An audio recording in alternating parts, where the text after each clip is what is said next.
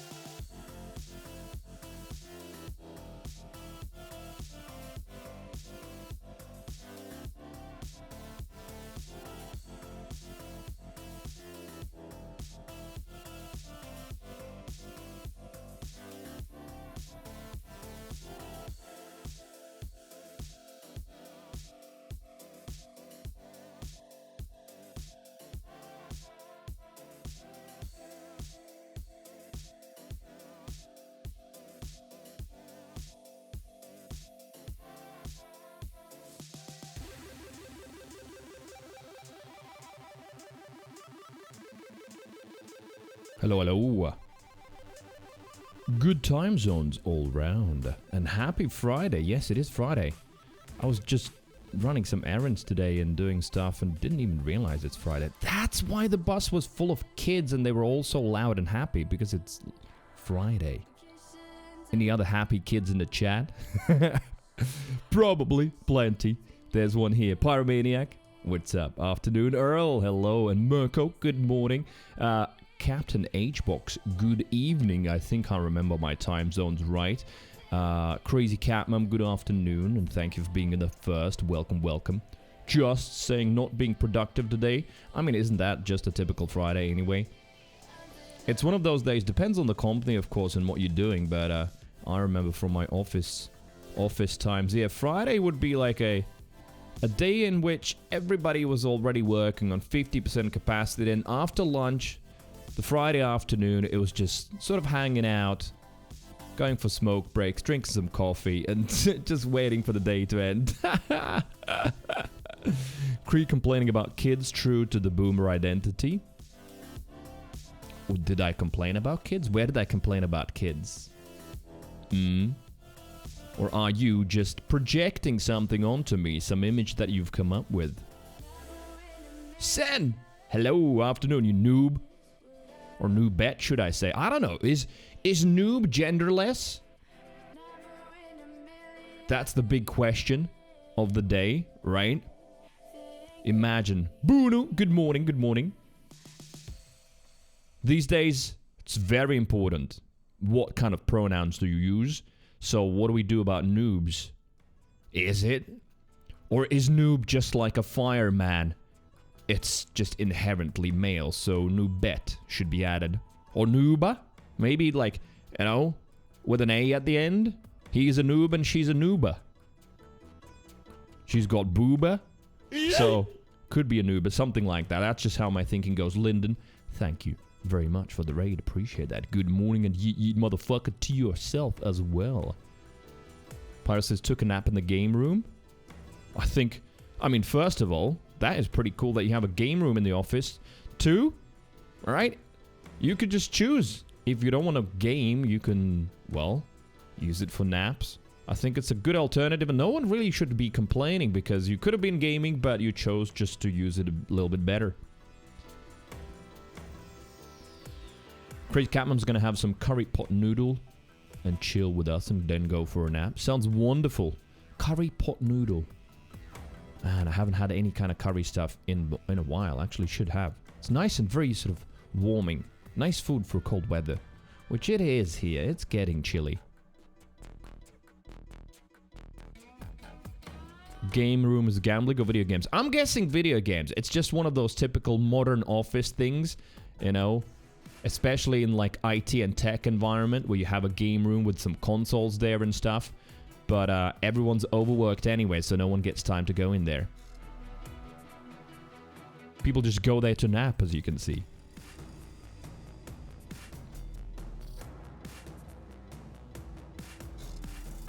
Just says do nothing for school today. Yes, why do it today if you can do it tomorrow? As someone famously once said. Cammatrix says, hate gambling being referred to as gaming.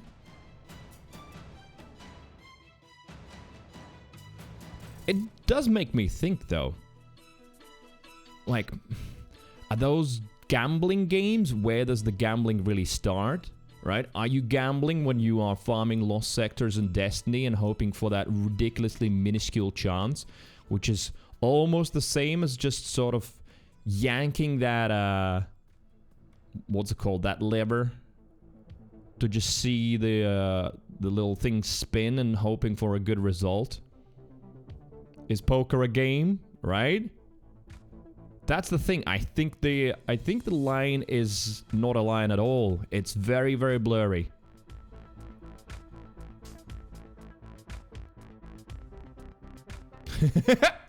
Pyro says he's sleeping in the game room so he can game at home and not sleep. That is some 5 head. I do not. That's like, I mean, it's funny to read, but I truly believe that that's exactly what he's doing. That's actually not a joke. That's what happens.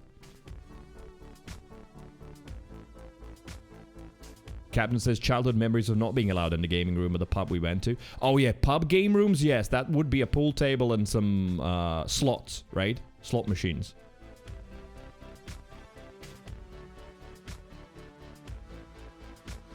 Roulette black. Wait a minute. There is something. Exclamation mark. Was it spin? I need to check. I think there was an option actually for that. Just hasn't been used in ages. Oh yeah. Well, Bruno did win slots. So she got Bible thump and what? Forehead? And lost. And then what did she do afterwards? She won 4,000, but then also lost. What the hell's going on?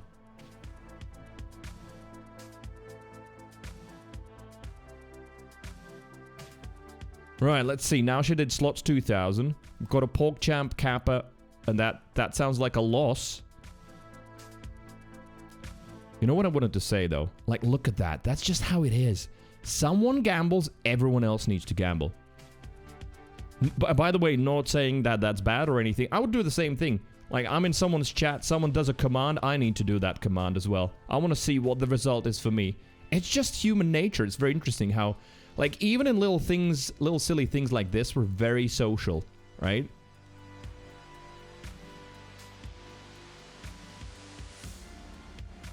Boner's winning big. I think you were at rank number 1 as well. Excuse me? What? Hello, I'm going to switch the camera on just for this. Good day, good morning, good afternoon. I'm going to make a coffee very soon. Coffee at the start of the stream is not coming back as a tradition.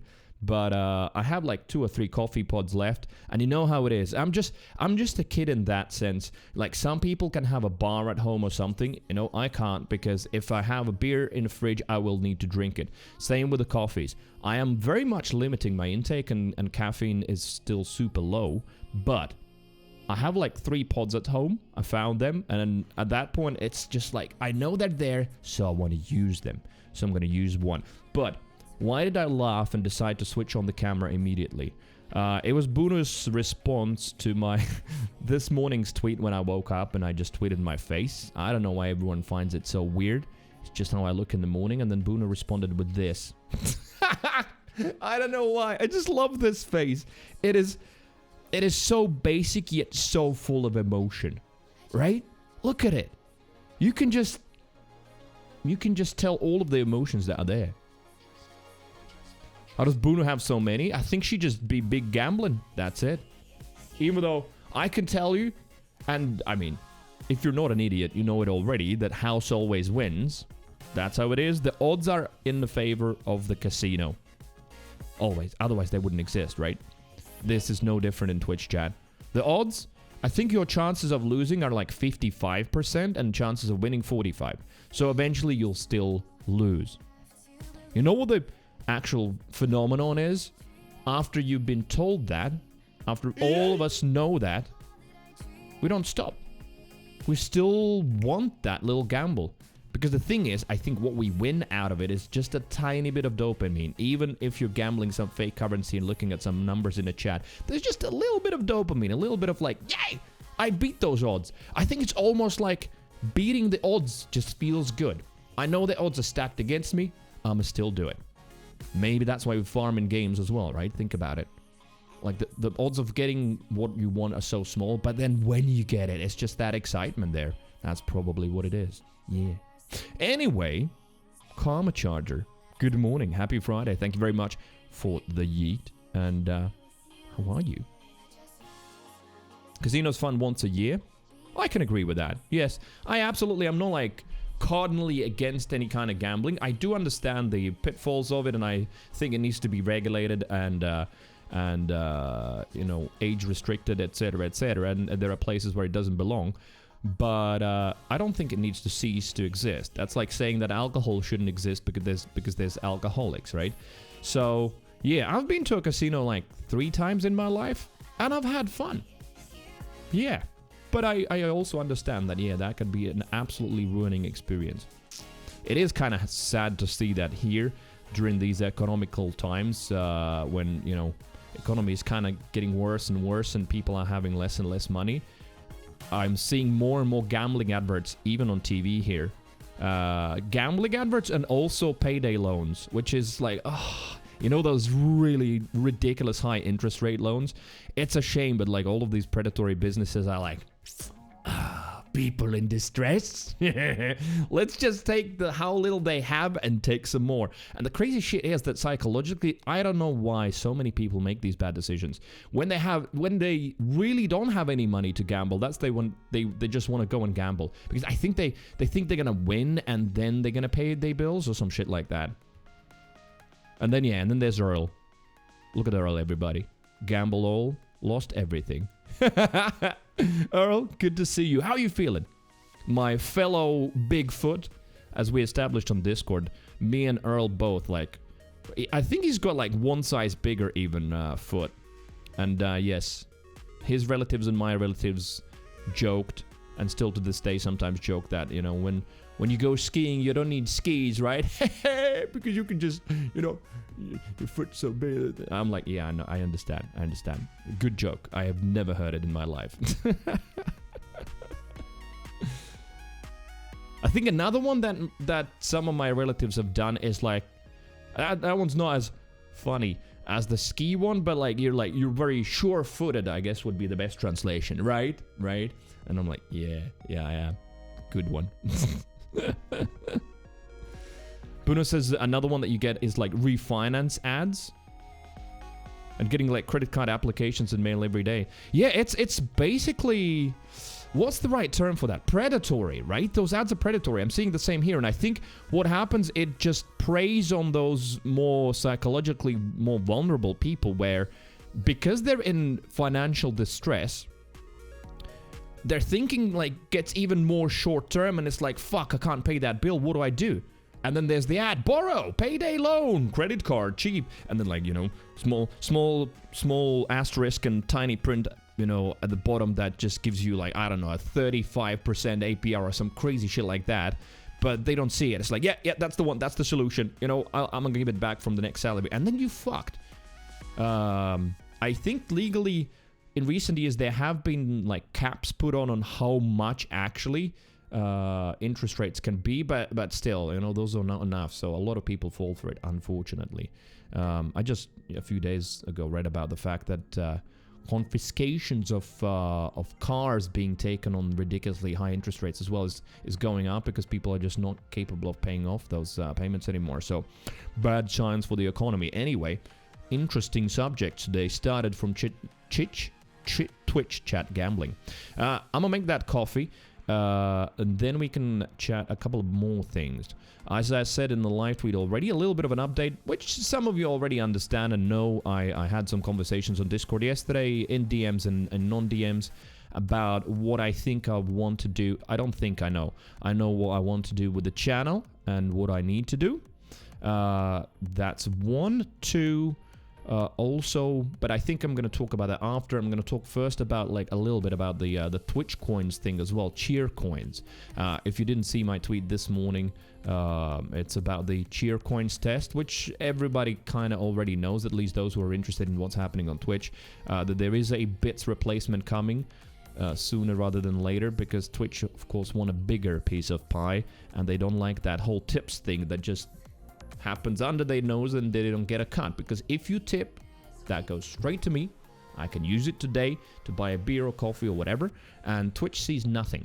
So they don't want that. They want a bigger cut, and they're not happy with the bits thing. So that's happening. It's called Cheercoin, and I got an email this morning that explained that it's going to be running a test on my channel as well. We've just been randomly selected. I can opt out, but you know what? I'm going to go with it. Let's just see, you know, for a couple of days or however long that test will be. We're not gonna have cheers, so sound effects are not gonna happen. But we are going to have the cheer coin, and I'll explain like what it does and why I think, personally, from what I can see now, the information now, why I think it's bad for streamers.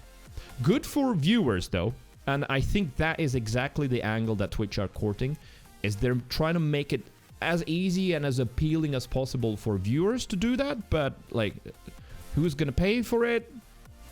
Or you know, who's gonna cover the cut is gonna be the streamers. So, yeah, let's see how it goes. V Phoenix, hello, what's up? And Lyndon, thank you very much for the gnome.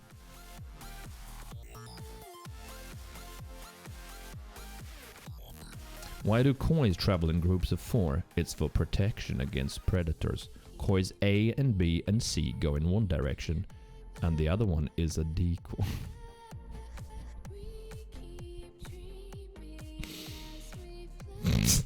Okay, I mean, you know what? I love dad jokes. They're cringe, but good, and I've never ever heard this one. Good on you. Thank you very much, V Phoenix. I hope you're having a good Friday and appreciate that. Decoy. So dumb. So stupid, but I love it. Yeah, like, I mean, obviously my streamer brain was like, where is these nuts joke? I can't see it. And then I saw the decoy thing. Creed, do gamble all? Alright, how do I do it in my own chat? Do I just do exclamation mark gamble all? Is that what I do?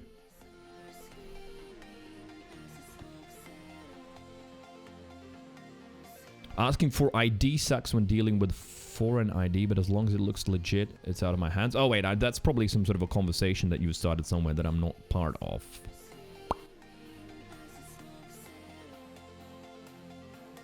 Yeah, okay, so gamble all.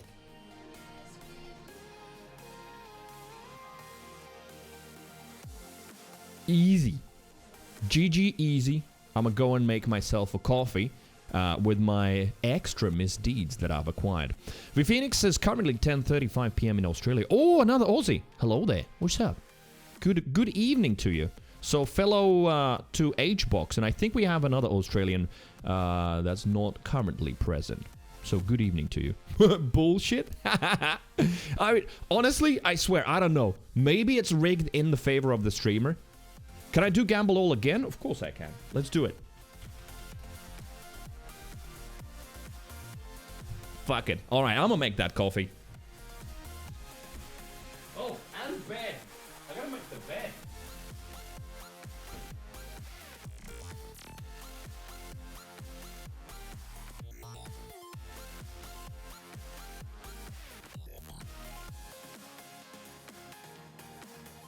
Done.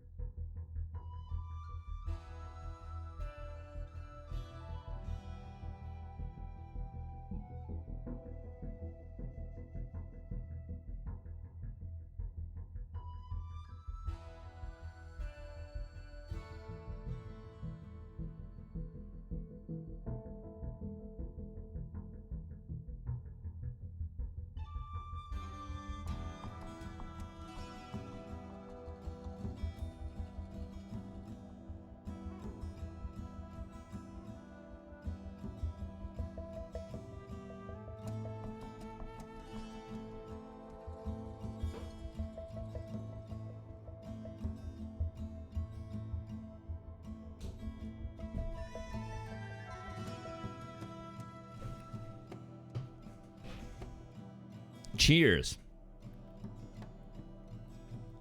Messy bed, saw it? Yeah. Believe it or not, I thought of Sen.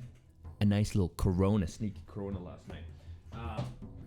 Yeah, when I see that bed, actually, Sen, yeah, you have been the one that has pointed it out like 3 or 4 times. So I'm like, oh shit, the bed. And then I think, yeah, Sen is probably going to point it out. Well, either way, everybody, I'm glad to see you here. Thank you very much for joining. I hope you're having a good Friday. And if there's anyone new, if you're liking the vibe already so far, join the Deviants. Drop the follow. Time for bed, Aussies? Yeah. 1:35 in Scotland. Well, it's 3:38 currently in Latvia. Corona, yeah, apparently their sales went down when the coronavirus started. You know, for a little bit, and then like they recovered. Which is kind of weird. It's interesting, right? Everyone knows that, obviously, it's not the fucking illness bottled in the form of a beer, but somehow, you know, people are weirdly emotional beings, first and foremost, even when they think they're rational a lot of times. So, yeah, somehow, I guess subconsciously, you just, like, don't want to drink a Corona drink when there's Corona around. Something like that. One bottle's not bad? Absolutely not. No. So that's basically what I've been doing. Not every night, but like I had 2 bottles in the fridge. Yeah, so I had one last night and one the night before. So the whole point of my like over 100 days of abstinence, pretty much, was that, yeah, I wanted just to get it back in control. And you know what? At least it works for me. I didn't drink for almost 100 days. No, I think it was 100 because currently it's like 109. So, didn't drink, and then now I can just have one, and it's fine. I enjoy that. I intend to keep it that way. At least it works for me. Earl says, you know how it is. 1 beer is not a beer. 2 beers are half a beer. 3 beers are 1 beer, but 1 beer is not a beer. I've never heard that one before. Perhaps. I understand the whole point of that. Yes, absolutely. Senses my bed is only messy with me, my guy, or both of us in it. Cool. That said, I'm sure some of you in the chat have heard that one as well. I read it somewhere and then I saw it posted somewhere as well. And of course, me being slightly lazy, as most of us are, was like, yeah, I accept that idea immediately. There was some evidence that it's actually better not to make your bed. Does anyone remember? There was something about it. Like, why it's actually more hygienic to not make your bed. Just get out in the morning and leave it the way it is. With, like, your blanket all over the place and the pillow somewhere in the corner, whatever. Just leave it that way, don't make it. Why, though? I don't know exactly. Since I know that's true, but I just can't. I mean, I know what you mean, right? If I had, like, a nice and fancy flat or a house with like a nice good interior and like it looked really nice and clean, I probably would also want to make the bed because it would just like feel better to see it nice. But here in this fucking mess with like some cardboard boxes still and 2 suitcases standing in the corner and no place for clothes, but that it doesn't really matter that it's a little bit messy there. Apart from the stream, I think it's better I cover it with a partner blanket. So yeah, I don't know what was the idea behind the whole thing that if you don't make your bed, that's better. I don't know, maybe someone knows. Buna says, selfish note, I was sad you were not drinking when I was there. Proud of you. Next time. Yeah, I know, but I wouldn't say I was sad as well, but I was a little bit bummed. But internally I was like, nah, I want to do the thing. I want to make sure that I stick through it. You know, if not a year, then at least do like 100 days or something like that. And now, yeah, I would have a beer. Maybe 2, you know? I wouldn't mind that. It's just that, somehow that reset works really well for me. It's obviously all psychological. There's, I don't think, any kind of biological things involved in terms of, like, flushing it out of your system or anything like that, unless we presume that the chemical processes in the brain that are psychological are essentially biological anyway, but I digress. So yeah, like that reset worked really well. Same with like vapes and you know, the sleeping thing is the hardest one so far. Honestly, I didn't expect it to be so difficult. But again, back on track. 3 days going, sleeping more than 7 hours. It's very difficult to get the 8, by the way. It's kind of weird. Like, I get in bed, my sleep tracking app shows that I fall asleep in about 8 to 10 minutes, which is actually really good. Like, my body has clicked into the normal circadian rhythm very quickly. And I wake up almost before the alarm.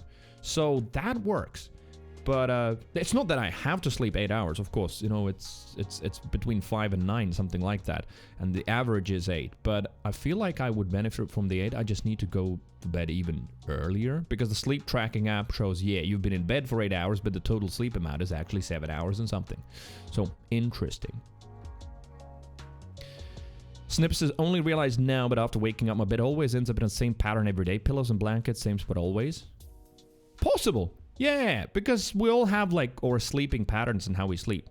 I also tend to like roll my sheets to one side because apparently whenever I turn at night, I always turn in one direction only. So I just keep spinning that way. You know, when someone tosses and turns, they go that way and that way. I just keep spinning through one side and then end up just rolling my sheet.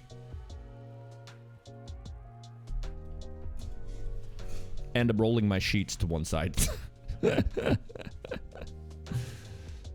So, the whole thing is something to do with air and bed bugs. Oh, so if you like fold everything nicely and neatly, it ends up being tight and doesn't like ventilate that well. So it probably makes it more beneficial for bed bugs to multiply, I guess.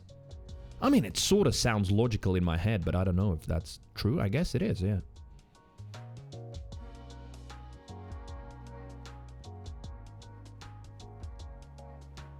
Captain says, drinking makes memories. Too much drinking ruins memories. Either is fine. Depends on the occasion. Takes me forever to fall asleep. It's starting to become a real problem. Probably get much less sleep than I should because of it. Thoughts be racing at 1 a.m. Yeah.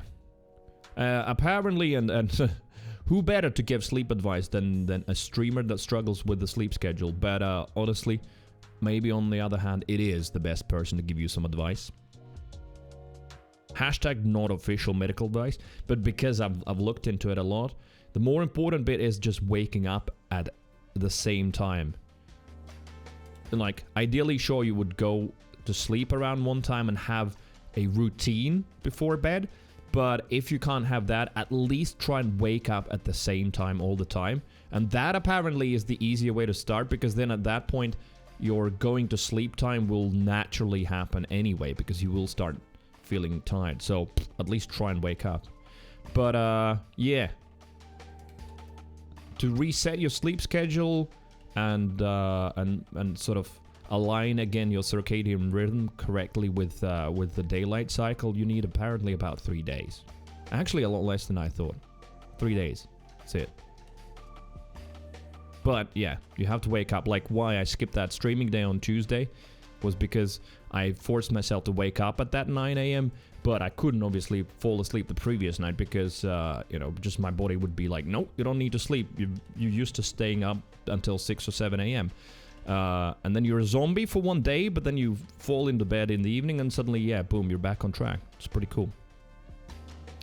How often are you washing sheets, chat? Oh no, that question. That is the question I've feared my whole streaming life, because as you know, streamers can't lie. So I would have to say the truth, and the truth is disgusting.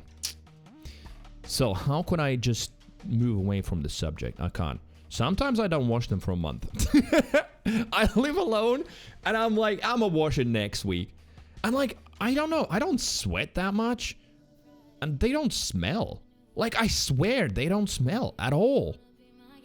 Even my socks don't smell after a day, in like hot summers. They like I don't know. I think I'm a very, very nicely fragrant human. Honestly, it must be the food I eat or something. But like, you're breeding bugs though. Is that bad? Bugs also deserve to live. I didn't choose bug life. Bug life chose me, or something. Lyndon says I'd have to ask my wife. Boom. That Lyndon's living the life. That is excellent. Cree, you're just a cool gamer. That's okay. Phew. Thanks for taking the pressure and the shame off me, Bruno. Well, I know that you are supposed to, ideally, every once a week. Let's put it that way. But normally, it happens on Sundays. You know, when me and my GF used to live together, then she would just do that on Sunday. Sunday evening, she would just put on new bed sheets and everything. And I would help with the blankets. So it would be the Sunday thing. And then, the night from Sunday to Monday, you just get in the bed and it's always fresh and nice. I mean, it is nice, of course. But, living alone, sometimes a month. Yeah. Okay, I would change the pillowcase sometimes. Alright, because, you know, if I don't wash my hair every day, which I don't, it's not good for your scalp and your hair, then sometimes, some of the hair product would end up on the pillowcase. That one's easy to change, right? Infotain, good morning. Hello, how you doing? Info says once a week, maybe every 2. The cleaning lady does it. Oh, wait a minute. So, Lyndon's level 1 has to ask wife. Infotain's level 2, cleaning lady does it. I asked him how he's doing. I think he's doing pretty well, it seems like. Info, glad to see you though. A pleasure, for real. Girls growing up, mom marked bedsheet changes in her calendar every 2 to 3 weeks. I can't remember, it stuck with me. Interesting. She kept a calendar for it. Very particular about it. I never thought about that subject as being something so, well, interesting in some ways to discuss. Yeah. Captain Hbox says, I would not want to enter your bedroom. Wait, what? Mine? But you are already in it.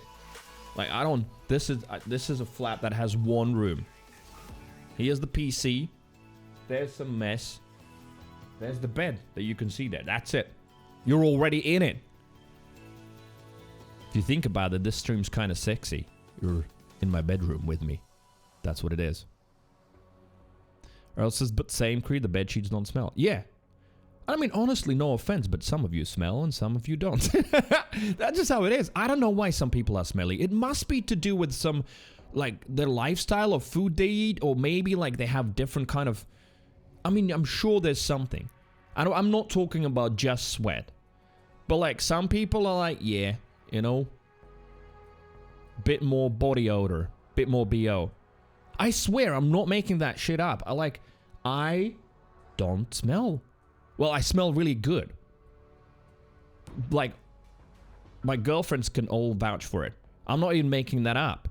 My GF would like sniff my my cheek, not my butt cheek, but even that would probably smell good. She would just go, oh, I like your smell, right? And that's not my perfume or anything. I actually haven't used perfume in like a year or so. It's too expensive, the one I like, so I don't use any. Okay, I use a deodorant, sure, you know, a roll-on, but that's it. So yeah, maybe I'm just well, you know, if people say build different, I'm smelt different. Maybe. You don't smell your own stank? Oh, you do. Absolutely. I remember, like, as a teenager, just socks. Oh my god, they stink. You know, those need to go in the laundry. Now, after a day, I'm still like, no, nothing.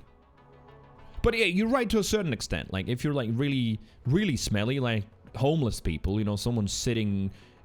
in a bus and like most people move away from them. They don't feel it, I think.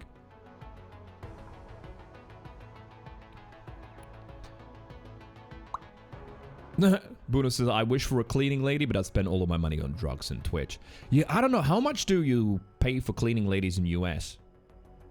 Like, obviously times have changed now. It has gotten more expensive, but I remember our London one, or cleaning lady in London, that was like just £20 per visit, and we would have her in like once a week, I think. So just a 20 quid a week. So what is that, like 80 a month roughly, something like that. But it was a small flat. It was a flat as small as this, so I guess for a house that would be easily 100. Or yeah, there you go, bonuses, even 150 a time or more probably. Sen pays €37.50 for 2 hours. That's really cheap. I think that is very cheap, actually. Because the 20, that was about for an hour, and she doesn't wash dishes or anything. It's just to, like, clean the floors, clean the dust from surfaces, and that's about it. I think $37.50 for 2 hours, that is, whoa, in 2022, that's pretty cheap. And today's washes dishes. Damn. Are you sure you're not keeping a slave? Just asking. And yeah, I forgot about the American way, of course, with a tip as well. So with a tip, 200 250 easily. Lyndon's, when he had, cost me about 80,000 a year. And you're not joking about like your wife being a cleaning lady or anything, right? Chris Catmum, enjoy your lurk.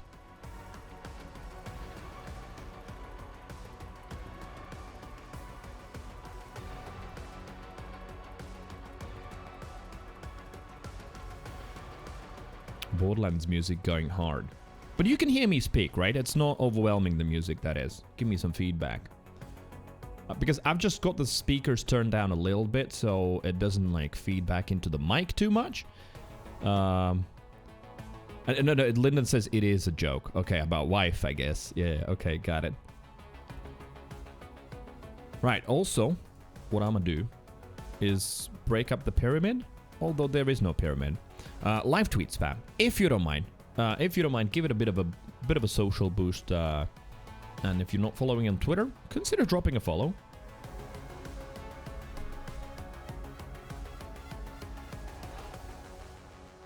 Oh, it sort of worked. It was a 5 times combo. The Wholesome Deviant congratulated. Nice. Right. So, the other thing that I wanted to talk about before we move on to the whole channel thing, which, again, I don't think it's going to be a surprise for some of you, especially regulars who've been participating in the discussions. But it's going to be, I think, interesting and maybe a little bit of news for some. I think mostly good, but then again, it really depends. Everyone's got very different expectations. But first about the Twitch thing. So once again, cheers are going away. I got an email this morning that we're going to be a part of the test. Where the cheer button is going to be replaced, or the cheer option is going to be replaced with a little button. Because now we don't have a button for cheering, or do we? No, we do. We do have the bits button here in the chat, yeah. So that's going to be replaced with a cheer coin, on which you can click, choose an amount, and basically like a tip. Choose $1, $5, I guess your corresponding currency, wherever you are. I just saw a screenshot with dollars. And then you use that. So if it says $5, that's all you pay. But with the bits, of course, now if you want 500 bits, you have to pay, depending again where you're at and which platform you're buying them on, you pay more. And then the streamer, you know, if you cheer 500 bits, streamer gets exactly $5, not a cent less. Now with the 5, that is going to be the cheer coin, that is different. Twitch will deduct fees from that, you know, processing fees, all that shit.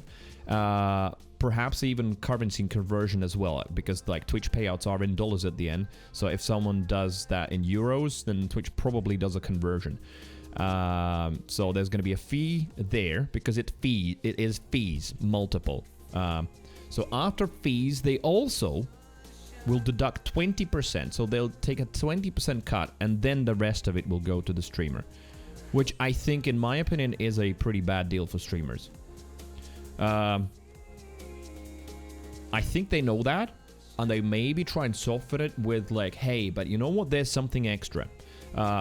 Whenever people cheer coin, what it's gonna do is it's gonna award channel emotes to 10 random subs in the non-subs in the chat.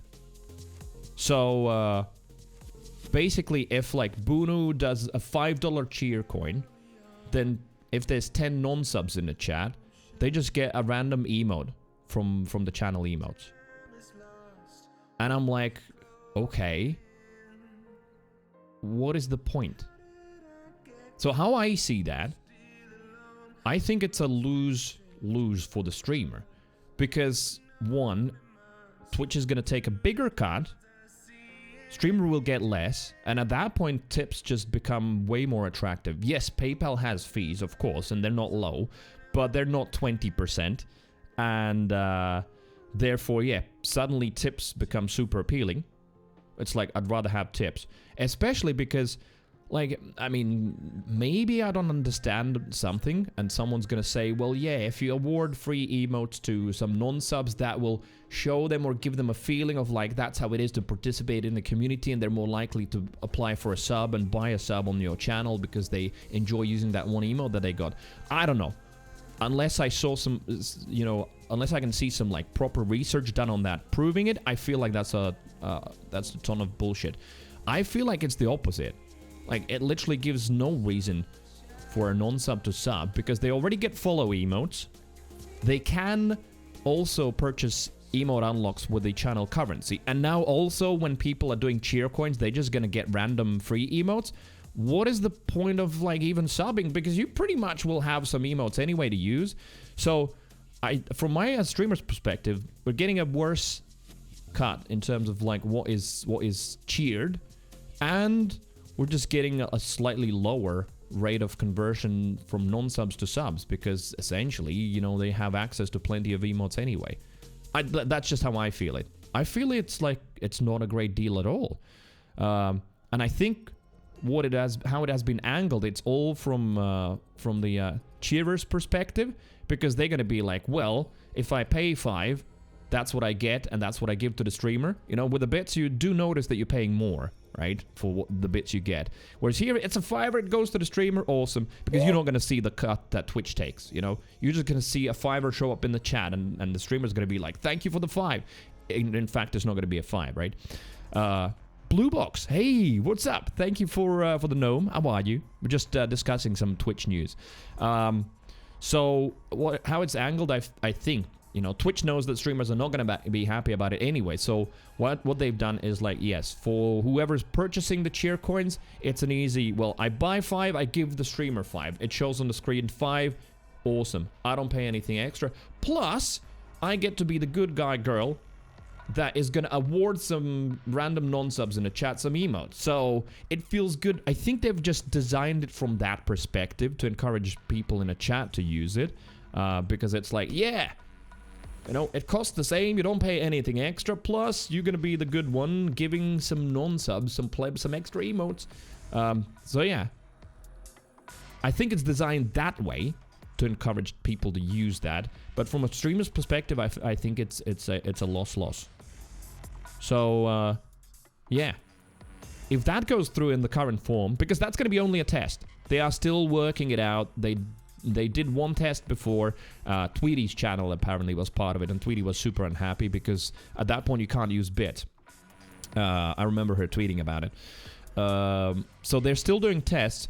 It is quite possible that they will adjust something, but I think that 80-20 percentage split is pretty set, because that's exactly what you also get from extensions. So when someone does an extension that includes bits, then the extension maker keeps the 20, streamer gets the 80. So I think the 80-20, Twitch will just want to keep the 20, because I think that's the whole point of why they're designing it, because they want like something more akin of a super chat in YouTube, and they want part of that whole tipping culture, whereas bits are still different. So yeah, I think at that point, if it launches in that state, with the 20% cut, plus also the fees taken off, so it's going to be more than 20%, and then also the free emotes, I think at that point, me personally, I think I would move all of the sound effects and everything, and text-to-speech is already on tips, move everything, all of the exciting stuff to the tips, and then with the cheer coin, just have a super basic animation and just encourage tips over those. I think that would be the only way. I think so. There you go. That's kind of my take on it. Understandably, it's designed with Twitch in mind rather than the streamers in mind. That doesn't surprise me. Yeah.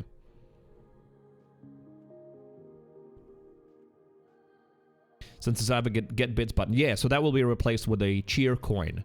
I think that test is gonna happen at some point mid next week, so in about a week. It basically told me that I have a chance to opt out before 20th of September. So maybe on 21st, Wednesday, it's going to go live. Well, the test. It's not going to be a full launch yet. I'm going to let the test go because I want to see how it works. I'm sure some of you want to see how it works. So I'm going to let it go and happen. And then we can just, you know, gather some of our own feedback as well.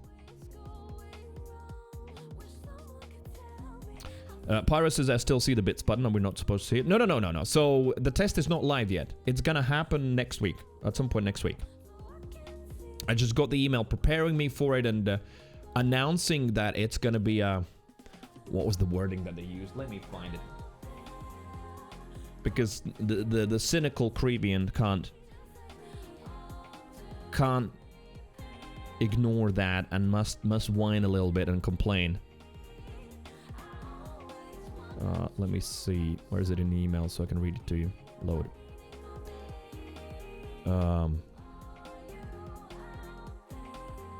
We're making it even easier for viewers to support you and your channel. I mean, how is bits hard?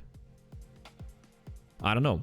So you've been selected to try out a new way to cheer that lets viewers unlock a hyped up, that's the one. It lets them unlock a hyped up community perk with a simple direct purchase. What is a hyped up community perk? Oh man. Right, anyway. So yes.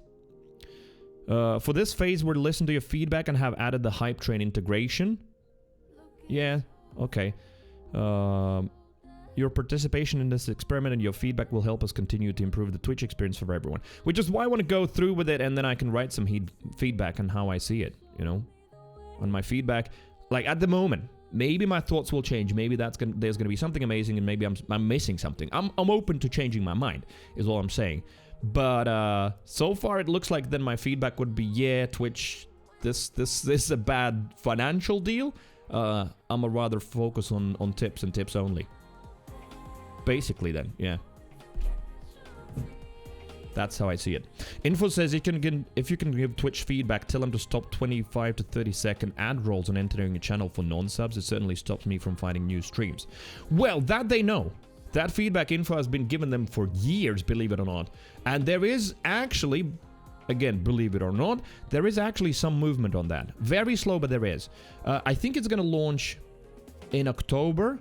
So there's going to be a new browser for UInfo10 and anyone else who's browsing the channel. So when you go to a directory right now, you just see a list of channels, load of channels, and then you click on one because you want to see it. It loads the channel page, boom, pre-roll, right?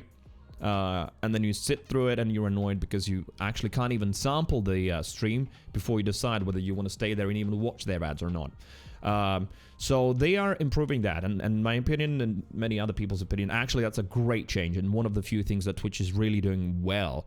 So there's going to be a browser window at the top now. So you're going to enter a category, open a category, and there's going to be a window at the top. You'll be able to sort of channel surf, click through the channels. So underneath, through those little thumbnails, you see like, oh, there's some nice big booba in a hot tub. I want to click on that. And guess what? The big booba on hot tub will show up at the top in that little player with no ads, guaranteed. And it will play there for, what was it? I can't remember, up to a minute or 2 minutes. So you can sample and click through streams and have a look at the top window. Have a preview without any ads playing, and then you can decide which one you like, and then there's probably going to be a button or something on that player to say go to the stream. You'll click to it, and then you'll go to the stream. That's one. Two, most channels like mine, who are actually taking up the ad deals, which finally are sort of decent. They're not too bad compared to what the ad payouts were before. They're all right now. So we are running automated ads. Mine are 2 minutes every 30 minutes, so a total of 4 minutes per hour of content. And at that point, I don't have pre-rolls at all. So you're going to see, in my opinion, more and more channels that will not have pre-rolls because they have taken these ad deals. There is only that small possibility that you have literally opened the channel the moment their automated ad is playing, and that might seem like a pre-roll. There is, of course, still that chance. But other than that, yeah, the pre-roll thing is pretty much going to stop, yeah. I hope that gives you enough information. Bruno says you'll always have the bits button if you never refresh the page. Exactly, yeah. Open the channel page now. Keep it open forever, and then you'll have the bits button. AOL, hello. How are you doing? And thank you for the... Oh my god. And a dab it as well. Really? Right. We dab on hydration, I guess.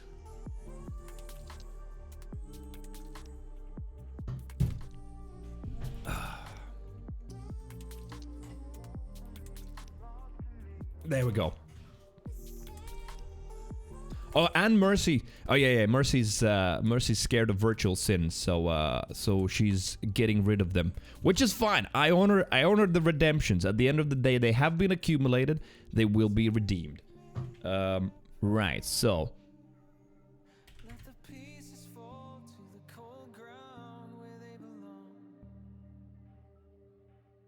That is done. Dab is done. Sip it is done. Next. Emote only. On. 5 minutes. Although I know. On Twitch, 5 minutes seem like forever. Timer 5 minutes. Did I get a zip it too? I think there was a... Oh yeah, there is a zip it. No talking, just sitting here. Well, it happens. But as I said, I'm gonna honor it. Like, there aren't gonna be that many coins forever. On that note then, let's see. Let me put the headphones on as I prepare for Zip It.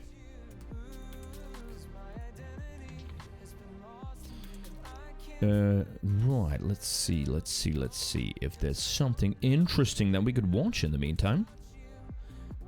Oh my god, we haven't watched some Twitch news recently.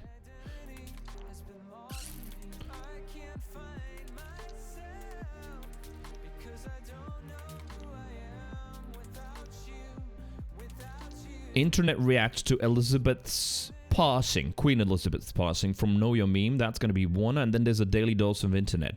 Perfect. Those two are gonna be 6 minutes long. Excellent. There we go. Zip It begins now.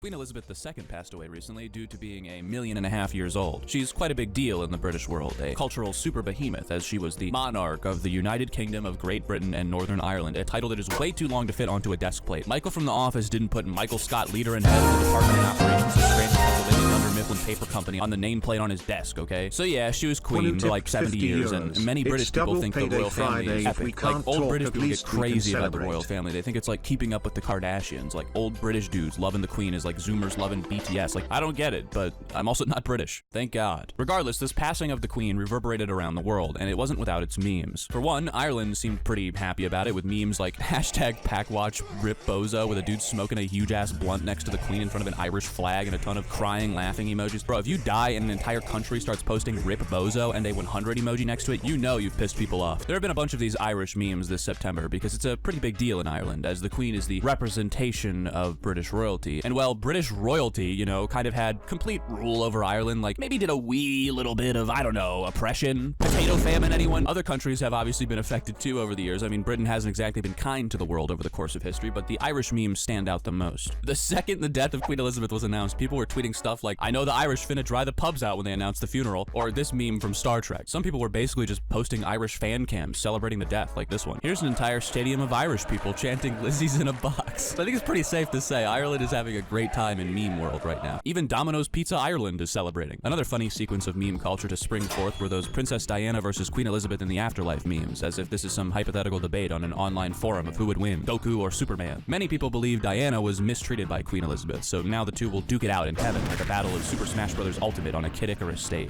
One user posted this video with the caption, Princess Diana when she meets Queen Elizabeth. I mean, I think Diana is going to win, honestly. At least that's if people look how they do when they pass in heaven. I think a gust of wind could have just knocked out the late queen. She wasn't exactly at her physical peak. A lot of users would post pretty funny caption memes too, like this Simpsons one. My personal favorite is this absolutely deranged image of a grandma scaling the pearly gates. If I saw that in real life, I would run for the hills. For a long time, meme culture revolved around the idea that the queen would never pass away, and she was immortal, like some sort of superhuman. I mean, in 2020, there were immortal Queen Elizabeth memes, showing her in panel caption memes living until the year 4000, like some sort of post-nuclear cockroach. We didn't think she would ever pass. I mean, she was like 5,000 or something. I think at some point we just stopped saying happy birthday, like, okay, sure, you're 92, great, get over it. Here's another bag of socks for your birthday. There were also the infamous J-Schlad memes, where he would allude to being the eventual cause of Elizabeth's demise, or this Queen has entered a new phase series of memes, which was all based on this horrifying headline which read, the Queen has entered a new phase and we may not see her until February, as if she was undergoing some butterfly metamorphosis in a creepy unlit basement surrounded by British necromancers. Users would joke that she was trying to get a new pair of bangs, or a Zoomer haircut maybe. We thought this lady would never go away. We thought we'd be memeing her until the end of time, like when she stood on a checkerboard floor like the most daunting human chess piece ever. She could move in any direction, at any moment. But alas, we can sleep easy tonight knowing that even the Queen is not immortal. No amount of British wizardry or baby blood can keep someone alive forever.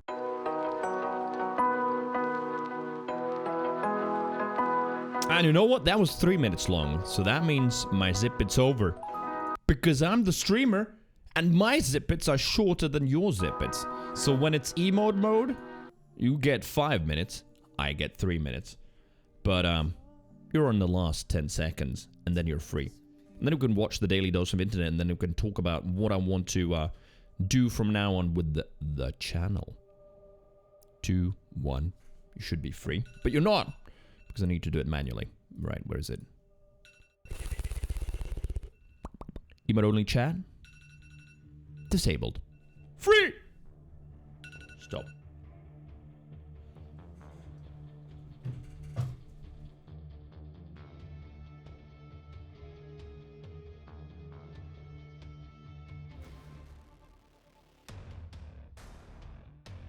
Forgot to open my preview.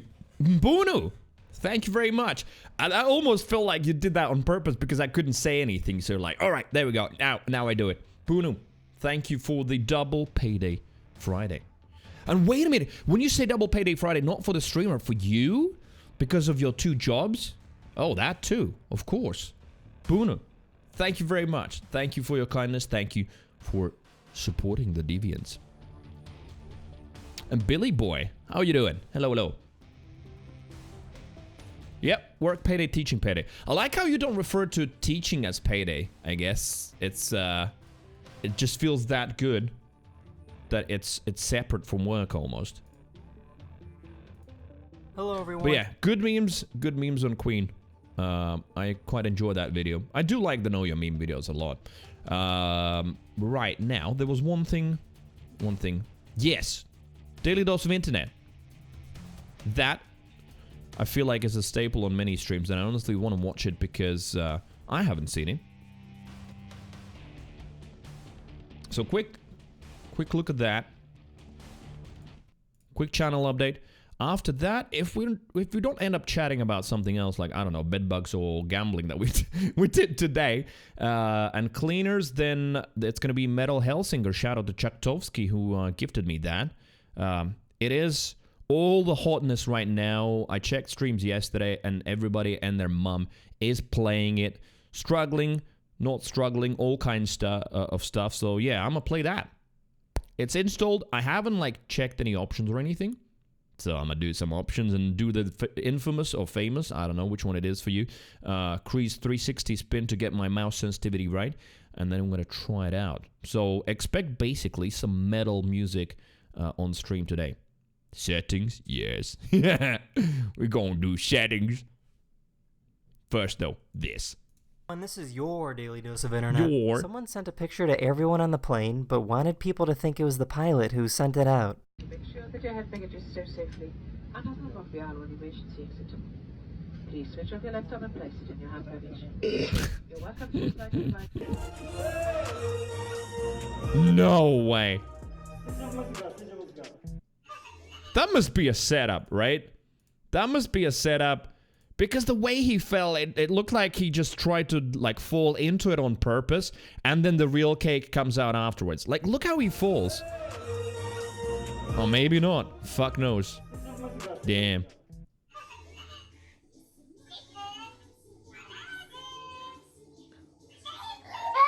I found a place that makes some really trippy coffee tables. Nice. Oh, damn, that is a trippy coffee table. Look at that. The nice infinity mirror effect. Cool. A cool RS6. Yeah. This one didn't get me because I've seen it on TikTok. Post Malone was performing at a concert when someone made a perfect throw with their bra. What the?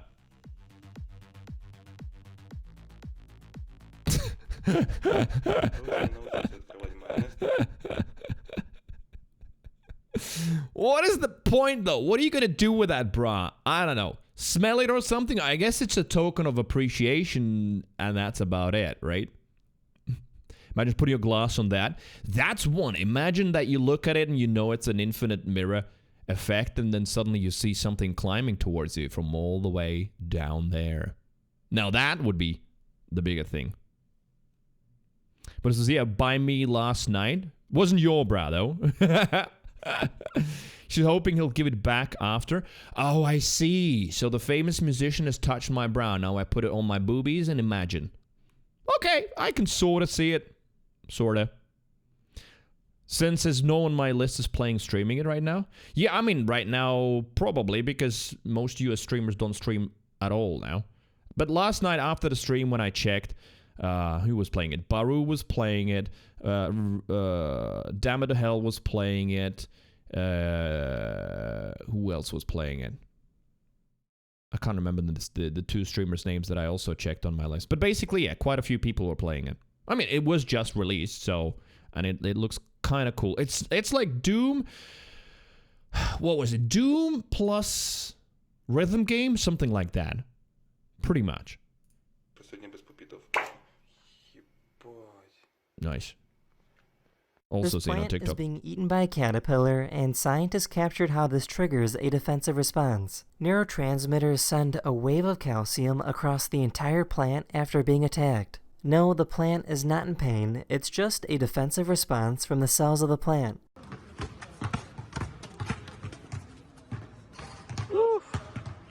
Nice. So the owners told me that one dog is clingy and one dog is chill. Clingy dog? Where's the chill? Oh, never mind that. This elderly couple was caught I thought that was the clingy one on the floor. No, it's the one with the foot on the paw on the shoulder. looking very suspicious and taking plants from the mall. The fuck? Oh my god, really? And it doesn't look like they're what? It doesn't look like they're poor or anything. They're just well dressed and everything.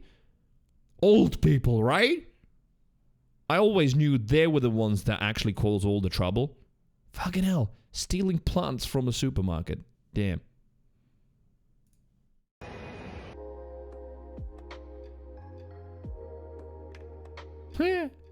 Nice. What the hell? This That is a bunker long in time. France from World War II had a fake air vent. Anyone dropping anything into the vent would be in for a big surprise. Oh, dude, again. I mean, I'm glad when everything that shows up in Daily Dose of Internet isn't something I've already seen on TikTok. Like, this I've never seen before. That is kind of cool. It looks like air vents. Someone's like, yeah, let's fuck them up in the bunker. Throws a grenade and it just falls out back at your feet. That is pretty fucking smart. Yeah, Tank would love this. Tank's at work. I saw his status yesterday. Tank retweeted the live tweet, absolutely still being the Twitter chat that he always was. But, yep, he's got a full-time job now, so I don't think we're going to see Tank much anymore, unfortunately. Same as Love You as well, now in the office. That's the reality of it. But maybe over the weekend, since I'm going to be streaming on Saturday and Sunday as well. Well, I say Sunday, maybe Sunday. Sunday depends on the weather, I think. They grow up so fast, indeed. Info has seen this one on TikTok. All right. So I guess I haven't scrolled enough this week, which is true. Because I now don't scroll in the evening. No phones, no screens in bed. So if I get in bed, I have to put on the sleep tracker and sleep. So yeah. This is... Yeah, I don't know. This kind of stuff fascinates me. I find it really cool. World War II had a fake air vent. Anyone dropping anything into the vent would be in for a big surprise.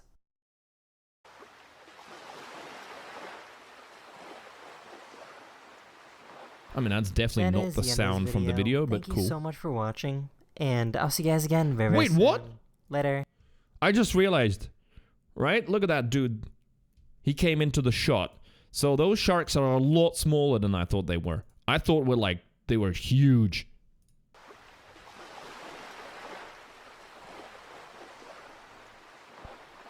That is the end of this video. Thank you so much for watching, and I'll see you guys Some again of us never very grow soon. up. True. Later.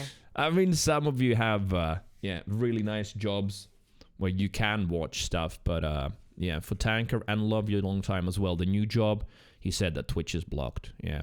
It is like a very serious trading company, so I'm sure they have, like, super strict IT policies. So no data gets stolen or anything. Everything is locked down tight. Yeah, not only chats, like full on Twitch, you can't access Twitch. I guess that's the danger website with the unpredictable youths.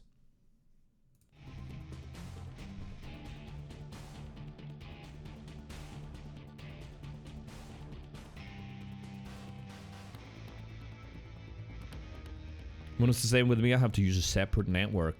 Yeah. And I mean, also, He's, you know, it's his first week, I think, so of course he doesn't want, like, to even whip his phone out and anything like that.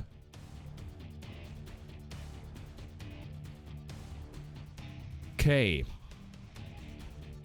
Video-wise, I think that's about it. I don't think there was anything else. I will look at some PC gaming news for sure.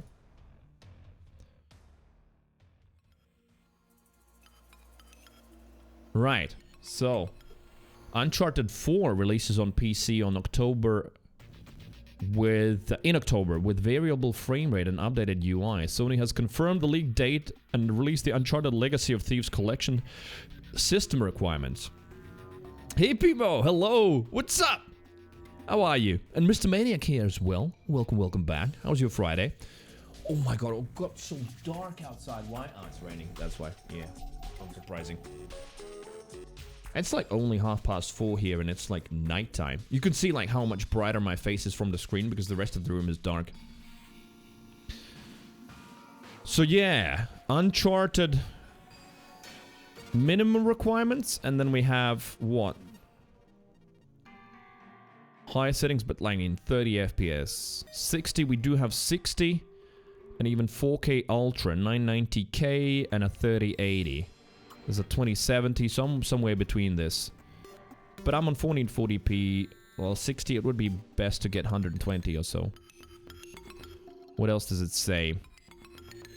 It will be the first time Sony's treasure hunting series has been released on PC. May that trend continue, please, Sony. It's being released both on Steam and Epic Game Store. Code Creechamp. Yes, Code Creechamp still. For some time. Mr. Maniac got his shoes finally that he didn't have yesterday. Good. Congratulations. At least now you can go outside. Sony's announcement outlines the other PC-centric features that port developers Iron Galaxy have included. Redesigned UI, GPU and VRAM detection for settings optimization, variable load speed and more, such as support for Razer Chrome RGB dynamics. It also will work with upscaled AMD Fidelity Super Resolution 2. No DLSS support for now, though. Interesting. Uncharted Legacy Thieves Collection has pages on an Epic Game Store and Steam already. You can read the entire announcement on the PlayStation's blog. Right, variable frame rate. It doesn't say unlocked. Unlocked would be better, but then again, a lot of games that have been made for console have like physics tied to the frame rate, so they can't like unlock it fully. I don't know. We'll see. How fast can you run? Now, reasons to be cheerful. GPU mining is dead. Less than 24 hours after the merge. Is that Ethereum? Finally, they postponed that change for like, I don't know, 2 years or something it feels like, where they went from proof of work to proof of stake. Which basically means that, yeah, the GPU mining doesn't happen anymore. So Ethereum GPU mining is dead, and miners are searching for mineable alternatives with little success. The Ethereum merge has finally happened after years of planning, development, and delays. Ethereum's shift to a proof-of-stake consensus mechanism has seemingly gone off without a hitch. Ethereum miners have been made redundant. Oh my god. I mean, I'm sure anyone who has been serious about mining has been expecting that. I'm sure that's why we've seen the GPU pricing normalize as well. Not only because of the shortage. Well, I mean, but the shortage was very much caused by the miners as well. So, yeah, we should see some used GPUs flood into the market as well. I'm sure some of them are selling them. Samba, hey, good to see all of your 3 booties today even. Very nice. How are you feeling? And thank you very much for visiting. In the lead up to Twitch, miners mostly stopped buying new GPUs, while others dumped their cards on second-hand market. Both of these are significant factors behind the graphics card price drops that have been happening this year. In fact, many cards have halved in price since the beginning of 2022. I was surprised to see that a 3090... Was it a TI? Because there is a TI now. You can buy it for $1,000, and a few months back it was $2,000. From 2,000 to 1,000. That is a huge money drop. I mean, 50% for many other kinds of cards, but even like the most expensive ones, massively. Mr. Maniac says, have GTX 970. Game not for me. Yeah, you do need an upgrade. And it looks like it's gonna be possible, hopefully soon, because, well, Car prices have actually normalized. They are pretty normal now. Let's see what happens when the 4000 series come out. I think we're gonna get the... Let me see. I've got it in the calendar.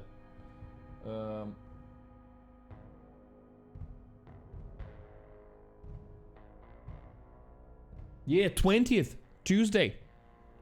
So next week, Tuesday, we have the NVIDIA event, and I think it happens during my stream time, so we can watch it live on stream.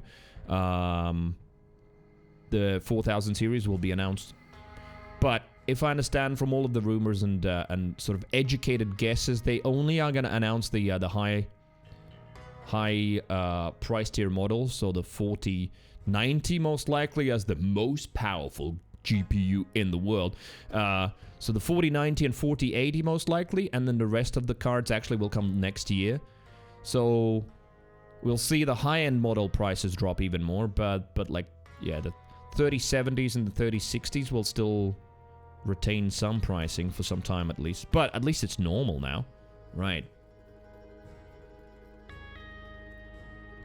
So GPU mining is dead less than 24 hours after the merge, said Ben Gagnon these nuts, of Bitcoin miner Bitfarms in a recent tweet. The only coins showing profit have no market cap or liquidity. The profit is not real. Yeah. I'm gonna be honest, I'm kind of glad to see that. Yep. As much as some of my friends were mining, and I didn't mind it. Right? But at the end of the day, yeah, I'd rather have GPUs in the gamers' hands rather than having an artificial shortage because of people essentially speculating and gambling. It is a gamble. It's a big bet. I know some even in our chat have won a little bit. You know, who was that? Agathor, who said that he basically got the down payment for the house from crypto. But I feel like most people have lost or not gained anything in the best case scenario nowadays. Because, yeah, it's really, really already at this point very difficult to get into it. And looks like now there isn't going to be any point at all. Because proof of stake, I think it's even more difficult to get into. Now people will have to form like groups and pool together. You know, like what are the lottery funds called, where people like buy lottery tickets en masse in groups? That kind of stuff. I think it's a good analogy for this kind of thing. Right, what else in gaming quickly? People in Germany can at last buy Wolfenstein 3D. I mean, I only need to read the title to understand exactly what's going on, but for those of you who don't... Pools? Yes, there you go. Pools, exactly. Thank you, Hippie. So yeah, people in Germany can at last buy Wolfenstein 3D. If you don't know why that is news, it is because Germany and censorship go hand in hand, especially in video games. Weirdly, somehow, they want to pretend that history doesn't exist, therefore swastikas can't appear. And in Wolfenstein, you kill fucking Hitler. So...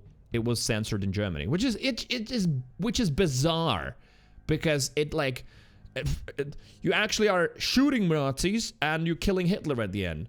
It's a good thing, yet it's censored just because, well, it's approaching the rule like that. Well, you can see swastikas in there, prohibited in Germany. So yeah, now apparently they can buy it in Germany. I don't know whether, though, the developers have edited the swastikas out or someone in Germany who's responsible for video game policing acquired a brain. I'm guessing the first one. Both German news sites and several German Reddit and forum users have been rejoicing at finally being able to easily buy Wolfenstein 3D. Yeah. The USK rating and the changes to the game's availability, residents of Germany can now join us legally in defeating Mecha Hitler and saving the world from the scourge of fascism. Only 30 years late, too. Yeah, weird.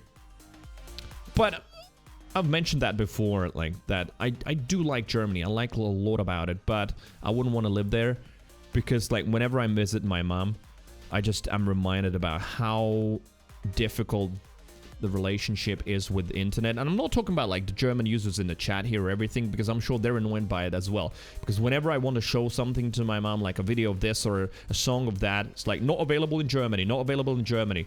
It feels like 25% of YouTube is not available in Germany because, well, just not available in Germany. It's kind of crazy. Maybe it'll be strange for some, but we have such swastikas in our history for at least 7,000 to 8,000 years. Yeah, exactly. I know. even in Latvian culture, in my culture, swastikas, yeah, it's not like something that was invented by Hitler or Nazis. It was a symbol that unfortunately they took and tainted, but it's an ancient symbol. Absolutely, yeah. You are right.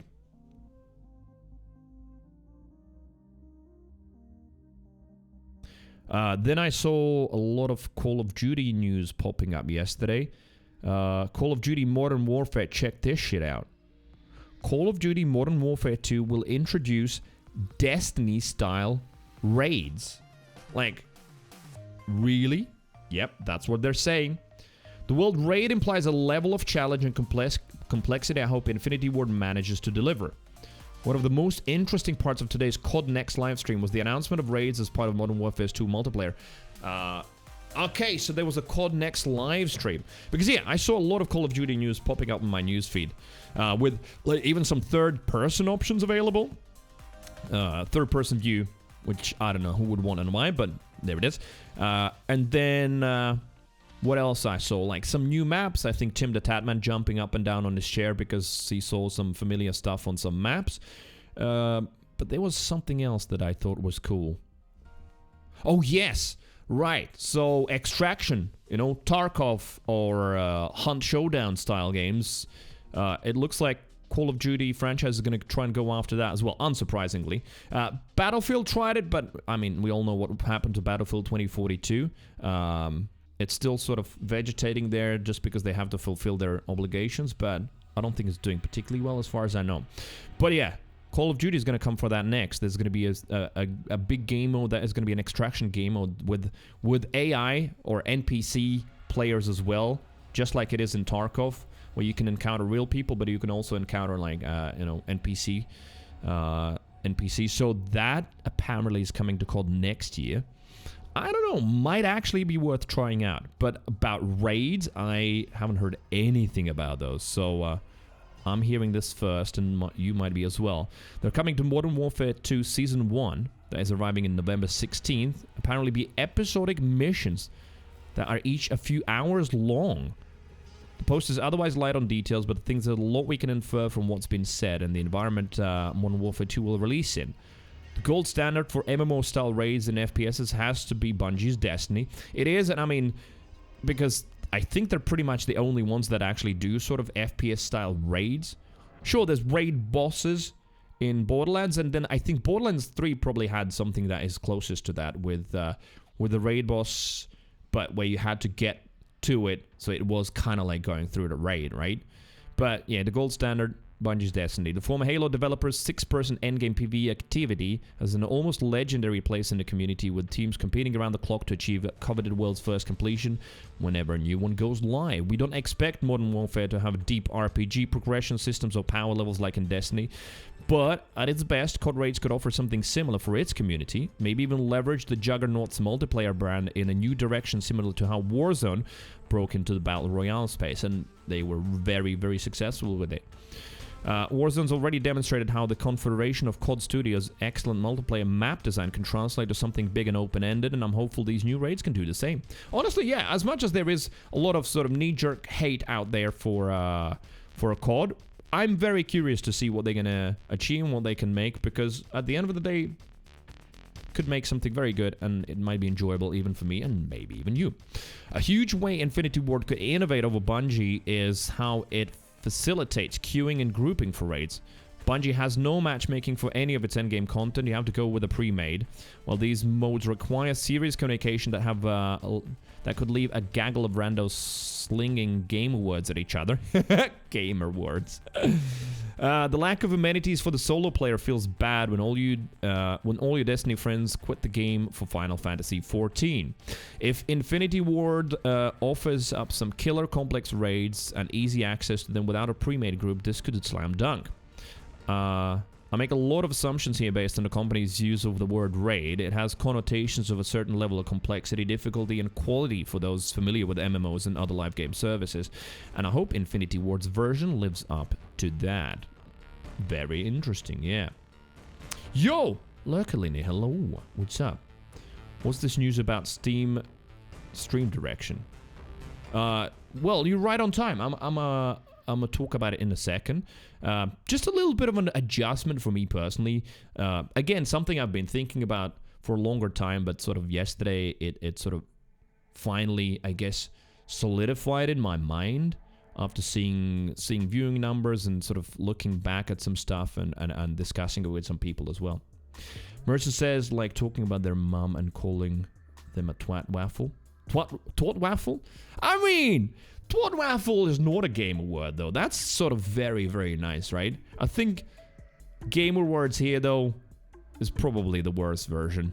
You know, all the N words and F words and shit like that. And with F, I don't mean fuck. Malice, hello. Solid Mind? Brain freeze? Wait, what? What are we talking about? Oh, solidified? No, as in the idea solidified. I don't know. I just like that expression because it sort of was still morphing around without a form, and then like slowly it sort of became actually something solid and tangible. I guess that's why I used the expression, yeah. Twat waffle since called Ghost? I mean, that's probably a good replacement, yeah, for calling them something way more sinister. Sen got bored with COD after BO1. I honestly don't know Call of Duty series that well at all. What is BO? Body Odor 1? Probably not. Battle Operations? What is BO? I know MW for Modern Warfare, but yes, COD naming is infamous for being just an absolute... Oh, Black Ops! Duh! Yes, yeah, thank you. Chips, welcome. Happy Friday.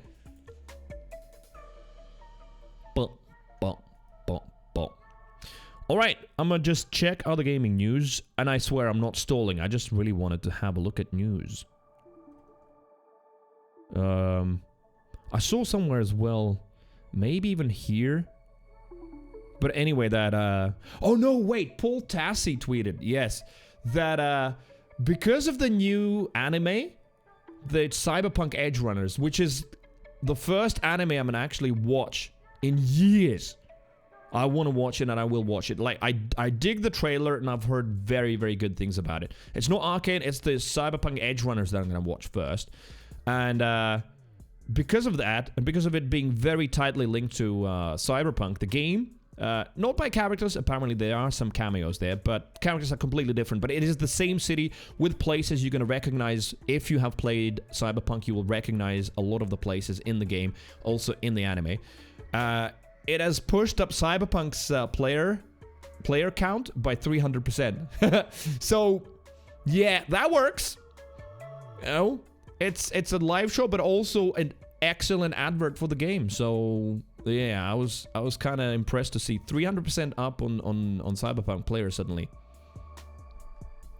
OBO is the big orgasm. Yes, Call of Duty, big orgasm 1. I see. You thought gamer terms maybe, but like when you say that people call each other gamer words, that's mostly, yeah, you know, the gamer words are N, or most likely, you know, the slur for gay that starts with F, stuff like that. I feel like those are usually gamer words. And then the one that you don't get banned for if you say it loud, but, you know, retard, for example, that's another gamer word that just people yell at each other. I mean, I've definitely heard all three in Overwatch. Weirdly, I don't know why it's usually Scandinavians yelling the N-word. It's the weirdest shit ever. I don't know what the reason behind it is. But then, yeah, then all of the homophobic slurs and all of the retard throwing around, that happens still. Yeah, unfortunately, in sort of random queues in PvP environment where people's nerves are fried and they're getting super antsy. Chip says just is my other Twitch account. I thought so. It seemed like it to me, but I wasn't 100% sure. Alright. Multiple Twitch accounts? Most likely why most people have them. One on phone, one on desktop. I've seen that the most, basically.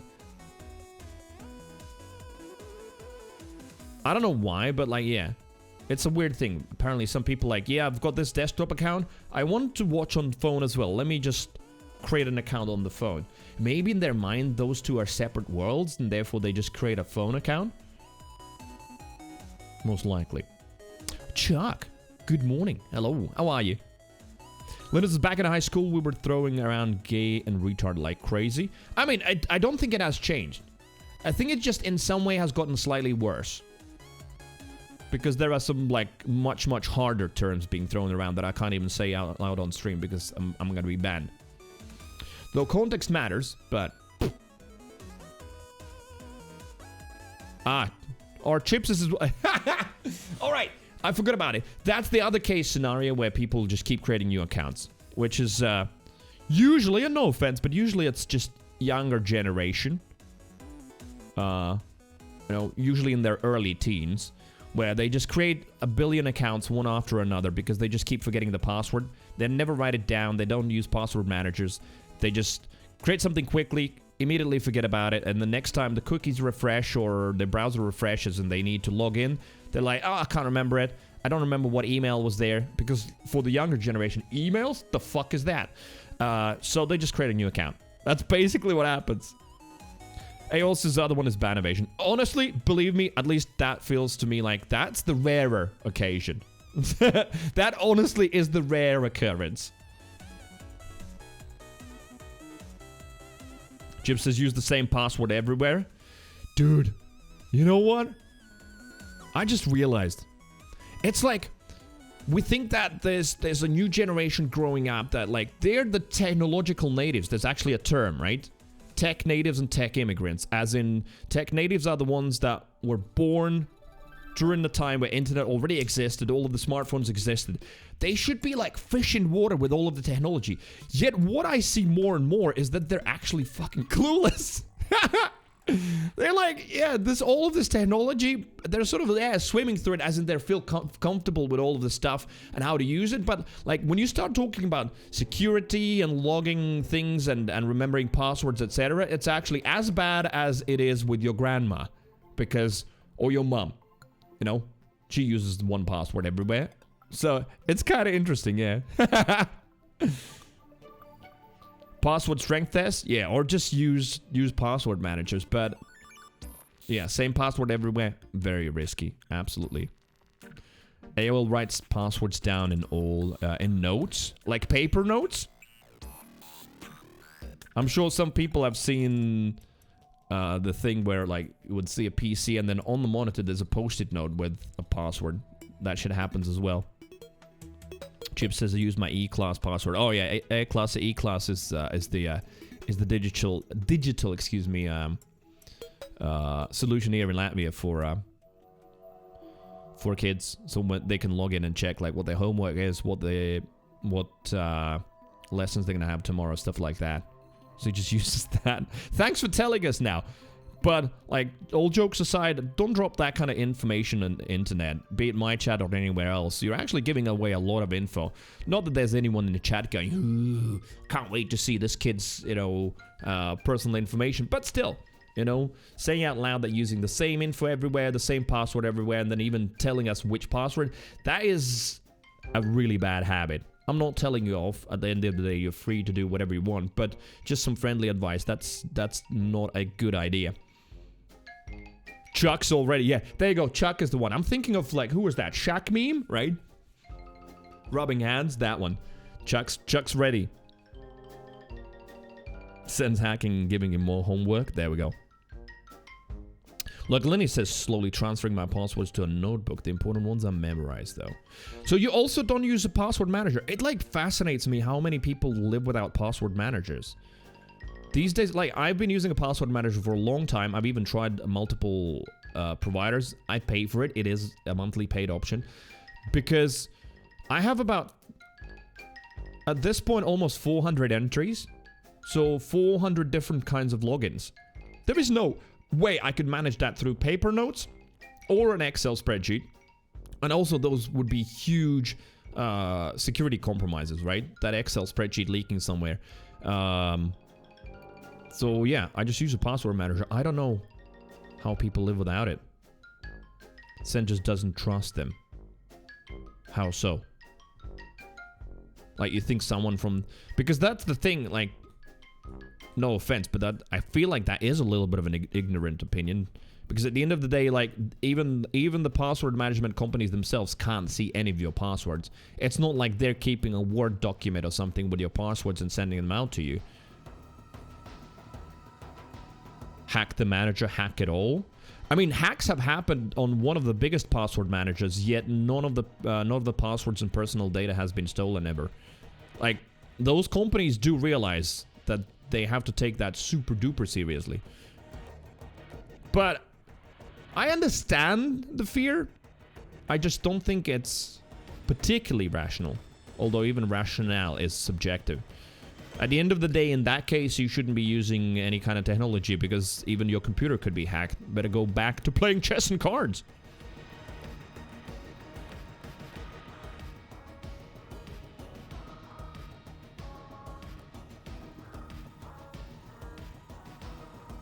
Chuck says, if I try to log into my password manager on another computer, it will make me jump through 5 hoops to log in.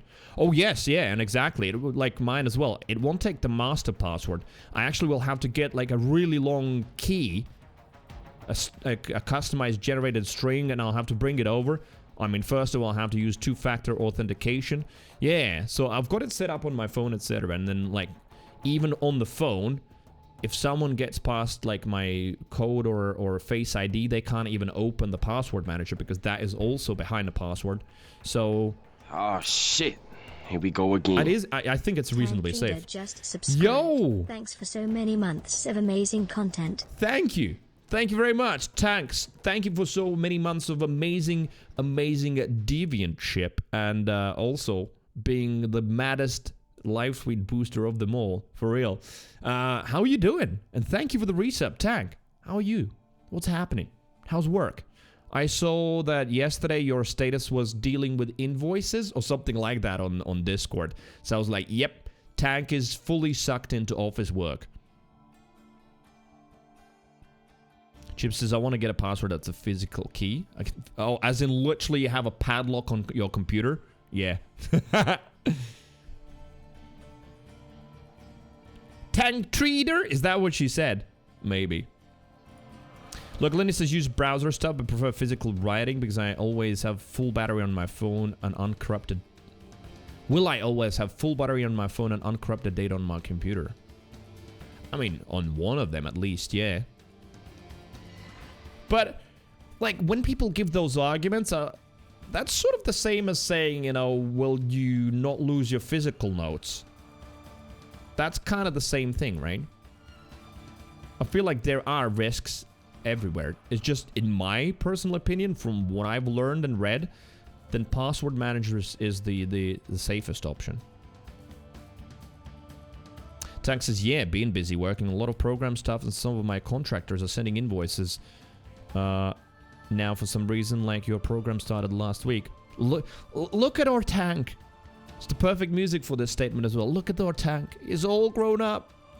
Was talking about farts and shit just a few weeks ago, and now look at that. My contractors are sending invoices now for some reason. Our program started last week, so I have to use use this Excel spreadsheet and calculate this stuff because I'm getting a lot of invoices. Tank, glad to see you, and thank you for keeping the sub rolling. Talk about the subs. I put it yesterday in Discord, but not everyone's on Discord. Not everyone reads Discord. So my idea with the sub badge might finally change it after it being the same for 4 years. Not might. I definitely want to change it. And I just had an idea. It's not the most original one, but then again, it doesn't have to be. At the end of the day, it just needs to be something fun, and I think it is fun. So what I want to do with the sub badge is currently it's still the badge that started as the Creeviant badge. Same one. I will have my channel logo redesigned next after the mascot is made. That's the next in line. Actually, let me see. I did message the artist today. No, she hasn't responded. So, I don't want the sub emote to be, not sub emote, the sub badge to be the channel logo anymore. But I thought it might be like the new mascot or a small version of it. Think of like the little imp that we've got in the channel currency right now, right? Something like that starts out with a little non-sinister smile. And what do you call that little thing that's on top of angels' heads? I think it's a nimbus, right? with that. And it starts out like a little angel. And then slowly, through the months, it starts growing out horns and just starts getting a more sinister look. Something like that. Oh, Halo. Wait, so what is a Nimbus? You. No, like, what is it? I thought that was the same thing. But it's a halo? Alright. Nimbus is a cloud?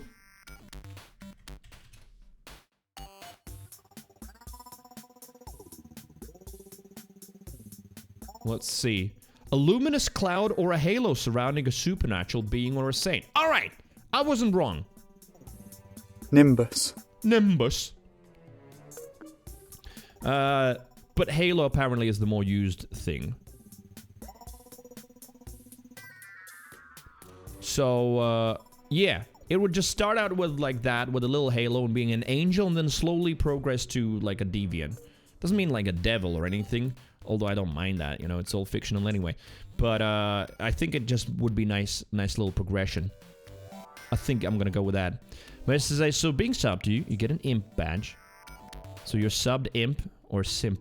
Ah, perfect. Yes. Yeah, there we go. I mean, I'm more for it now even than I was before. But yeah, so the imp is the, what's it called? The emoji. That sort of is the closest to what I think I want the mascot to be at the moment. But of course, I'm not going to use the emoji. It's going to go away eventually. I mean, you use it in my, like, Twitter profile or somewhere where I can use it. And there is no way I could, like, post a custom one. But it's definitely the closest ideologically in terms of, like, what I think deviant thing is. So, yeah.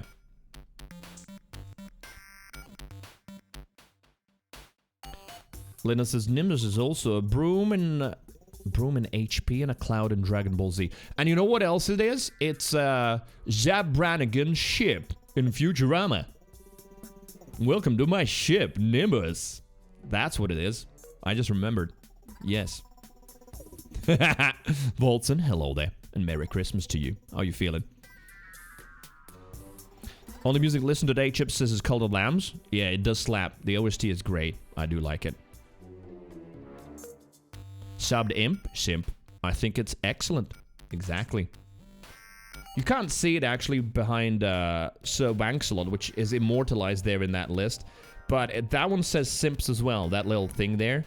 I think maybe you can see it on the starting screen. Yeah, see? It says simps on the right. So that little door is for the simps. But also a cloud, yep. Info says Roboform is what I use. LastPass is also great. 1Password. Yep, exactly. Yeah. So I've tried LastPass and 1Password, and then there was another one, which I think it was like their colors were green. LastPass is red, I think. 1Password is sort of blue with gray, and there was one with like green that had like a an animal for the symbol. Anyway, yeah. So I started with 1Password a long time ago, ended up on 1Password. Since it was initially only on iOS, and I started using it on my phone and Mac, and then, yeah, now they're everywhere. It is excellent, yeah. They are definitely professionals of their own field. Wilson says, feeling as shit as always, but I have my waifus right here. For those of you who don't know, Genshin Impact. Say as shit as always, so is that your permanent state? Maybe. Chuck prefers LastPass. There we go. I mean, they're all very, very similar. Dashlane is the green one? Thank you. So I tried that as well. I tried all of them, but I still preferred 1Password the most.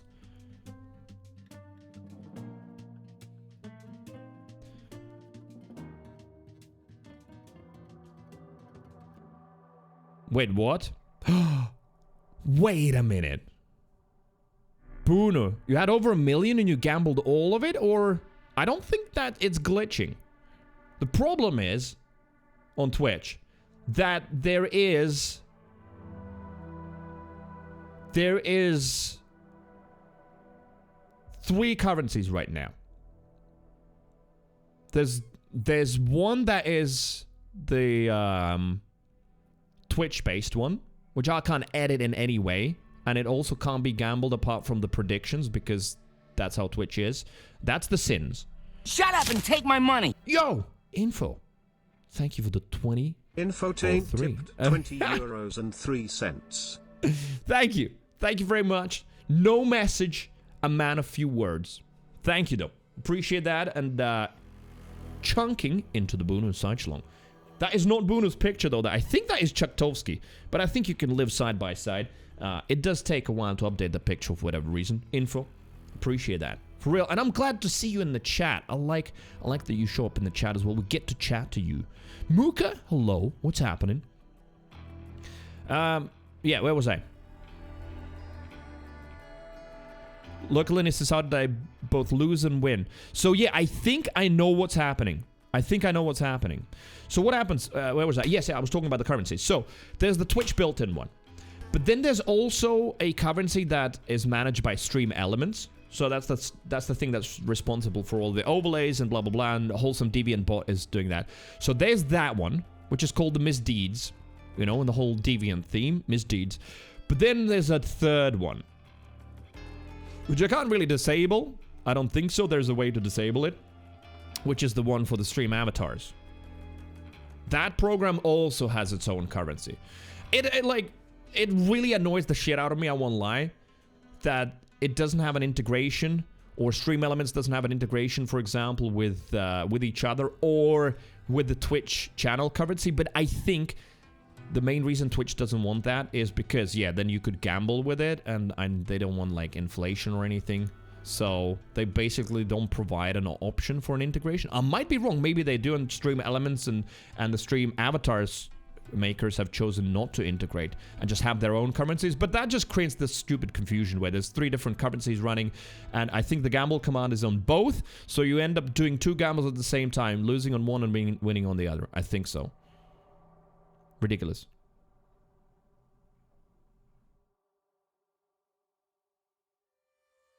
It was, yeah, things are getting to a point where I can actually be doing this with you guys. Really miss it. Likewise, absolutely. You have been one of the long-timers, so, you know, we've seen a little bit of a slow exodus of long-timers over the last few months. So it is absolutely great to see when some of you actually get to at least pop in the chat and say hi. You know, that's that nice feeling. It's like, hey, they still watch. So that's awesome. And yeah, I know, Info, you've been super busy with literally restructuring your business, so I mean, I'm sure you don't suffer from that. No guilt implied, or I don't want anyone to feel guilty for not watching. It's just glad to see you, that's all. Next month might be 4 years. 4 years of resub? Possibly. How the hell? A long time. Well, you know what? That's a good segue. That's a good segue to what I wanted to talk about. So it has been 5 years altogether streaming, right? And there have been ups and downs, and a lot of downs, and some big downs. Especially recently. Overall, if I look at things, and like getting straight to the point, what is the big change? Is that, and I mean, I even tweeted it. So if you read my last 2 tweets or something like that, you already know exactly what the change is. Is that I'm giving up. And now I'm just doing the YouTuber thing, right? You know, just to clickbait you a little bit. I'm giving up on the variety journey, not on the channel. On the variety journey. I tried it. For a long time, I knew it was going to be difficult, but I didn't realize it's going to be this difficult and this unproductive in many ways. So yeah. The reason for that is, like, the full-on, really random variety that I was doing, it works, but it only works for established channels, in my opinion. From all the things that I've looked at and gathered, and that's just not what I looked at yesterday. It's something, again, just like with the Deviants, it's something that's been sort of brewing for a longer time, and I've been like, nah, keep going with it, but it just keeps coming back, and I've been looking at things, and I think just a picture has essentially formed in my mind.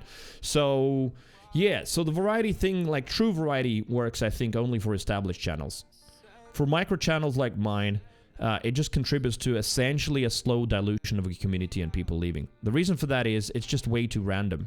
And then, like, one person gets a little bit of satisfaction, but then the next day I'm playing something that they absolutely don't like, and the next day I'm again playing something they don't like, and then they're not ready to wait for the game that they might like. That's, like, from Regular's point of view. And I know there's plenty of you watched throughout the years, and I am very, very grateful and lucky to have you.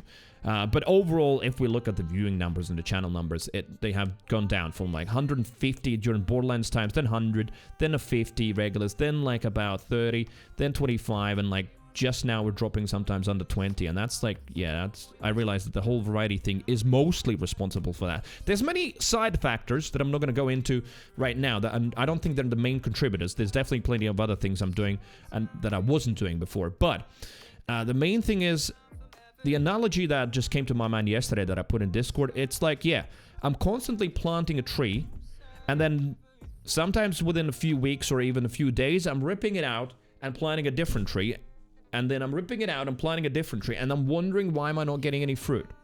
What that means, for some of you it'll be like, yeah, that's the analogy I needed, I understand it absolutely, but to give you a little bit more detail, if we look at Skyrim, for example, that went for 40 days. I don't know if some of you remember that or not, but like the amount of new people and new follows that we got. So many. Constantly new people chatting, follows every day, great viewing numbers. Understandably, Skyrim's a popular game, etc. Do you see anyone who has stayed? Perfect timing with the music, by the way. No. Like the moment I finished Skyrim, that's it. All of those people were gone. Some of them subbed. They stopped their subs. No more tips or cheers or anything from them. They're gone. Because, like, yeah, it's a cool dude and everything. I enjoyed. But you know what? I love Skyrim. I'm going to keep watching Skyrim on some other channels. Sniper Elite 5 was a similar one. It was sort of... It's strangely so, because we had some hardcore Sniper Elite fans coming in talking about, like, what they like and don't like about the franchise and how it's changing. I didn't expect that many hardcorers coming in. And again, we had some people that were there every day, like, yo, Cree, how you doing? Hey, Chad, what's up? Right?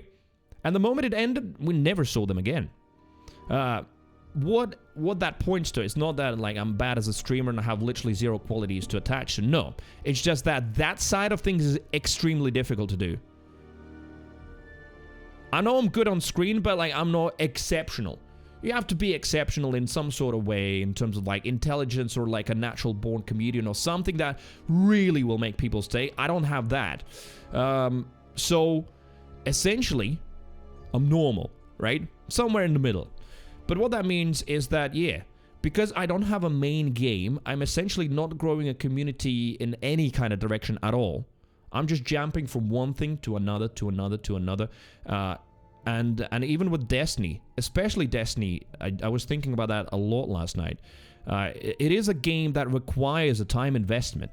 If you're not investing time, then you are boring for a long time. Like, who wants to watch a guy, apart from some of you regulars, who wants to watch a guy that doesn't even have a Galahorn?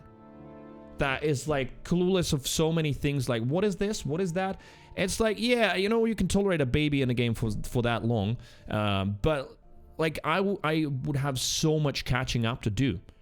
And if I would want to gain, for example, success in Destiny, I would have to, like, main it for quite a long time. And do some high-level stuff constantly. And it's the same with the main game. It's just like, you main it, and at that point, it's easier to grow a community. And it's easier to... grow it not only on Twitch, but also around videos on YouTube. I see the same trend. I post a few Destiny clips a couple of days in a row, and I see people starting to interact with them, and I can see my YouTube subscribers growing, and then I post a clip suddenly from Borderlands 3 out of nowhere, and boom, I get instant 2 unsubscribes, because someone's like, oh wait, I thought this guy's gonna do only Destiny. No, he does, like, whatever this thing is. Nah, I'm not interested. What I mean by that is the absolute majority, because a lot of you are saying, you know, yeah, I'll watch you at any point, at any time, and I appreciate that. I'm not talking about you, the super duper regulars here. At the end of the day, that is the minority, unfortunately. Yeah, the majority of people, yeah, they want some sort of... I mean, I could even use the word security. They want something that they know they can return to. It's like, yeah, this guy plays a lot of Overwatch. This guy plays a lot of Destiny. Oh, this is the Destiny guy. This is the Borderlands guy. This is the Wonderlands guy. This is the League of Legends guy. That doesn't mean that the League of Legends guys don't play anything else, but... I'm going to continue a little bit later. Tipped €33.33. What is the main game going to be? Do you know yet? Is this like edging chat? Are you being a tease or did I miss the announcement? The way Brian reads that as well. Are you edging chat? Are you being a tease? I love Brian's just so great. Info! Yo! Thank you for the 3333. Welcome to your side, Schlong. And for real, thank you for your generosity throughout the years. You have been absolutely incredible and instrumental in this still going. And perhaps, yeah, that has allowed me to experiment with, unfortunately, also some unsuccessful choices. Thank you. No. So, I'm not edging anyone. I'm just explaining, first of all, my train of thoughts. And I think it makes sense. I might miss a lot of chat, so if there's something that you want to comment on or ask me, do that in a moment, because I don't want to like get distracted in a conversation a little bit. I wanted to say what I wanted to explain from my point of view. So yeah, so what happens is there has to be a main game to grow the channel. Again, side note, yeah, this, of course, the YouTube and other social media incredibly important for channel growth, etc. But that is a side note at the moment. Like, the main game still has to be there, because again, it makes it easier also to grow that other media. There has to be something that the streamer grinds. It doesn't mean that it needs to be that one thing forever. You can change main games if something doesn't work out and might not work out, etc.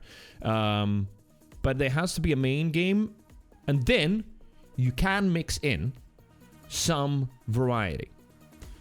It is different from what I've been doing, which is like, I just, you know, I play from Undertale to Red Dead Redemption, then Doom, then Destiny for 2 weeks, then I play some Borderlands 2, then I go back and play Raft, and then I suddenly play Destiny for another week. It is, like, in hindsight, it is a crazy amount of jumping around, even between genres and everything.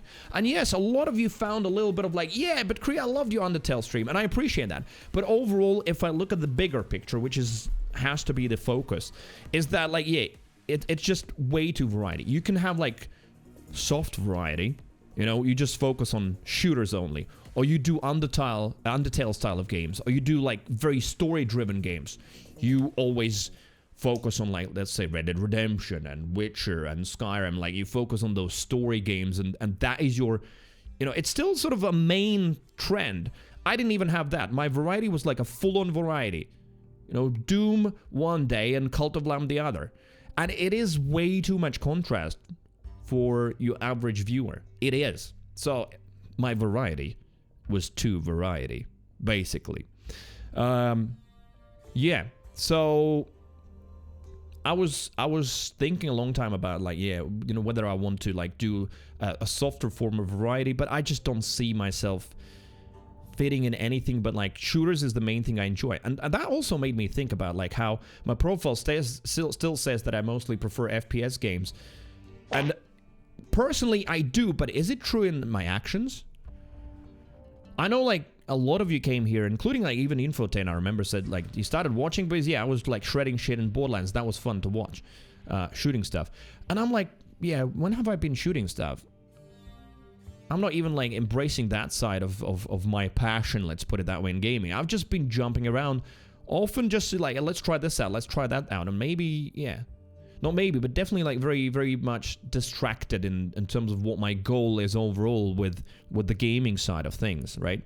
So, yeah, Borderlands 2 was most certainly a focus, but a couple of things happened, of course. You know, one is Borderlands 3 launch, that for me personally wasn't the game, but as it happens and has happened before, it killed the Borderlands 2 category, so there's no going back to that. Also for a second reason, you know, after 3,500 hours, I don't want Borderlands 2, you know, to be a main game again or anything like that.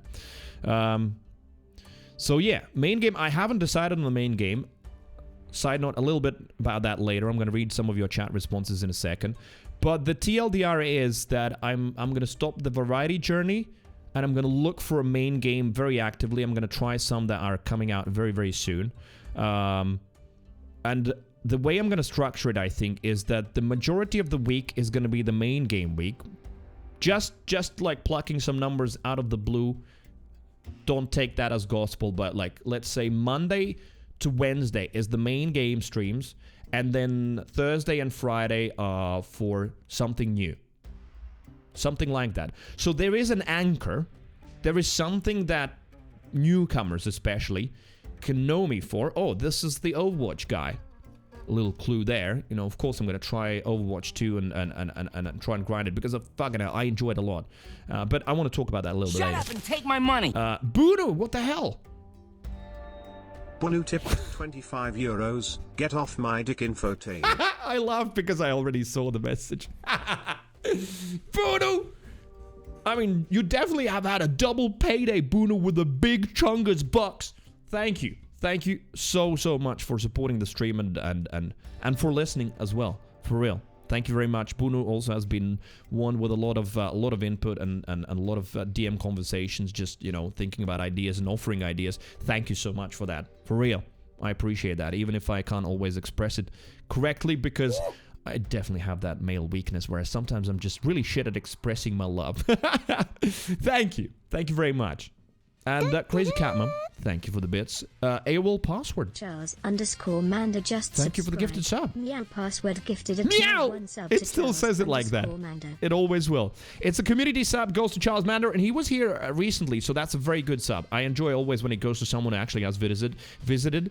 So thank you very much for that. But yes, going back to that. So yeah, there needs to be a main game. So the variety journey ends very, very soon. Because I have to find the main game. I have to identify it. For now, we're going to variety it up today. I'm going to be playing Metal Hellsinger, which is new and has come out. But then again, it's Friday, so yeah, maybe Thursdays and Fridays are my try the hot new thing.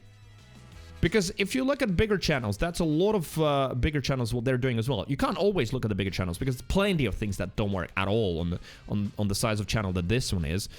But there are a couple of things that you can adopt, and that is like someone like, let's say, Seagull, right? One of the streamers that I look up to in terms of like how they conduct themselves on stream, and also how, you know, his FPS prowess is just incredible. But like, he's an Apex streamer these days. Used to be known as Overwatch, then moved his main game to Apex. I think that was after he became disillusioned with Overwatch 1. So he's an Apex streamer, but he did play Borderlands series relatively recently, a few months ago, right? He played through Borderlands 1 and then Borderlands 2. But he did that, yeah. He had his like main Apex streams for the most of the week, and then he would like have like a Thursday or Friday where 2 days in a row he plays that. So I think that is how it needs to be. What I was saying, there needs to be an anchor, a main game that allows to grow into a niche, allows to focus the content surrounding the channel also around that, and then some dabbling into like, hey, what's new? I don't think I'm gonna go back to old games. Just a note to everybody. I will still be using that as an opportunity to explore what's popular and new. So, if, for example, now I had a main game, let's pretend I was grinding Destiny for a few months, and that's my main game, but then, like, Metal Hellsinger comes out, and it's like, alright, guys, you know, we're gonna come back to Destiny on Monday, but today and Friday gonna be Metal Hellsinger, you know? That kind of stuff. And then play by ear as well. If it's incredibly successful, bringing in a shit ton of new people, alright, extend it to Monday, or do a split stream. Shut up and take my money! Yo, what the hell, you two? Infotane tipped 26 Thank you. euros. I may be older, but Yes. new button encore is still totally within my ability. I won't lie. I like that kind of deviant cheekiness right here. Sexy, chat. Sexy. I like it. Info. Good one. I just like this vibe in all of you regulars. There is that slightly cheeky vibe that happens, and I love you for that. Thank you. Damn, got me there, she said. Info and Bunu, thank you, both of you. Thank you very much. Honestly, I didn't not expect that at all. I was like, all right, this week I was absent, you know, for half the week. It makes sense that the weekly tip goal is where it is, and then boom, 66%. Thank you, for real. Again, I know there have been a lot of messages. I'm going to scroll back in the chat, but I didn't want to like derail too much. I already easily, you know, have the Ostril moments. So yeah, anchor game, main game that I'm going to be actively looking for and trying out a few things, and then currently I'm thinking like Thursdays, Fridays for some new experimentation. If there isn't anything new on the horizon, very easy. I just keep grinding the main game the whole week, right? It is a lot easier. Now, two things. What I also remembered is a video from Steve Jobs. I'm not going to play right now, but it's a 3-minute video that I saw ages ago because it was back in 95 or something like that. I was alive then and conscious and understood English, so I remember watching that video. And it always resonated with me. That focus is about saying no. I'm sure some of you have heard that somewhere. You know, I don't stand Jobs or anything, but damn, that was a really smart thing he said. So, yeah, focus is about saying no.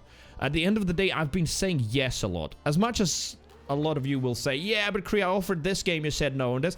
But overall, I've just been saying yes to too much stuff. I'm like, I want to try this. And like, genuinely, because that's very much my nature. I am interested in a lot of things, and it makes me a little bit chaotic in some ways, right? So I have to say no to some stuff and be like, yeah, I like that game, for example, but, you know, can I realistically commit to it? Do I want to commit to it? Stuff like that. And does it fit the mold that I actually want to make for the channel? So focus is about saying no. And the thing that linked, oh my god, all of you, what the hell? Chuck! Satovsky tipped €30.69. I'm listening. Or you cheeky fuckers think you can come for the king like that? Ooh. Remember who taught the dark magic of woo-woo, nuzzle woozle, oh starimu how warm and fuzzy your lappy wappy is? Me Info and Buno will have a wrestling session to compete for its 69. Oh. How do you do it? My money. An AOL, thank you for the 5. Miel password tipped €5. Miel wants his name on the board. Besides, size doesn't matter. True! I mean, it's true for tips as well. Any kind of support is fantastic. It's already extra on top of what I would ever expect. Thank you, AOL. And Chuck, thank you for the 3069. Like, how are you so good with the Uwu language? I don't know. Because I swear, I'm not acting. Hearing Lappy Wappy makes me cringe. Streamers Lappy Wappy. Oh, how do you type that kind of garbage? I don't know. I couldn't come up with that. I don't know where you get those terms from. Lappy Wappy was a moment of genius, I'll say that. Or maybe there is a part of Uwu in you. It actually is coming out, and it's true. Embrace it. It's fine. I mean, I've said that I would bang a cat girl and I would come harder than ever because fucking hell yeah, cat girls. You know, we all have some kinks, no kink shaming, right? Chuck, thank you. Lappy Wappy, no fucking hell. God damn it. But yeah, I hope what all I've said makes sense. Just to finish the Steve Jobs reference thing, why I'm referencing it. I think for most sensible peeps in the chat who have some experience in life, absolutely it makes sense what I'm saying. And yeah, focus means saying no to some things, but what also that means is when you say no, you piss off people. No matter what, honestly, no matter what main game I'll choose, some of you, I don't know if you are in this chat currently, but maybe, yeah, some of you are going to be pissed. And I accept the inevitability that someone will eventually slowly fade away from the community because, hey, you know, the game that Kree has chosen, I don't care about. And I'm not interested in, since that's majority of his streams these days, oh well.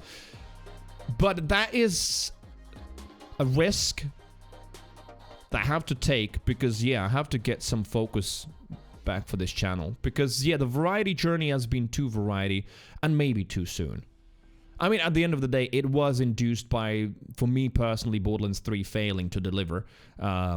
It's entirely subjective, but it failed for me, right? I bet big on it. I was like, wow, that's just the next huge thing for the channel. So hyped, and you know, all of those dreams came down crashing and burning.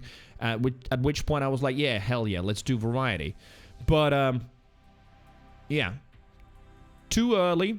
I'm surprised I could stick with it for such a long time as I did, but the decline was inevitable and super obvious if I look at the graphs. You know, yes, there were some spikes depending on the game, but again, you know, I'm just going a little bit in a circle here, but, you know, there is a huge spike and I find something good, but then I move on to the next game because it's variety, and then whatever momentum I gained, I lose, and then I start again. So, to come full circle, really, back to the tree analogy, it is like I've been planting a tree and, you know, watering it even, and then every time with random time intervals, ripping it out and planting a new one and being like, where's the fruit? Where's the fruit? Why am I not getting any fruit? Maybe I need to plant one tree and take care of it, and then the fruit will happen. In my mind, at least, it all makes a lot of sense. It's sort of scarily simple even, but I apparently needed a lot of time to come to that. So, yeah, there it is. Meow! I'll see you later. Thank you for visiting. Lappy Wappy is a Laffy Taffy flavor. Anyways, I gotta run. Have a great day. Well, and you as well. Thank you very much for the 5. Thank you for visiting. Thank you for all of the hosts throughout the years. And I will see you possibly later. Thank you everybody, for real. Chuck and Info and Bunu, all of the grands as well. Thank you for the big chungus tips, for real. Right, I'm gonna scroll back in the chat a little bit. So Bunu said, are you thinking about Focus on Overwatch 2, which I would love to see you climb the ranks and stuff, or is it a competitive game? It's not what you're thinking. So, on the Overwatch 2, of course it's launching on October 4th. It's a big love of mine. I've been grinding literal hundreds of hours of Overwatch off stream, and I'm like, why am I not doing on stream? There are a couple of reasons. Historically, some of them are not true anymore. I don't tilt that much, or pretty much at all. That I still tilt. I'm still human, but way less when I was literally depressed. That's not a problem. I can take things with a smile, and I can be still funny while actually competing.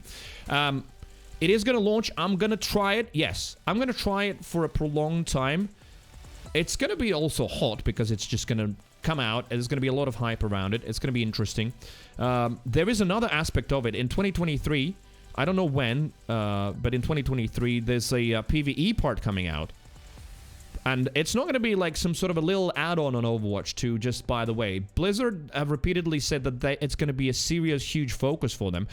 Some of you might remember the screenshots on how it looks. It is literal Borderlands-style skill trees for the PvE content. That can be done and probably is designed around playing in group. So a lot of PvE content with loads of different maps and extra lore. So that might also be very, very interesting. But yeah, I will try Overwatch. The negatives I can see is that, well, again, yeah, it's a competitive game. It's not to everyone's liking. Excuse me. And also, when you're competing, sometimes I will have to ignore chat more than, for example, I can in many other games.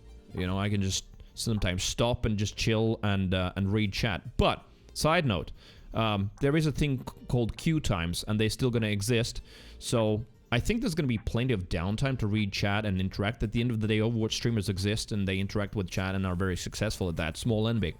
So yes, I will try Overwatch 2. Doesn't mean that it's gonna be my main game, but it's gonna be one that I'm gonna try and bet on, but not all that I have. Let's put it that way. So yes, that is one possibility. Another thing was I want to see Infotain's comment because I saw the first line about something about business. Linfo says, I'd love to watch Borderlands 2. It also seems to have natural cap of viewers. If I wanted to make money, though, I don't think I would do Borderlands 2. Well, see, the Borderlands 2 is... Yes, there's still modding happening. There's still some streams, but, you know, I'm no Jolts. Jolts essentially is sort of an impersonation of everyone who still loves Borderlands 2, so he already is that magnet. I'm not going to be the other one. I don't have the knowledge, the skill that he has, and I am not willing to put in more thousands of hours into Borderlands 1 to do that. So he essentially already owns that directory and does it successfully and satisfies the community that is left there. In terms of like a business decision, I don't think I'm convinced Borderlands 2 doesn't make any sense. That, and also, as I said, for me, 3,500 hours was enough. It's a game that I will happily revisit now and then, rarely, as a nostalgia thing for a lot of the oldies in the chat, not in age-wise, but, you know, account age-wise, and enjoy a little bit of nostalgia trip, but that's about it. I don't want to grind it, I don't want to mod it, and it just doesn't work. It's an empty directory, it's an old game, it doesn't have a future. I want something that actually is a game that keeps going on. You know, don't take this too seriously, but take it as an idea. Something that is evolving, like Destiny or Overwatch, be it Call of Duty Warzone, something that keeps going. A game that is alive, where the devs are still working, where the community is still happening, rather than a game that is, well, an old game where some people still revisit and there's a lot of love for it, but it's a love in the past. So yeah, something like that. I feel like a main game needs to be something like that. And then yes, there's always, as I said, at the moment I'm thinking always Thursdays and Fridays, or maybe here and there the odd bonus Saturday stream for exploring new content, just because I think it's needed just to freshen up things and maybe meet new people as well, but there has to be an anchor game for the stream.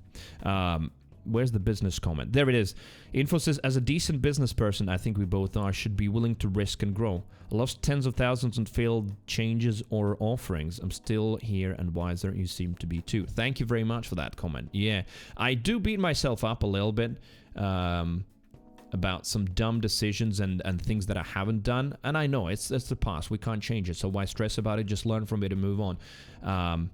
Sometimes I think that it has been stupid and why, but at the end of the day, yeah, I agree. It's better to learn from that and just take the best I can take. And yeah, I do feel like I tried the variety for way too long, for scarily too long, where, you know, we lost a lot of people. Yeah, I have to take that risk, and the risk is, again, no matter what I choose, and that I know for certain. No matter what I choose, someone will be unhappy. Someone will be like, I don't like watching that. But it's impossible. I can't choose for everybody because there is no game that satisfies everyone. There just isn't. So yeah, that's going to be a risk, but I'm willing to take it because I know that actually is at least a direction. Because at the end of the day, with a full-on random variety, I just don't have a direction. I'm just jumping left, right, center. And which is why Destiny also has been, you know, a bit of a painful moment, because yeah, I do enjoy the game, but at the end of the day, yeah, I've just constantly played a tiny bit here and there, and therefore I'm not interesting to watch because yeah, as I said, you know, who wants to watch a guy who in 2022 still doesn't, first of all, didn't even know where to get Galahorn, doesn't have Galahorn. For a small subset of people who already know me, it's like, yeah, I like it. I want to watch that. But in general scheme of things, it's not that interesting. And I did think about Destiny seriously, and the sad thing is about saying no is that I probably will play it next when the new expansion launches, which is next year. That's the reality. Because, you know, to just do some seasonal expeditions, etc., I don't find them particularly interesting. They sort of, it's the repetitive activity that at some point gets boring. And then I realized that, yeah, chasing tiles, etc., it's just going to be more of actually doing the same over and over again. Sure, you know, some people have said do high-level content, etc., but even that is relatively limited, and for that to actually happen, I would have to grind away at it, and I just do realize that I don't see Destiny as my main game. When the expansion comes out, oh yeah, of course, I'm gonna play it. There's gonna be an interesting story. Try out Strand, and a lot of people will enjoy it, even those who don't play Destiny. It's just gonna be new shit, and then go back to the main game. Tom D, hello, what's up? Welcome to the chat. Info says, I did not like you raging on Overwatch. If you got that handle, that'd be fun to watch. Yeah, that's why I mentioned it. Perhaps not, like, emphasized enough, but I don't rage anymore. Again, side note, of course I'm still human. There are things that can piss me off, but my mindset is so much healthier and has been for quite a few months already. I'm sure those of you who watch me regularly have noticed it, that for a long time it has been much, much better. For the simple reason of actually getting out of depression. Very simple. I mean, it wasn't simple, but, you know, there is no other reason.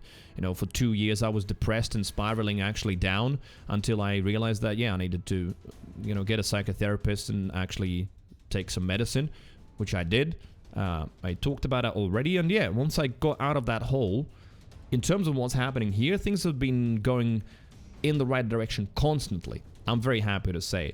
So that means, yeah, understandably, those who understand some basic psychology, it makes all the sense in the world, right? Why then you just don't tilt, you don't get pissed off that much. I'm still very much an emotional person, sure, you know, what was that saying? Live with my heart in a cuff? Something like that. Anyway, so yeah, if I get killed at some point, I might slam the desk, but not like rage. Nah. Like, I can't remember a stream that I've had in a long time that I used to have during the depression time, which is literally, like, in hindsight, I've watched some of those. It's like me, the whole 7-8 hour stream, just constantly complaining, hating everything, hating everything. But unfortunately, that's the depression mindset often. So yeah, no, that is all gone. And I do realize that, like, I've also been learning the Overwatch creators that I enjoy to watch, like something like Emong or ML7. Their stoic attitude, even when they're losing, they're looking at how they can improve, etc., is the most important bit. Same with some other things in Overwatch. Like, Overwatch, I've been thinking about the series. I've mentioned that a couple of times already, but, like, I think that also might be interesting. It would be a goal within a goal, right? A goal as in finding a main game, but also a goal of creating a series where I know for a certain, once, like, Overwatch 2 settles, the meta settled, players get to their corresponding ranks, because things will change a little bit, because playstyle is going to be different. Some people will naturally climb, some will naturally fall. Once all of that levels and the water sort of level settles, I will find where my rank is. And then what I want to do, I don't think it's going to take that long, by the way, as well. I want to hire a coach. I want to come out with a training program, and I want to make a little stream series of, like, I don't know, something along the lines, can an average boomer get better, or some shit like that. I'll come up with a catchier title. And then just, like, yeah, have a chain of streams, which could go for, like, let's say a few weeks to a month. I don't know how long that would take, to see how much we could gain in rank, stuff like that. That would be very interesting. Because, yeah, like, the big mindset change that it is for me in terms of Overwatch is just focus only on yourself.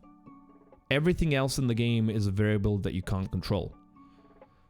As a lot of things sound super simple, but it took a while for me to arrive there, and most certainly took you know, a mindset change in general in my life, and improvement in my mental health. But yeah, like, focus only on you. Even if we're losing desperately, and like the example I like to give, because it's just a simple, understandable example, you know, if there is a you know, an enemy Pharah, an Echo, for those of you who don't play Overwatch, 2 airborne heroes that are flying around and shooting at you from the sky, and my teammate keeps playing Junkrat, which is a dude that throws mines and is not able to shoot them out of the sky. And my teammate essentially is not switching to something that can counter those flying heroes. The thing is, it doesn't really matter, and I don't need to rage. Of course, I'm going to be like, oh, for fuck's sake, we've got a Junkrat. And then when they've got fire and the dude's not switching. But I'm not going to go typing in the chat, asking him to change. I'm not going to ramble about that on stream forever. Because the only thing that I can change is my own behavior and my own playstyle. I can just try and get the best out of it. Some matches are lost, no matter how well you play. It is going to be a little bit less like that in Overwatch 2 because of the 5v5. But so there's more emphasis on your performance. You can do more. But at the end of the day, yeah, it's only you that you can change. So that has been my mindset for a while, and I'm trying to stick to it. Yeah. Does Overwatch allow for match replay? Oh yes, in fine detail. We can check every mistake I've made. We can look from top down. I can look from my perspective. I can check everyone else's perspective, including enemies' perspectives. The replay system's very good. That's what the coaches use. So you give them a game code, and they look at your replay, and you analyze everything that you've done. So what would happen is, I think the Boomer Bootcamp, I love that. Boomer Bootcamp would include me being in a Discord call with a coach. We would be looking at my gameplay on screen. He would be fast-forwarding, slowing down, looking at things, and we would be discussing it, and he would be criticizing what I'm doing and asking things like, what do you think you did wrong here? So I think it might be very interesting. And then to see whether we can get some result out of it. Probably some aim training as well, which could do as warm-up at the start of the streams, shit like that. So there's definitely interesting stuff to find. And the positive thing is it makes me excited because, yeah, I want to do that. And the more I think of it, the more I realize that, like, the whole variety thing wasn't making me particularly happy. There were some games that were like, yeah, that's fun, and then there were some games that were like, but I want to finish it because it's sort of like a weird completionist thing, and I'm committed to it. So anyway, yeah, focus. I think I need to regain focus, get a main channel game, and then have some extra time for some side games. Yes, Chuck, that is most certainly a problem for me, yeah. Brain doesn't let you not finish a game. It's partially a streamer brain. It's like, you know, I'm committed, sort of viewers need to see the end of the game. But I think it's actually a fallacy. It's a wrong way of thinking. Because now that I think about like more veteran and successful streamers, you know, if something's not working, they just go, guys, yeah, right, I think let's move on. I mean, I have done that, but I don't think I've done it enough. I've definitely been like stretching things out too much. Yes, I'm thinking what you're thinking. But yeah, and like doing too many side quests because I want 100% this thing and that thing when I'm actually already bored of it. Bunus is working on a 5-year plan for myself and husband as far as professional financial goes. Might include selling the store. He's so nervous to take that leap, excuse me. You would be starting over and retail sucks ass when you're not the owner. That uncertainty pushes some people like me, but for him it's torture. Does that stuff motivate you, Cree? It does. It actually does. I mean, no one likes uncertainty unless you're like an adrenaline junkie and there's something slightly more borderline with you. But I most certainly thrive on change and things freshened up. But I think it's less about uncertainty. I think it's more about another word that you have in that paragraph there. Goals. What I realized is that variety really didn't have a goal for me. Apart from, well, I'm a variety streamer. But what was the goal? There was no goal. It's like, again, I'm going to repeat myself, but one day it's Raft, one day it's Undertale, then it's Destiny, then it's Borderlands 3, then it's Destiny again, then I'm going back to Borderlands 2 for 3 days, then I'm playing Red Dead Redemption. It's like there was no goal. It was just sort of playing games, you know? But the biggest issue, I feel like, yeah, there was no goal. So having an anchor game, main channel game, is a goal. And then, yes, then we can variety around it, but that's the sun in the center that planets rotate around. That's the tree that I water, that I take care of, that I get the fruits of, and then I can experiment. Boomer Bootcamp is an excellent name, yes. Chuck says disabled chat altogether. No! I mean, I know you're joking, but still, that's the main thing why I enjoy streaming. Chat. You. All of you. That's the biggest enjoyment for me. Bunus says the MOBA I've been playing, you can go back, rewind, slow-mo, and see what you did. Yeah, same in Overwatch. Yeah, absolutely. And you're right, you're saying you're trying to do that more and learn. That's exactly one of the basic things that all of the, say, Overwatch coaches, but it's the same in Apex as well. It's just that I don't think Apex has a replay system. Thank you, Lyndon, for minting BOGOs. Yeah, so that's one of the things they recommend is, like, rewatching your matches, and that's what happens in those coaching sessions. You take a match where, usually I see them asking for matches where you lost, and then you look at those. And then you look at your own mistakes, yeah. Chucks is not joking. Disable Overwatch 2 chat. Oh, wait, you're talking about the chat, in-game chat? Oh, yeah. Well, I mean, it can be some funny moments because I do think that you guys find it funny when someone's, like, raging there. It can be funny looking at someone, unless they type something shit. But even then, you know, it's an easy way of quickly removing it. Not this chat, nerd. And yeah, voice chat again can be funny sometimes. I've seen some quite a lot of funny clips where like it's someone else making content for you by just being silly or something. But yeah, of course, if someone's toxic, instant mute. I pretty much do it these days as well. Chips is making a furry costume. Good luck. Why not, man? If you like it, go with it.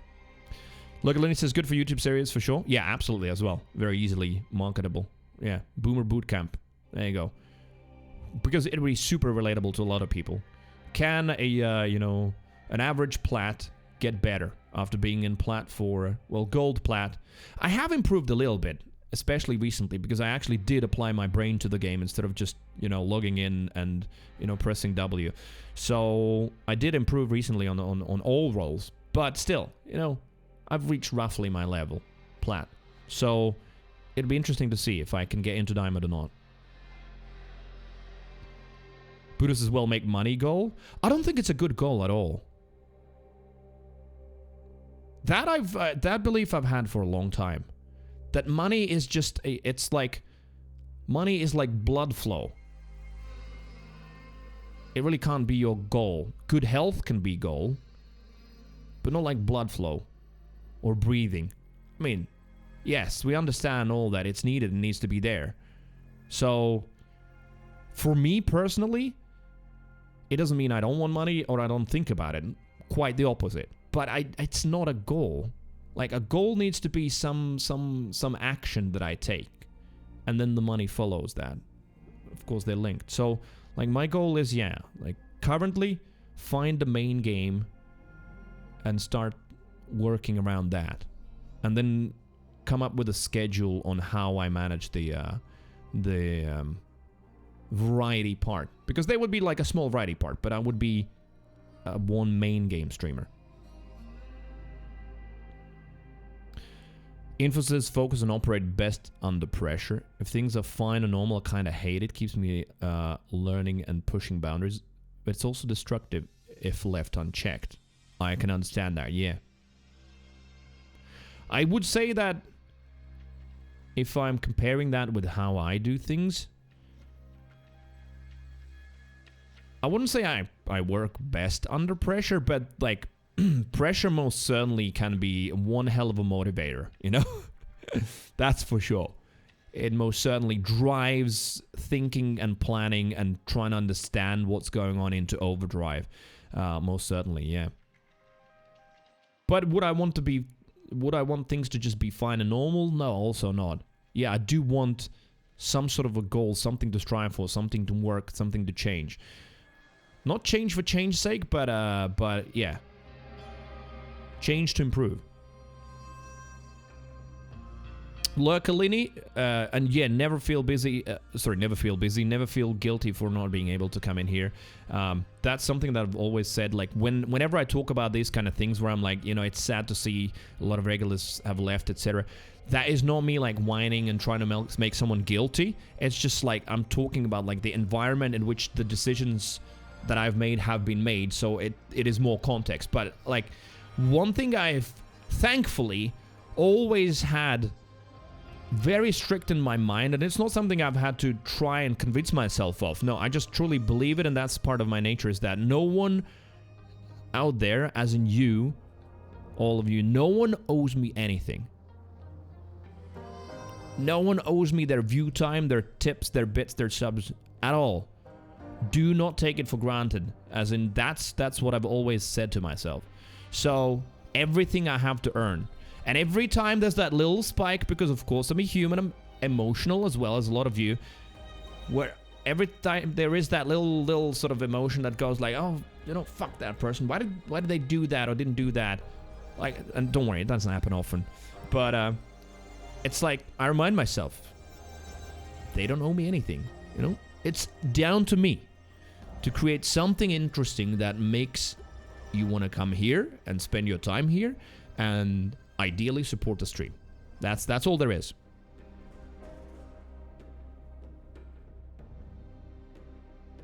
Buddha's YouTube series on self-improvement. As a content creator, you already expose your weak moments. People might follow that series and watch you improve. Oh my god, I've been thinking about that in terms of a vlog form. Possibly, yes. Like, one thing that has held me back from that, but maybe incorrectly, is like, if I try to like show my journey and improvement, and then you look at my channel's data and it's like nosedives, like how you have no clout to talk about streaming anythings because you have no successful channel. I mean, I say that, and there is definitely success in this channel that like you could probably count those streamers on your fingers on like how many can live with sometimes even 25 viewers only on regular basis and still have it a full-time job. It's insane, so most certainly there is something successful, but overall, yeah, I've just sort of been doubting, I guess, my credentials in that. So, like, I'll be like, yeah, why would I create that series? But maybe I'm wrong. Being stable financially can be a good goal, but it's a way too vague of a goal. I get what you mean, but yeah, I think it's a good goal, but it's not a. I don't think it's particularly actionable. It needs like a huge subset of goals and how that is achieved.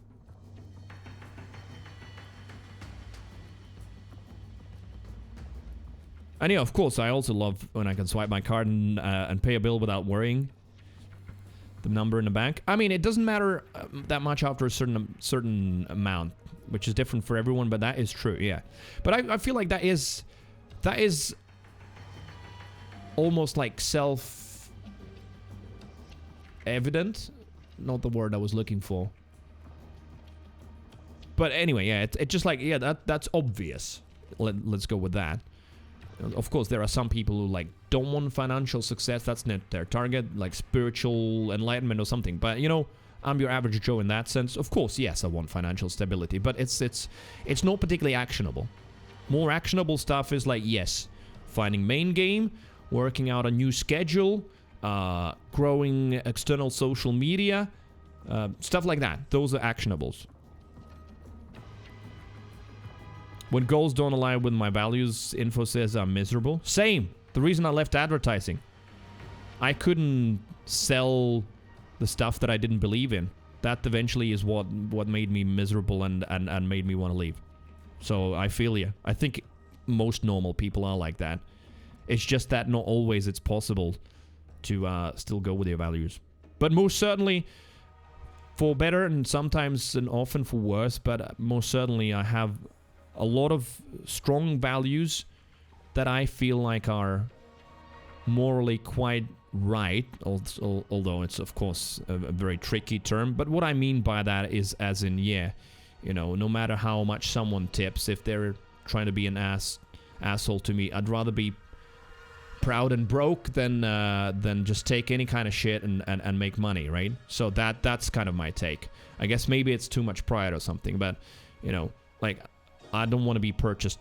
Of course, anyone has got a price, but like, yeah, you know, we've had that in the past, and you know what? I'm glad to see that it never took root in this channel. We had, like, that was years ago, but we had some cheers that be like, here you go, bitch, and stuff like that, and I would always be like, I don't need your bits if you're gonna say that. And very quickly that stopped. So those kind of things I have, and those I will always have, and I'm gonna weirdly like put financial security below that. It might change when I get a kid. Cree Dad here. I'm gonna suck dick for money on stream. Or some stuff like that.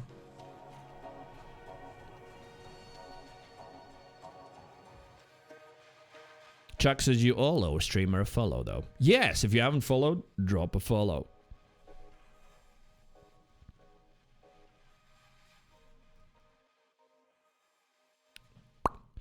At the same time, there are many, many, many more people in your numbers than top 1% streamers. Oh yeah, that's true. Because let me correct your mistake, and I mean it a tongue-in-cheek. Like, no, not top 1%. I am in the top 1%. That's the ridiculousness of Twitch. I'm in top 1%. How stupid is that? Lyndon, thank you. Go ahead, say thank you. Says, there you go, I read out your message. I hope you're happy. But, yeah. Like, the top streamers, the Soda Poppins, the Asmongold's, and many, many others, they are not even 0.1%. They are 0.0 something % of Twitch. It's that fucking crazy on Twitch. Yeah. Like, real world 1%ers eat the rich stuff. Oh boy. Twitch is way worse in that sense. Yeah. Much, much worse. So I know what you mean. What you're saying is like, yeah, I'm still way more successful than hundreds of thousands.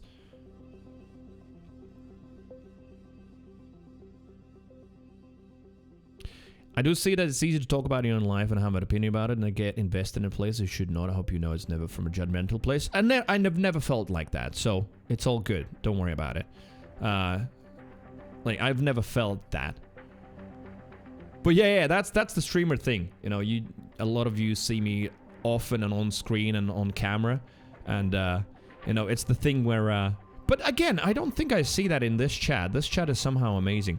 Like, there are people who, like, try and, like, teach the streamer how to live in terms of, you know, when streamer gets, I don't know, a cough or something. No, you need to drink this tea and that tea. And it's like, oh my god. You know, I'm 40 years old. I've had a fucking cold in my life. I don't need that.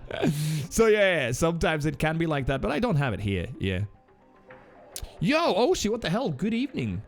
Well, that's super duper early for you. How you doing? Maybe he's gonna go on the walk.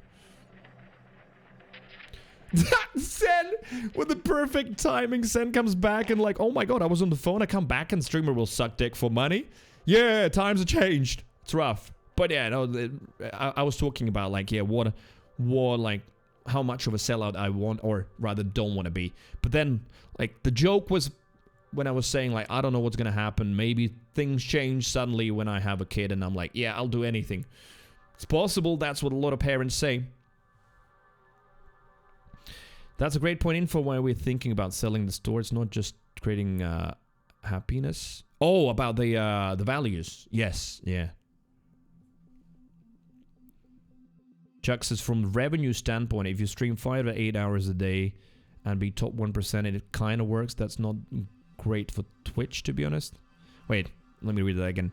From a revenue standpoint, if you stream 5 to 8 hours a day and be top 1%, and it kind of works. That's not great for Twitch. As in, it's not a great description of how Twitch's ecosystem is. Yeah, I mean, it definitely is a very clear illustration of how unhealthy and insane this system is. True, yeah. Oshi, thank you. Thank you for the gnomes. I think that's what you're saying, right? I think I got it right. The only thing that will happen if that happens, you might get a standard job. Well, with a child? I don't know. It really depends on the financials. You know, there is no reason to get a standard job other than, you know, if this doesn't work and I can't pay my bills. And then extra child stuff comes in and then it's like, yeah, bye-bye Felicia. Yeah, sure. But, exactly. We're going to cross that bridge when we get there and we'll see. Chuck says, yeah, that's what you meant. Like, the system doesn't work. Well, yeah, the system is... Well, it works. It just doesn't work in favor of most. It's just a system that... in which the big get bigger, and I know... What a surprise, right? It's the system in the world. And partially it's a very fascinating subject, I think, because it is to do a lot also with human psychology. The way people want to be part of a bigger group, they want to be part of a thing happening rather than sit in an empty chat, blah, blah, blah, blah, blah, blah. There's a lot to it than just blaming Twitch. But most certainly, yeah, it's a very unhealthy system, yeah. More so even than the whole... you know, millionaire thing in the world. It's even crazier here, the disparity between the top end and the bottom end.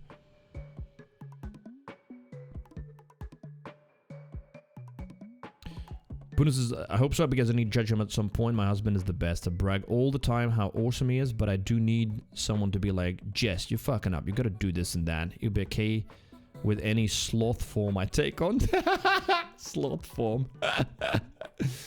Yeah, you know what, on that note I can say that like that's maybe one of the difficult parts also in this streaming thing is that yeah like you're solo, you're flying solo for the most part, right? There are some husband-wife teams, etc., but that usually all is in a later stage when like things already have like advanced to that. Yeah, here I think if I'm fucking up, my best indicator is just it's very clear to see. No, it's like, boom, it's not working at all. You know, people are disappearing, revenue is falling. That's like, I don't need any other indicators. So that, I know I'm fucking up. Basically. That. Slothy, hello! Immediately gonna hit you on the head with a big question hammer. What is your rank in Overwatch? I hear through the grapevine that apparently you're great at it. Didn't know. Also, how you doing? Chuck says, seeing Gothalian's finished basement area with his wood furnishings, leather couches, giant TVs makes me ill. Really? Why is it, though? See, I mean, that I know about you, Chuck. You're a big rich hater. I'm absolutely not. You know, he deserves all of that and more. At the end of the day, the man has worked like crazy. He does own also a big part of a coffee brewery business. And, you know, there's a reason Facebook made a contract with him. Because of his success and how hard he has worked. So, yeah. I'm enjoying his couch and everything, and I'm glad he has it. Absolutely. Like, honestly, I don't think for a moment that the problem is in the creators. The problem is in how Twitch hasn't addressed this natural trend of snowballing towards one end. They have done almost nothing about it, you know?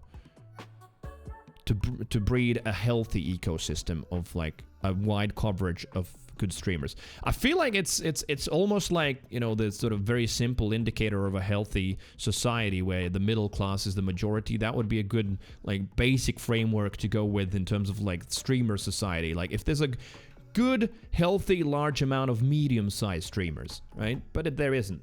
There's just the absolute ridiculous huge head and then like the tiny body.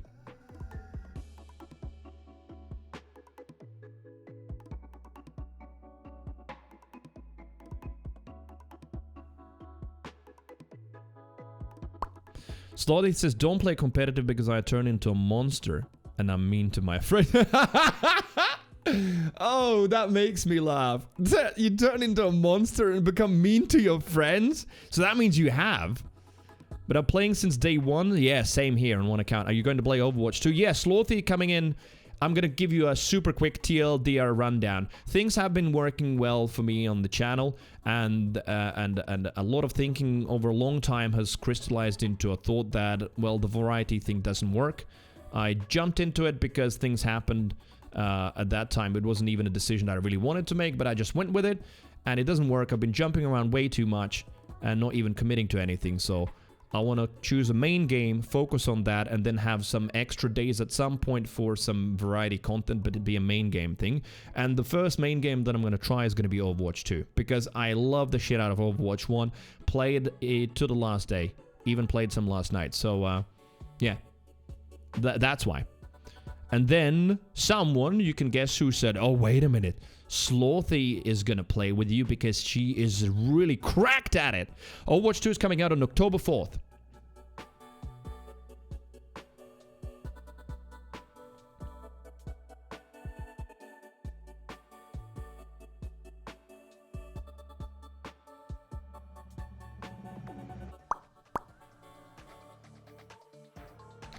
Slothy says about friends, I can't be nice if they suck. I feel the energy through that sentence. I see it on screen, but I can feel the energy through it. I know what you mean. And don't get me wrong, I've sucked as well. I have plenty of friends who are way higher than me. And we have like a couple of grandmasters in chat as well.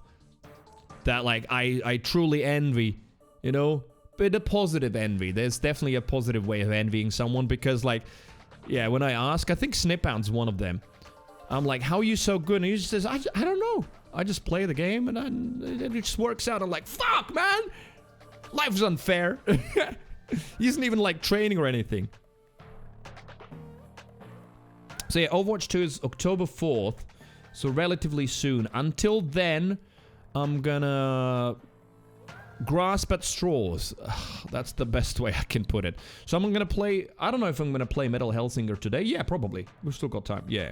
It's a big chunk is just chatting.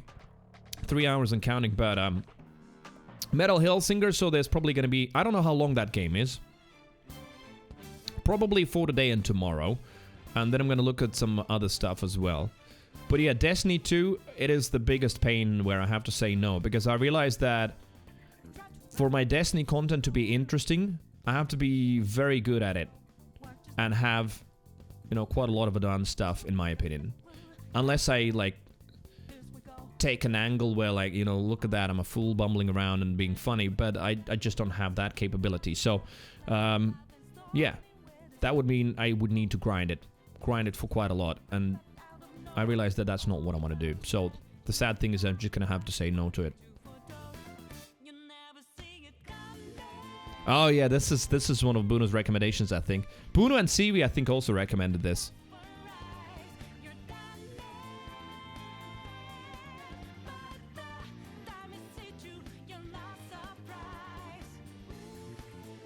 This chat's so wholesome. It is! That's why we are the wholesome deviants. That's the fucking coolest thing.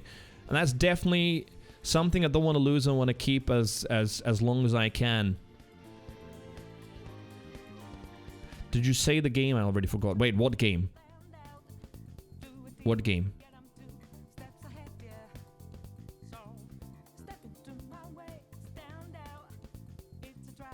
Our friends aren't good? But what is aren't good, right? It's all relative. They're good at where they are. That's like where I've always, you know, if I'm allowed, and I am, my channel. No, like, I don't use the word hate too much. At least I try not to. But, like, that is truly a thing I hate. This sort of short-sighted thing about, like, oh, hard stuck this and hard stuck that. People like to throw that as an insult when, you know, they're unhappy with someone's playstyle. The thing is, everyone's hard stuck, because what hard stuck is essentially getting to the skill level that you're in, and without investing additional resources and learning and probably getting coaching, you sort of get to your natural level with the playtime that you have, etc., and ability and many other factors, right? So there is no hard stack. There is no like shit. It's even someone at silver, you know, they're still playing the game to their best capability, and for someone at bronze, they're actually much better. You know, a silver could go in bronze and be like, oh, it's easier here. Uh-oh, I don't have the headphones command updated. Info, how the hell did you think of that? I'm currently on DT 1990s, but I don't like them. That's a different subject, but I don't like them. I don't like the sound. Don't get me wrong, they're not. The sound's not bad, but I just don't like the sound profile. They are definitely very V-shaped, is the term I've seen being used, and it's a very correct term. They're overpronounced in the highs, they're slightly boosted in lows, but the worst thing about it is the mids are very sort of pulled back. I guess because I'm just used to the flatter soundstage of K702s for literally almost a decade. That's how long they've served me. Insane. I see people changing them after 2 or 3 years because they're falling apart. So actually, you know, my 9 and something are good going. But like the soundstage of this is not neutral. It is sort of EQ'd naturally by the way these headphones are. So I'm looking at Sennheiser HD 560Ss, which are in the same price range. But apparently a lot more neutral.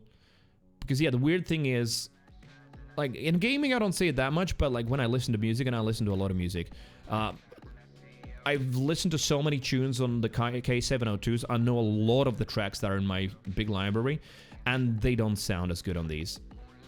And I've given it a long time now, just to see if it's just they sound different, and therefore I don't like it. No, it's just they don't sound as good.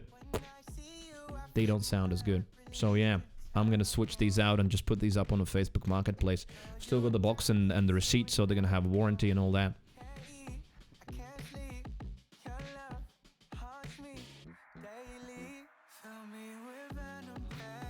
Right, what else? But yeah, Slothy, like, when you play competitive, what level you're at and what friends you have. Because it's quite possible that you might be insane at it. Chucks has never been a good head clicker, but need me to think that 3 turns ahead in strategy game? Go, you fam. Well, that's the interesting thing. Overwatch is both. Strategy is incredibly important. I've gained like 300 SR just by actually playing smarter. So that's why I like the game so much. It's just not head clicking. I mean, there's plenty of heroes that don't even click heads at all. It is all about positioning, about regrouping, about engagements, which corners to hold, blah, blah, blah, blah. And I find it really, really, really interesting.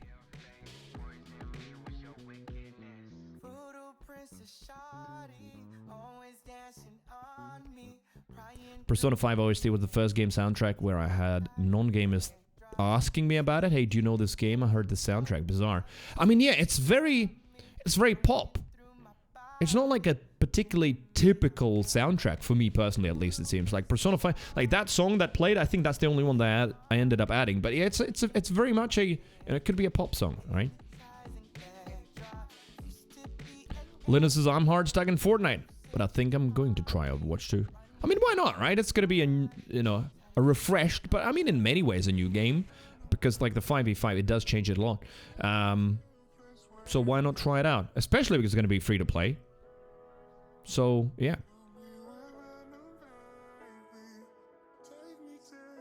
Bruno's still holding out for a new good Battlefield. Oh, yeah. Many people are.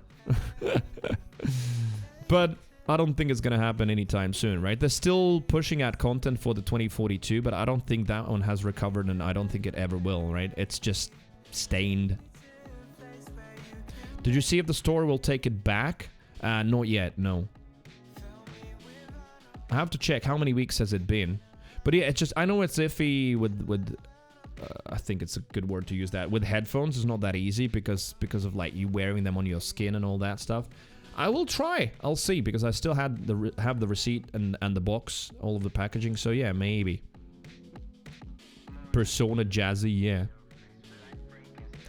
Sloth usually went between plat and diamond depending on placements. Damn, so you are better than me, yeah. You're probably like good 500 SR bet or something like that. What do you play normally? I'm like around 2600-2700. That's sort of at the moment my peak on all characters.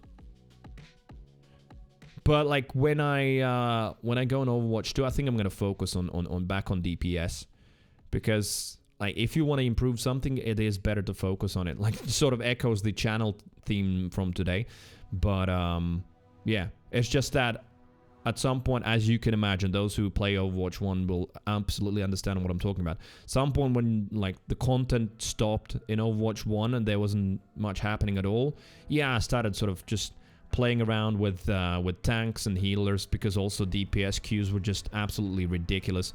20-minute queue times, stuff like that. So I started playing tank and healer, but it was very valuable. I learned a lot about a DPS role while playing other roles, so that was definitely good. I became a better tank when I started playing healer, and I realized, oh fuck, it's really annoying when I'm playing a healer and my tank keeps walking behind corners, not thinking about sidelines for the healers. So suddenly, yeah, when I'm playing Ryan or something, I'm thinking about where my Ana is so she can actually shoot a fucking healing dart in my ass. So yeah, it's interesting.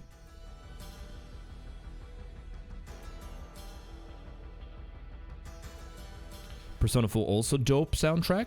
I do have a list at the moment now for a lot of music to go through. I don't know when I'm gonna get time as well. I mean, I've got a good over 300 track playlist already, but since streams are long, I do notice some songs repeating. Slowly, healer main plays also tank. Gotcha. I agree, you play better when you understand the game holistically. Yeah, and that's why I like Overwatch. It is like, it's just not only head clicking, and I don't mean to diminish any other games, like same in Call of Duty or Fortnite. Just being good at clicking heads isn't going to be enough. You have to understand a lot of the ebb and flow of the game, be it circles, if it's Battle Royale, etc., building, or many other things, or like the whole weapon economy, and in Overwatch, it's the same. I really like it because it gets really complex.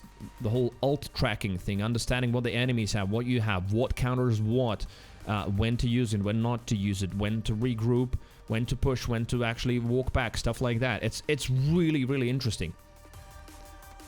It is in the best way possible. So complex that people who haven't played it give it too little credit. Streamer, we need hell metal. Yeah, I need to drink something. There's some water, but yeah, we gotta do the hell metal. Linus says, I've accepted I only have 48 hours a week to play, and without more time I won't grow, and that's okay. Yeah, which is why I said that I really strongly dislike or almost hate the term hard stuck, because it's usually thrown around as an insult, when in reality, everyone's hard stuck. Even Grandmasters. If you look at, like, Emongs or ML7 stream, 99% of times, if you look at the win and loss rate, it's roughly going to be the same.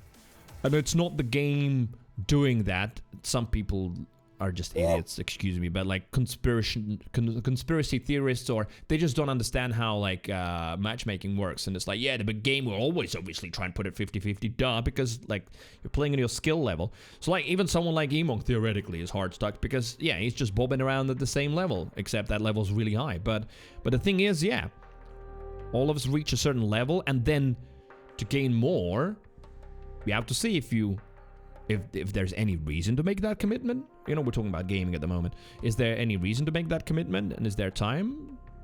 If yes, then go for it. If no, then just, yeah, you're just in your level and you enjoy your playtime. Chuck, thank you. Monolith, hello. Absolutely love counter-ulting while I'm playing Overwatch. I may love playing Lucio as support because of that. Oh yeah, dude. Good Lucio beats, you know, save a lot of shit. Can't think immediately, like, what is the ult that they couldn't counter? Like a roadhog hogging you, what is that? Full hogging you off the map? Maybe that wouldn't work, right? If they're positioned right, they just spray you off into the distance and you fall off the map, then a Lucio beat wouldn't work, but it works for so many things. I try and always thank Lucios for, like, nice beats because, oh, they can turn the things around, right? And that's the great thing for, like, a Lucio player as well, that you know you've just turned the tide of the battle. You almost all got fucked and this team fight would have been lost, but, you know, with a nice beat, you actually can flip it. It's awesome. So yeah, that's why I like that game. There's just so much to it. It is chess and shooting at the same time. Sick beats, man. Is that what you say? Also, wait a minute, Slothy. What healers do you play? Just curious. But also that means, Slothy, we just basically, once Overwatch 2 comes in, we just get you into the stream and you carry me.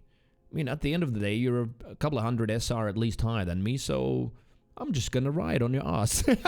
Wait. I don't know if that's the correct way to describe that. Oh, so you play all except Anna. Gotcha. Yeah, Anna's my favorite.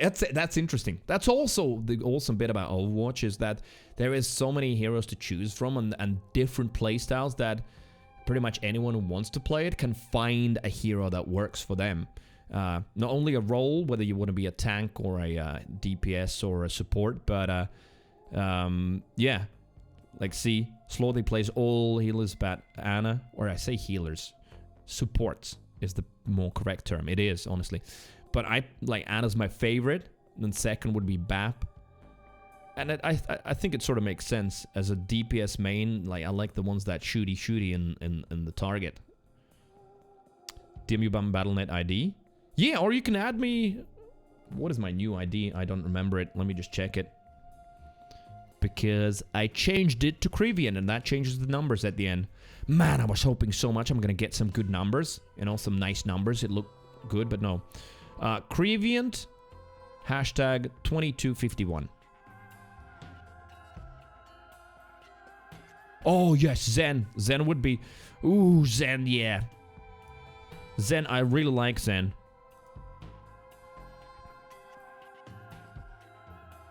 It just depends what the other healer picks. If we've got, like, a Lucio, then no go.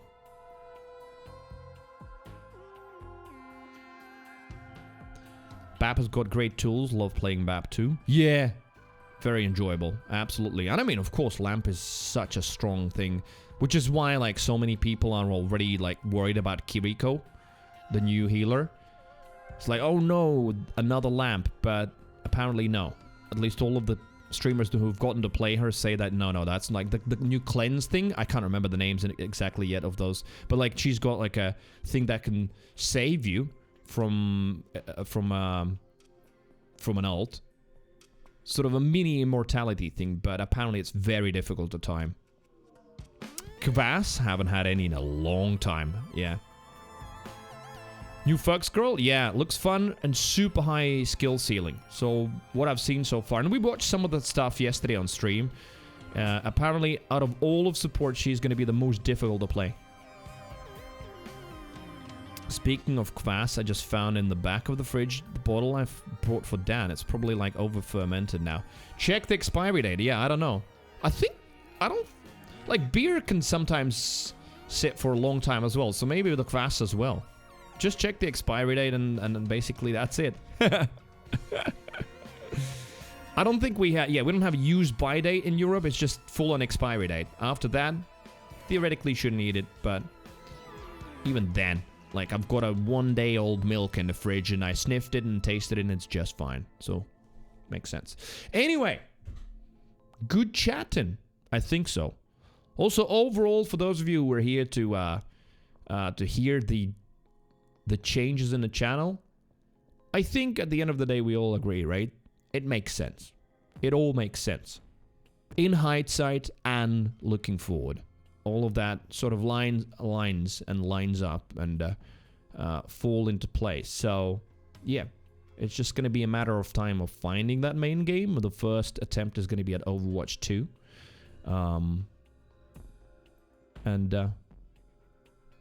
Then onwards and upwards. Big chat, Dick. It has been 3 hours and 7 minutes. But now, I'm going to go and piss myself, get some more water. And then, yeah, Metal Hellsinger. Let's try it out. While we're still on the tail end of the full-on super random variety. How long we've got? 2 weeks. Yeah. How to fill it with something.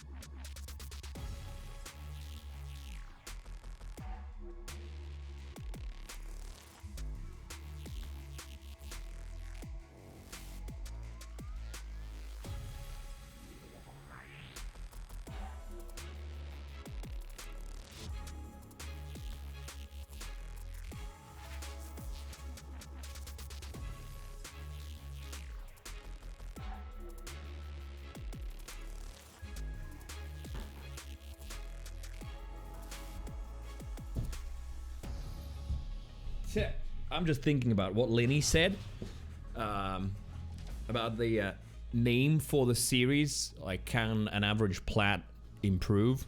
And then, like, hire a coach and do the training montage. But in, you know, for, I don't know how long that would be, a month or two. But, like, Boomer Bootcamp is such a good name. I love it. I'm stealing it.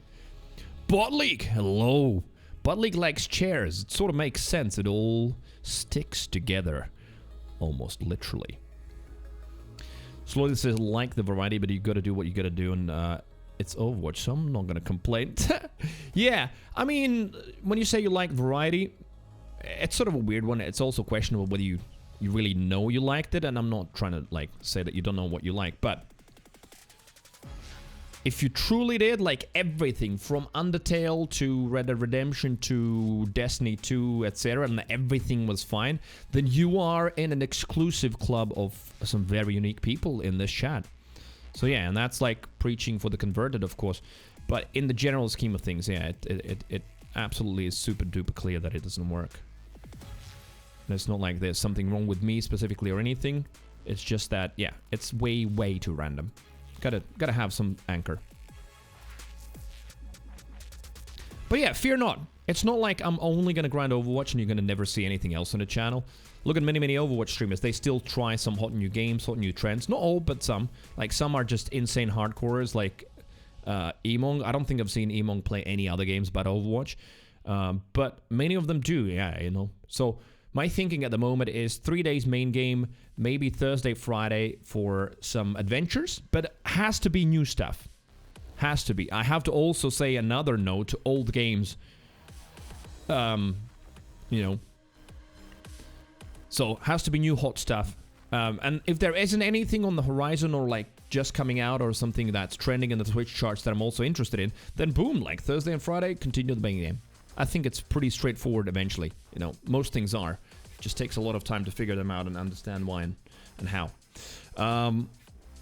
Where else? What else? There was something else. What determines something as the main game? I know it's up to you, but what are you actually looking for? And Sen is right on the money. It has to be something shooty, FPS. Because again, I realized that that's something I've strayed away from throughout the years while searching, sort of looking around. And then I realized, like, for a few months sometimes, I haven't even played a single shooter or anything. And it's like, I honestly don't like it. I want to shoot some stuff, which is one of the reasons why I've been playing so much Overwatch off stream. At least I get my kick out of it. And then I'm like, wait a minute. I started as a shooter guy, you know? I was doing the shooter things, and now suddenly, yeah. No offense, but I'm playing Cult of Lamb or Undertale, and those are great games, but is it really the stuff that makes me excited? I have to ask, you know?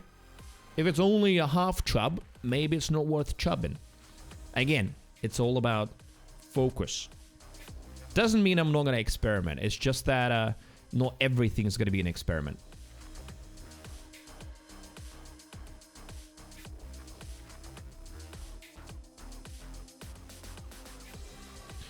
Would updates to old games be considered new stuff? Like a new update on Minecraft, for instance. I love that. Lyndon not even hiding it. Just straight to the point. Straight to the point. Love it. Yes, yeah, of course. If there's like a huge update and people are interested in it, then yeah. Because that comes back to what I mentioned earlier about like looking at the main game, but it sort of relates to this, is that if it's a living, breathing game that continuously is still growing and changing, that it's a game that's alive. One could argue, sure, Skyrim's also alive because Bethesda are re-releasing it, I can say it, and the modding scene is super duper live, sure, but like, it's still an old game, you know? So, that would be the difference, yeah.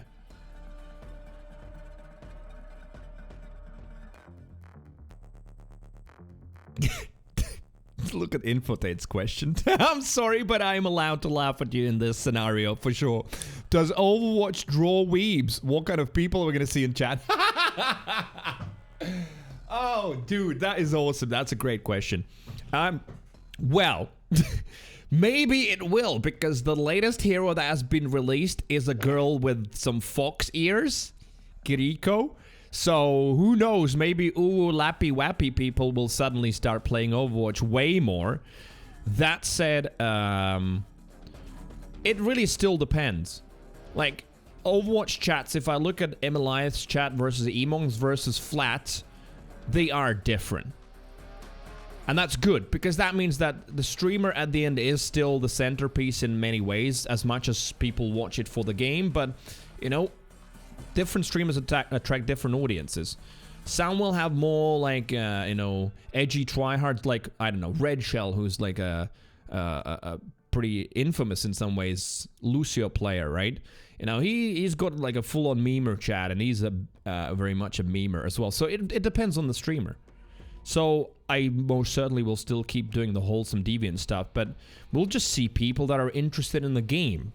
That's for sure something you'll see. People who understand the game, who love the game, who are passionate about it. And then the occasional piece of shit that's gonna be like, oh dude, you're plat, you suck, you're garbage. But, I mean, you'll get that in any kind of game where there's any kind of ranking. Or just quickly ban them and move on. What determines something as the main game? No, it's up. Oh wait, but I already answered that. So Sen was on the money with that. It's mostly the focus is on shooters. So I was saying that I realized that I've always enjoyed. I mean, I had that in my what's it called? I had that in my bio all the time. You know, I find the most fun in shooters. And then I sort of added the, but I also find fun in everything else, and then like I ended up with everything else being all of it, and me barely shooting anything. So yes, first-person shooter. So yeah, no, it's fine, Linda. You probably were like doing something at work. So yeah, shooters.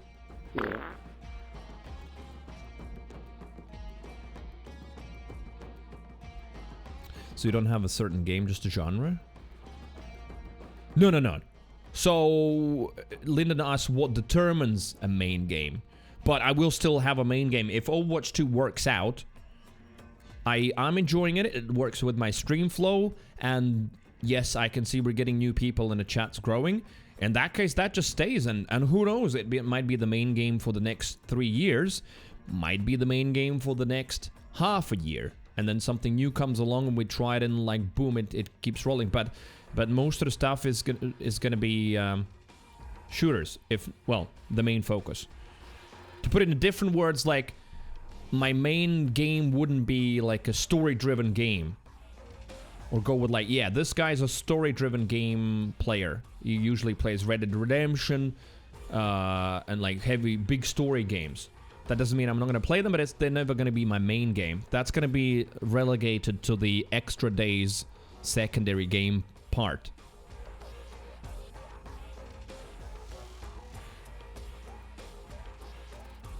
That's what I mean, yeah. How do you know Overwatch 2 is it? And when you moron? I am a moron, yes. You've got that right. But I have no idea what that second part is.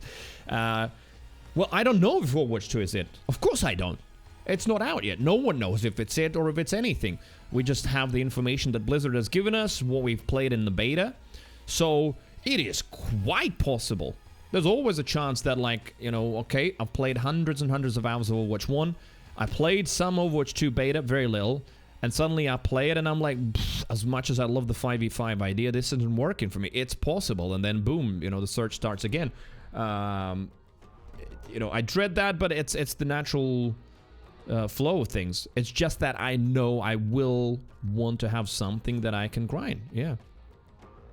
So, might try Warzone.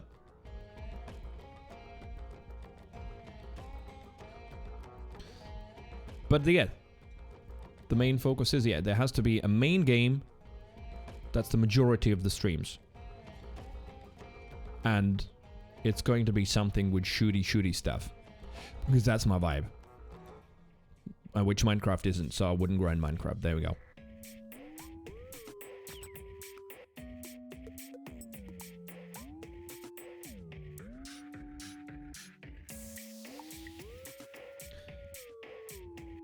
What determines which shooter is the main? I think I already answered. Well, yeah, it's very difficult.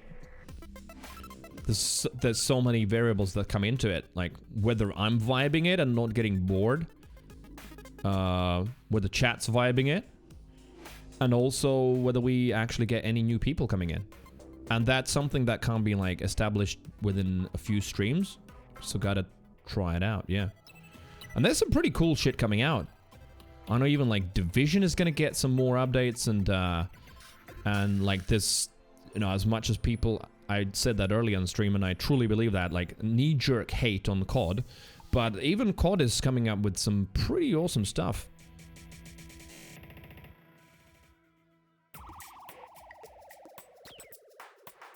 Minecraft with guns exists already. You can craft them and everything. Yeah, but I mean, I'm sure you know why I'm saying that Minecraft wouldn't be the main game. I mean, sure, if you want, you can sort of mold Minecraft into anything if you want to, but that's not the point. Classic Wolfenstein? Yeah. But, like, that wouldn't be a main game, right? We're talking about the main game. So, how much of that I could do. What's the factor in Destiny's decision? Okay, so why Destiny wouldn't be the main game, there's two factors. One, main one, I think that's the most important one, that there are so many aspects in that game where I just get bored of them very quickly. Like the seasonal activity, I sort of exhausted within 2-3 play sessions, and it's like, I mean, that's now a rinse and repeat. And it's very interesting. It's just super subjective, because on the other hand, I could do a full stream of farming for Sandhawk and Pimpernel, right? And isn't that doing the same thing even to a larger degree? It is, but there is something about Destiny where a lot of the activities just, I don't know, I just get bored of them. So that is one important thing. So I know that, yes, oh sure, there's high-level content, etc., but you know, there are not that many dungeons, and how many times I'm going to run the dungeon. For what, especially? Because the loot is not that interesting in Destiny, that's the problem. Loot is not interesting. It's not the Borderlands type of loot. So there are big chunks of that game that bore me. There are certain spikes where I'm excited and I'm enjoying that a lot. That is one. But two is also that I realized that if I want to go with that as the main game, I really, there's a steep grind in front. Because, like, I'm lacking so much knowledge about the game. I haven't invested myself in it. I don't have a lot of stuff. As I kept saying earlier, you know, like, I'm essentially a noob even after all of these hours. I just don't know. You know, when you see people coming in from the stream, you know, to the streams, like, oh no, wait, just take this weapon, and I'm like, what is it even? And it was released like 3 years ago, and everyone has it, and it's usable, and I'm like, oh, I don't even have it, you know? Or the fact that I play one character, and I don't really want to play, you know, also Hunter and also Titan. But then if you look at like Destiny main stream channels, most of them will be playing everything because they truly stand and grind the game. And I sort of, yeah, I don't know, I just don't feel it that much. It's a lot of fun in a lot of places, and I do enjoy playing it, but it's one of those interesting games that doesn't work as a game on stream that I could play now and then. So for a main game, I would have to make a big commitment, and I'm afraid that I would be bored of out of my mind with it relatively quickly.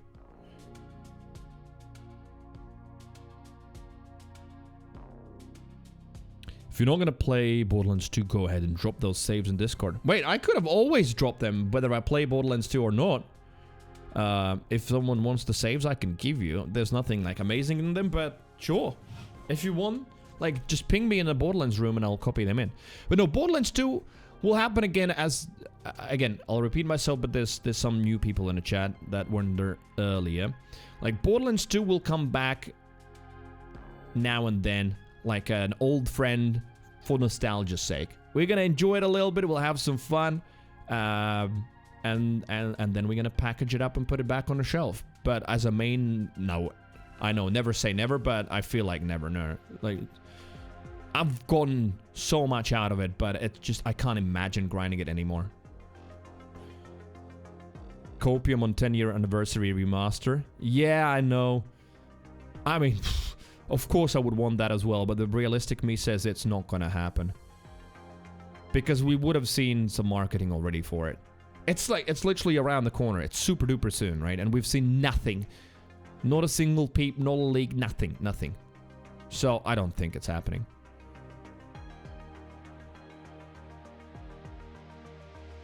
And wouldn't it, like, yeah, it would clash also with the Tales release? They probably wouldn't do that either, right? They wouldn't, like, conflict the two.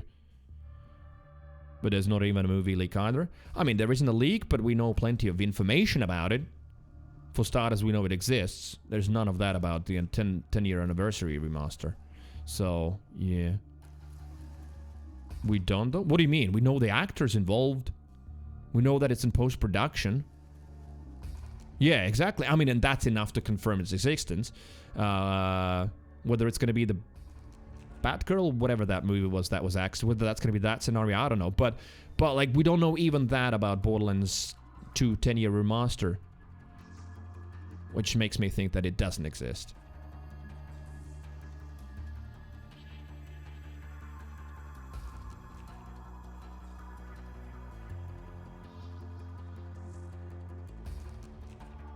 Just joking. Oh no, it's fine. But you know, conversation's a conversation. I'm just thinking that basically what I'm saying is, of course, I really want it to exist, because of course I would play that. Then maybe there would be a reason to play it a little bit more. You know, remaster. Imagine revisiting all of the places, missions, weapons, all of that in a remastered way, perhaps with some cool bug fixes. I don't know. The most popular community mods integrated into the game, shit like that. Maybe some tech brought over from the newer game. But there are so many logical arguments against it that, yeah, as much as I want it to be real, I feel like it's not. Yeah. Then again, I'm welcome to be surprised, right? We just love all the kids it draws into here. Yeah. Of course. Just don't make it weird, Sen.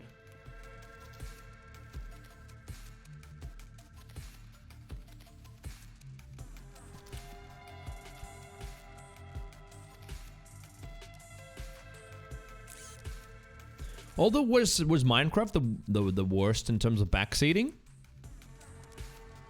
Those of you who remember. Has that been the worst, or has there been something else that was even more backseaty?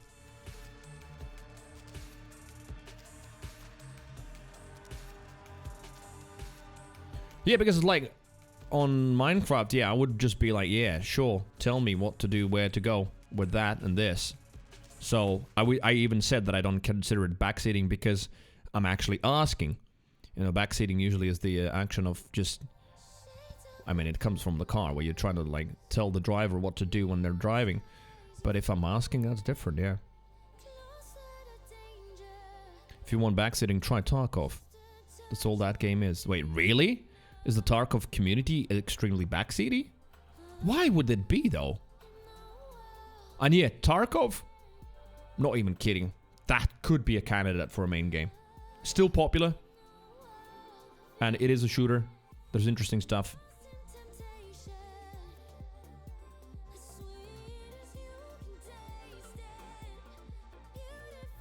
Was it backseating or just knowledge dumps, right? Yo, Shrimp! Hello! How's it going?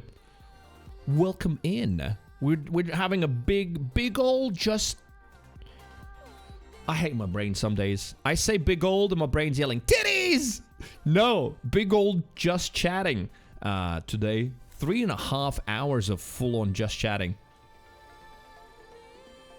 Senses I learned a lot from the Minecraft backseaters. True, I did as well, which is why I don't consider it backseating. Like, when I'm asking for help, asking for like, where is this located, where should I go, what should be my next craftable, what can I make this out of, then that's not backseating, right? If the driver asks for direction, you're not backseating. If the driver's just driving and you're like, yeah, you know what, you should use an indicator here, you know what, brake now, all that stuff, then it's backseating.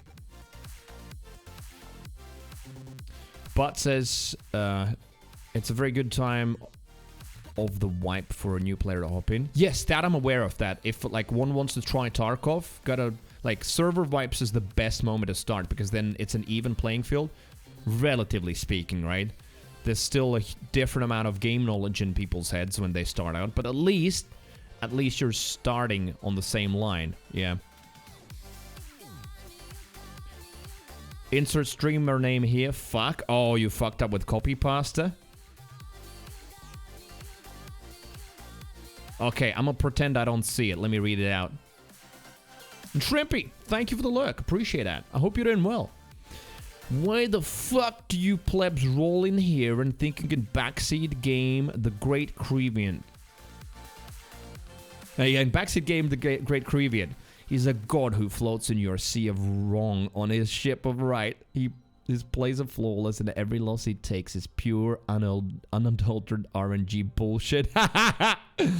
Get your tiny minds out of here and go watch something more casual. Leave the competition to the competitors. Creeviant God has essential work to do. Oh man, I love copy pasted because it's just so over the top. Good writing, good writing. Infosys 3 hours. Oh fuck, my modem's blown. Wait, you've been here since the start chatting away and only now realized 3 hours. Good time, right? Time flies when you're having fun. It's Friday though, it's all right. Right? What I was saying at the start. I mean, at least that's what I remember from my office days. That Friday was sort of 50% day. Something like that. Right. Should we Hellsing it? Also, what's happening here?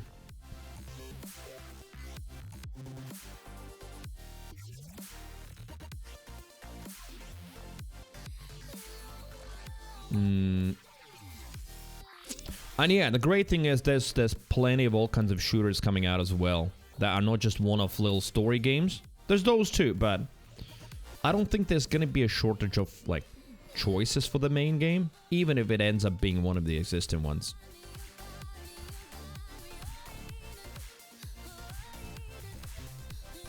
Info says I'm the boss. It's a terrible standard to set. Wait, so they're all seeing you watch the stream? Because sometimes you just gotta give yourself a little bit of a discount. They won't know.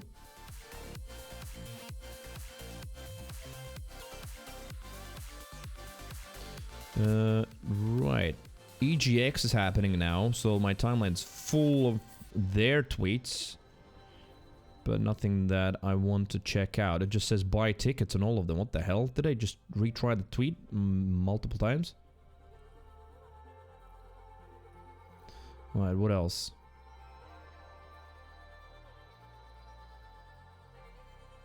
Oh!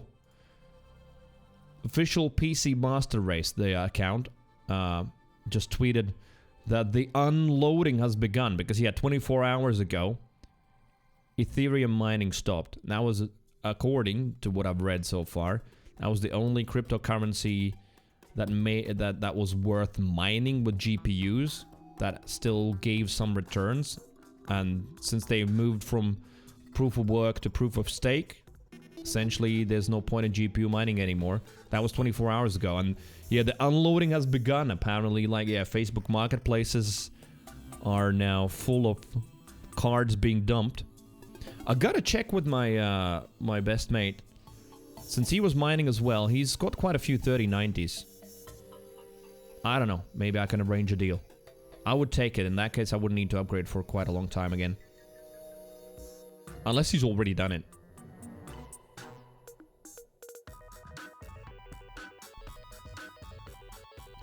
Right, what else is there?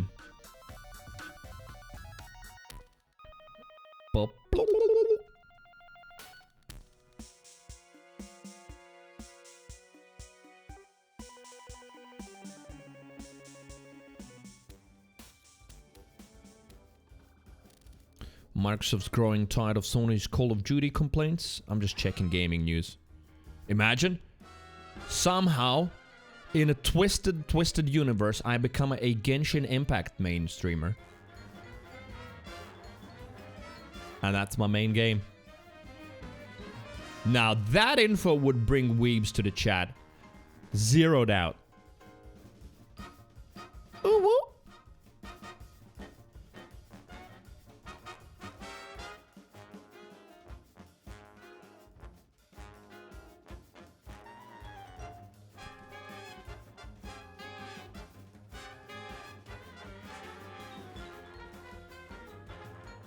Okay, Metal Hellsinger. Let's try it. I'm gonna give you some metal on a Friday.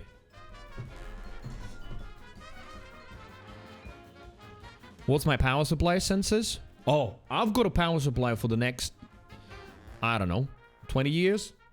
I've got a 1200 watt Corsair Platinum. I can't remember the model. Modular. Yeah, 1.2 kilowatt power supply.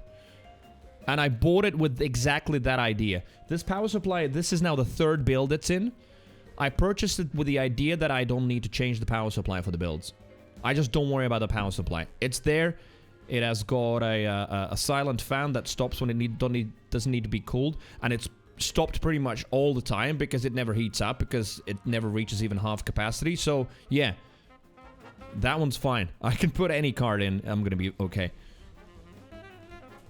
You can only be a Genshin streamer if you get yourself a VTuber avatar. Oh, really? Is that actually a thing, by the way? Jokes aside. Are Genshin streamers also VTubers? Is there a link?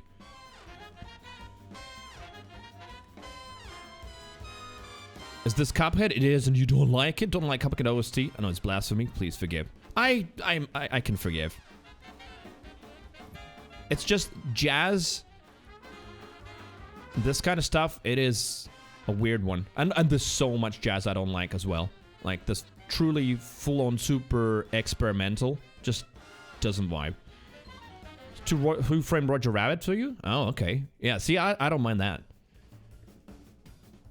Molith says, no, you were just joking. I don't know, like, see, that's the thing. I don't know, maybe that wasn't a joke. Maybe there's a lot of YouTubers, because yeah, VTubers is a big thing. Maybe I don't need a main game. I just need to become a VTuber and do full-on just chattings all the time. Possible.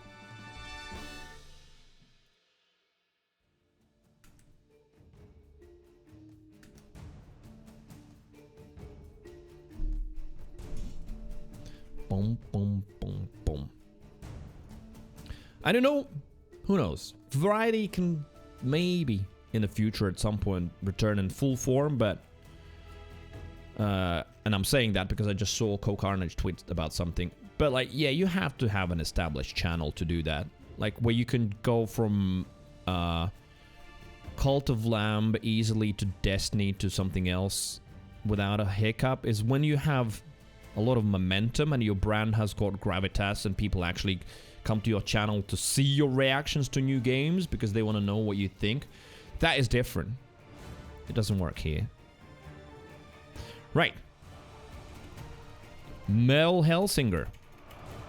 Does it have difficulty levels? Does anyone know?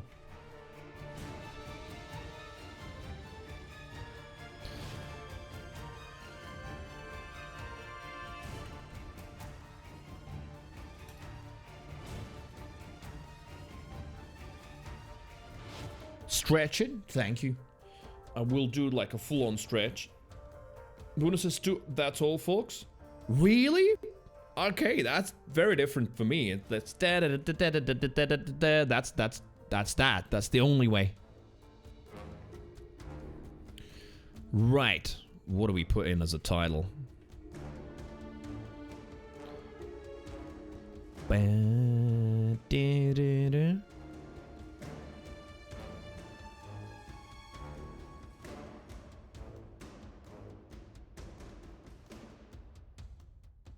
There you go. There's your title.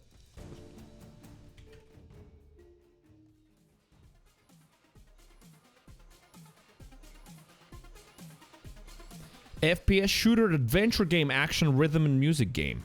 Those are the automated tags. Rhythm and music Doom game, basically.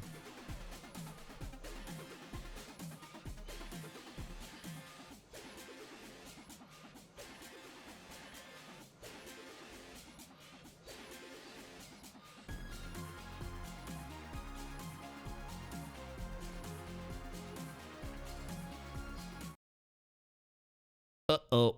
But yeah, gotta pause that because it has its own music. And like, music's actually super important there. Right, so we're gonna pause that.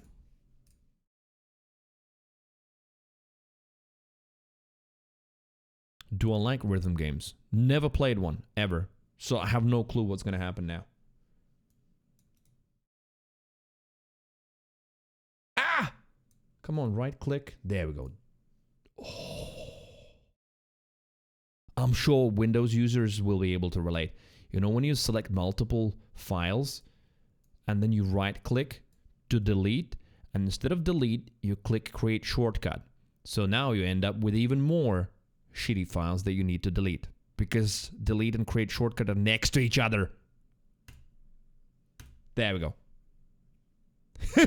Right? Anyone who uses Windows and uses the right-click delete command has done that at some point. You just misclick on create shortcut, even more files.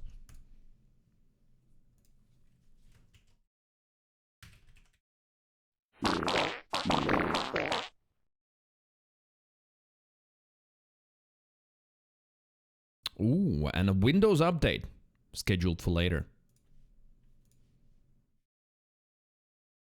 You miss drag and drop and create copies? Oh yes, that sometimes happens too.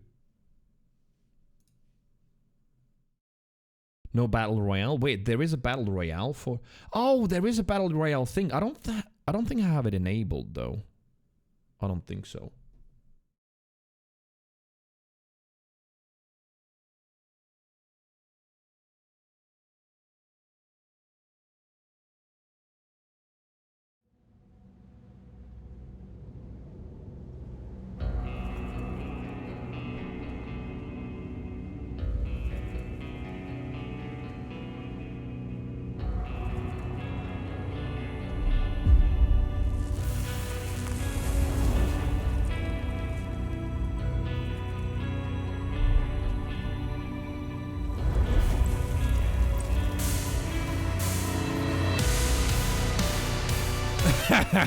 Of course.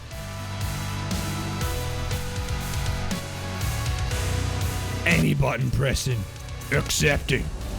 Yeah, this is gonna be my voice during this whole game. Oh, Sen is as a metal enjoyer as well? Alright.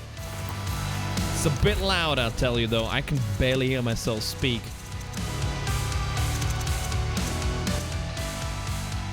Right, 69 is the best volume, right?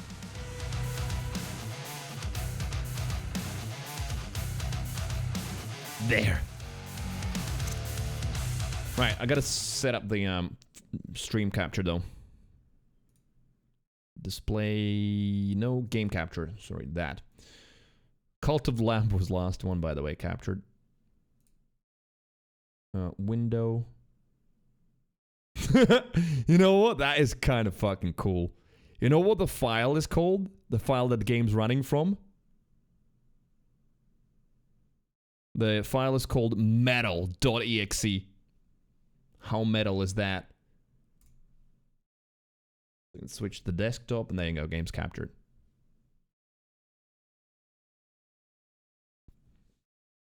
It was loud, yeah, I could barely hear myself.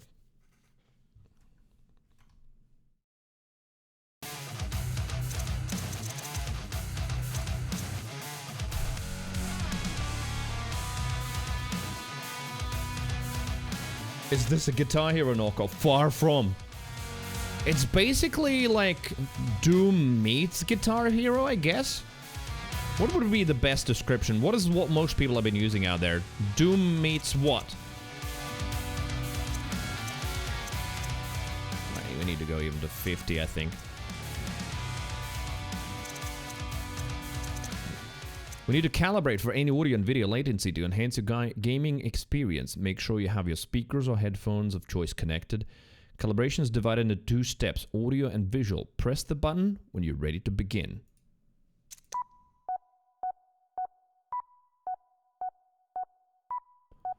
Press the mouse when you hear the sound. Okay.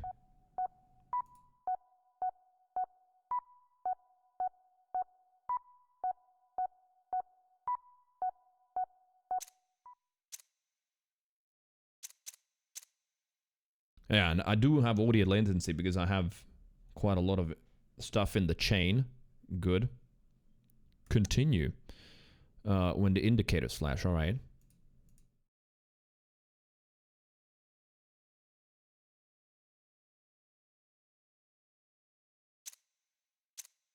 Yeah, see, video latency is a lot lower because audio goes through voice meter banana, then...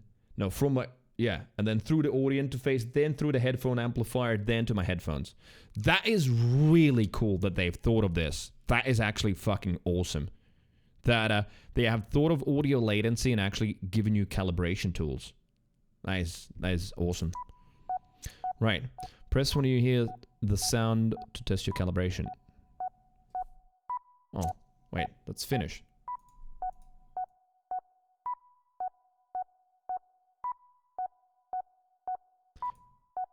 Cool.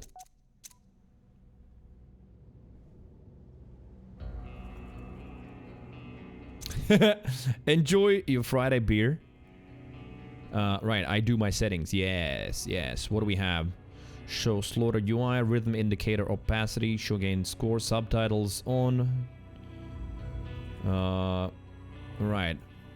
Graphics, display. Uh-oh. Where's my full screen?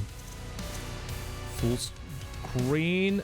Oh no, it's one of those games that moves shit around on my alternative screen. Well, let's see if we can live with that. 100 field of view. I wonder if this is going to be a game that uses a vertical one instead of a horizontal field of view, so we're going to leave it there. What are the frame rate caps? 120, excellent. Alright, I already like this game because they have this.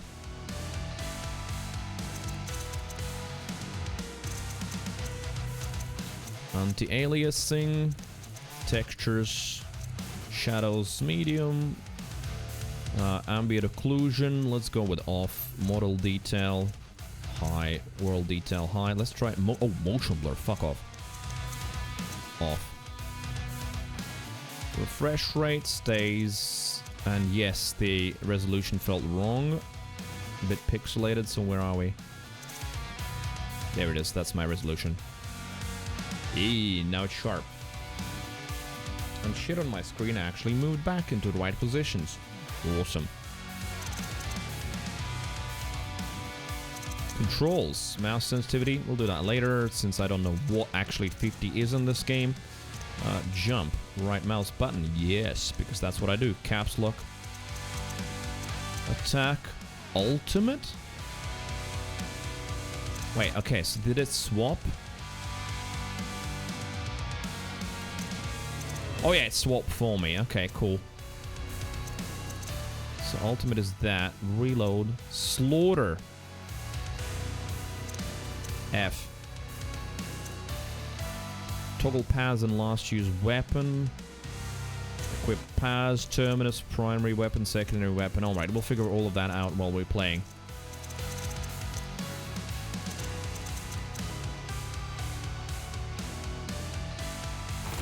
Right, what else is there?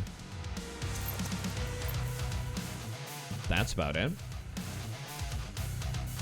How's my GPU doing? I mean, menus are a bad place to tell that because at the moment it's not even reaching 120 frames per second, but menus sometimes can be like ridiculously demanding. Right, calibrate brightness. So what do we need? Barely visible, you can always change it later. Yeah, it's barely visible, I'm all good. Oh, it does have difficulty settings. You can change the difficulty at any point. That is good. Goat, lamb, and beast. Enemies are very dangerous. There are no resources available if you die. Precise beat matching and keeping fury, not furry. And hit streak high along with the sigils can be crucial. Yeah, let's go with normal because I have no idea how I am with rhythm games. Never ever played one.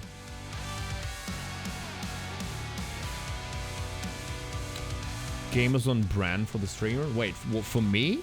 I don't listen to metal at all. Why? Played some games before and you're ready to tangle with the devils. Yes, and this is what? You're a demon veteran looking for a challenge. I mean, I have finished Dooms on Nightmare, but I think this has got a different aspect. Do I find myself musical? Very much so, yeah. But I don't know how that's going to apply to rhythm games. Hell of a night for a story, ain't it? Well, sit her down. Sit her down. Stars. And I'll tell you what. Can you drum it out? Never tried. South heaven. Way south now. There was this soul. Special, I mean to say. This soul came to hell just like a tune comes into your head. Nobody knew why or where from. Oh, they knew. She had a score to settle. Now, demons not being the most creative types, they just called her the unknown. But hell is hell. And down there, they take away what you love most. Took her voice. For now, what you need to know is she won't get back. Oh, we're a sexy demon lady. Yep. Okay.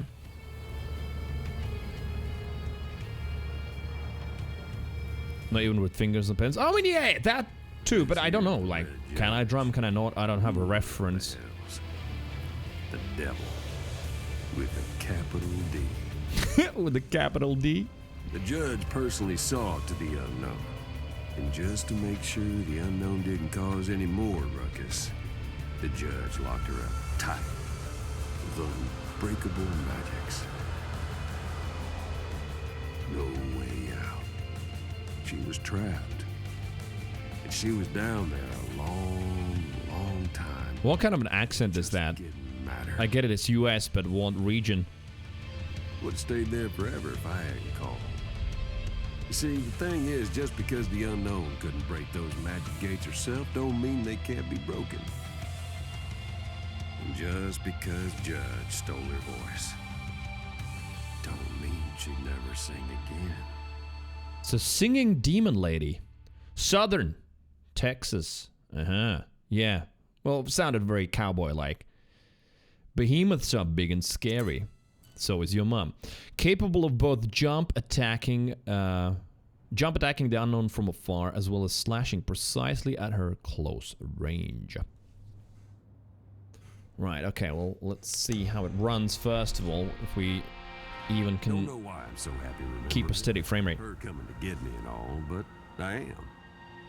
Oh, it's someone telling a story, remembering about her coming to get. Was there something not rendering? That dude was just I felt it in floating.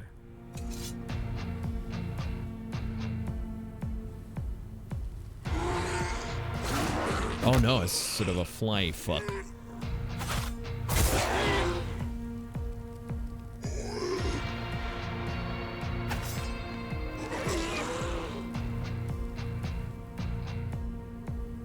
Ah! Okay. There we go. The mouse sensitivity is gonna be the first thing I'm gonna adjust. Dude. Alright. I'm gonna try and like at least get away from the cliff. Oh man, yeah. I mean, this game follows the best traditions of a lot of games where they have a mouse sensitivity for I don't know what kind of user that that has a 2-inch mouse pad or something, because shit, this is so high. Right, okay.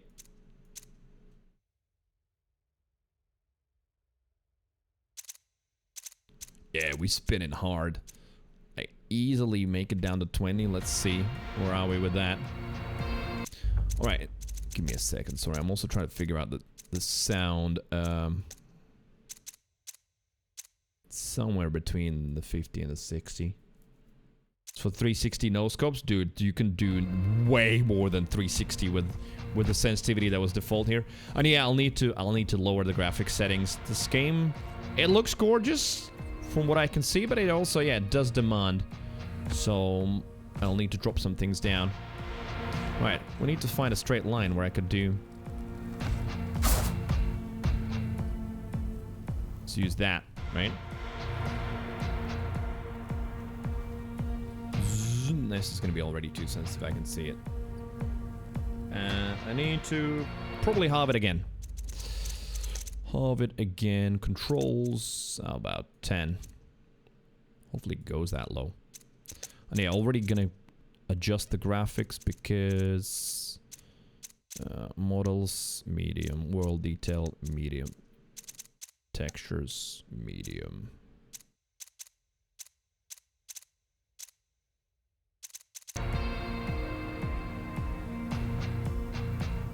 Streamer, is this like Doom? Hello, Billy Boy. No idea. Well, apparently Doom means... I don't know, what? Guitar Hero? What other games have this, like... click at the right beat? Alright, so we're getting close. We're getting close. We're getting close, so... maybe a 15? Seems like it might be, what do you call it, logarithmic scale? Is this a sinner stream? Yes, if you're sin on stream, you're sin for real. Oh, for fuck's sake. Wow, it's so sensitive at the low numbers. I changed like 5 and so I need to go lower. But not by much. I don't know. Lucky 13. A few moments later. Shut up! Who did that? OC. Thanks. Yes, a few moments later. This is the closest I'm gonna get without actually doing any other settings, that's for sure. Alright, there you go, I'm jumping.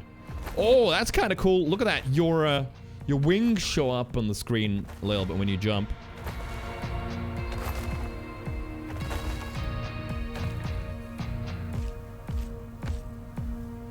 Oh, you can't fall. I was like so gingerly walking forward so I don't fall. Right, okay, so the settings, like the sensitivity is good enough, I think. Now I need to just, and yeah, well, let's see.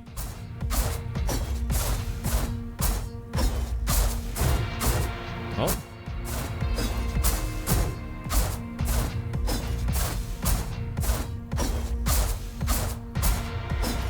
So yeah, you have to like hit those incoming little chevrons, right?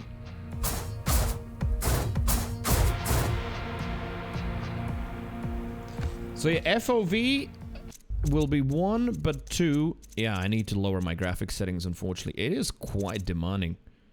Right, is there a 90 setting? No, it jumps to 60. I don't know why devs hate 90. Right, FOV... I think 100 is going to be way too much. Yeah, that's fish eyes. But, so I think it is vertical FOV. So... I don't know, 82, 83...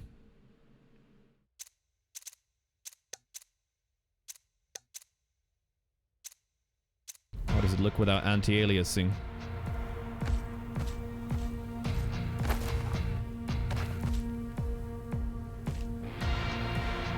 Kinda okay. But interestingly, it doesn't run particularly well. I'm just noticing that. The settings, I'm dropping them down, but I'm not really gaining any frames there. Shadows, let's go with low.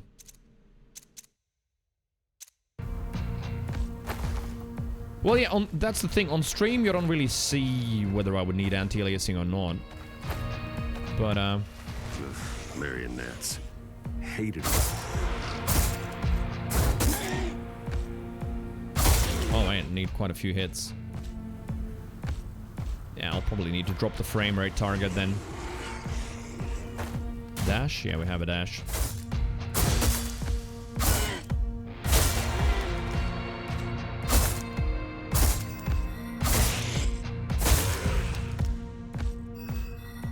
So, perform 4 attacks to the beat. I could go with faster as well.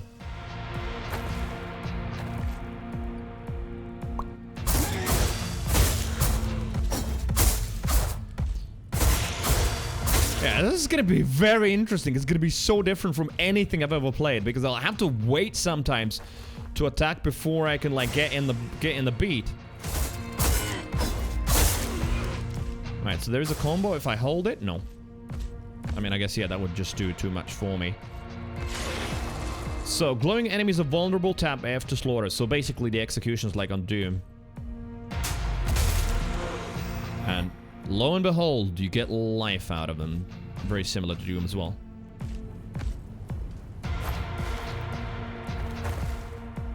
Aggie! Hello, what's up?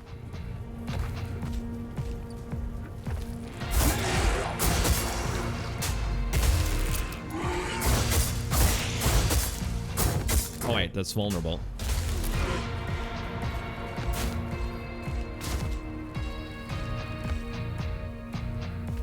We didn't need words. Sanjo! We understood each other without them.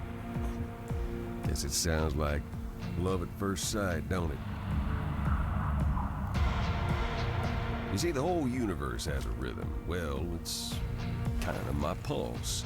And when I'm with her, We sort of become one. Her music is my music, and my voice is her voice. I guess we'll find out who he is.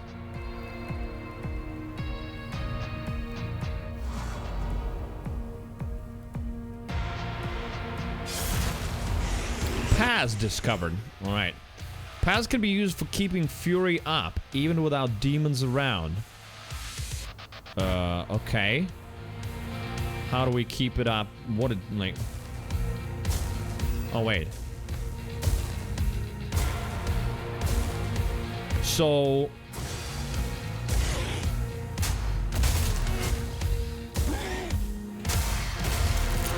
So, it's just... For Fury Multiplier... Oh, Fury Multipliers at the top of the screen. Okay. So, do I need to switch weapons or go with this as well? It increases by doing actions on beat. Perfect gives the most. Okay.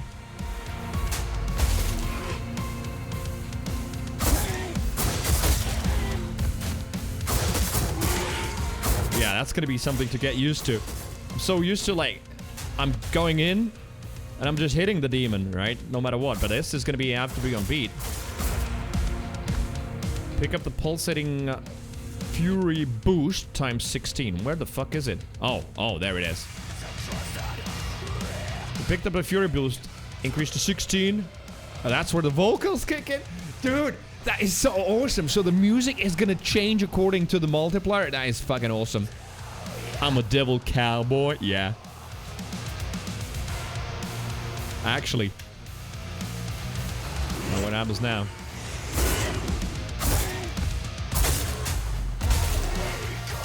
Keep your upbeat, match your actions, and avoid getting hit. Alright. Sort of pretty straightforward, but yeah, that's gonna be the challenge part of this game. Also, it runs like crap. That's like... Okay, I'm missing.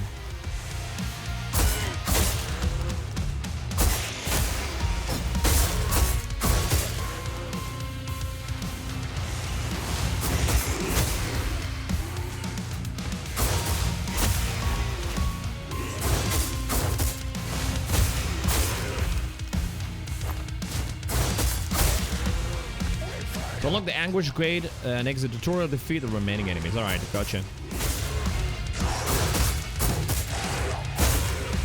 Shit, not a single perfect. Ah! My fucking shooter brain just makes me want to hit immediately when I see them.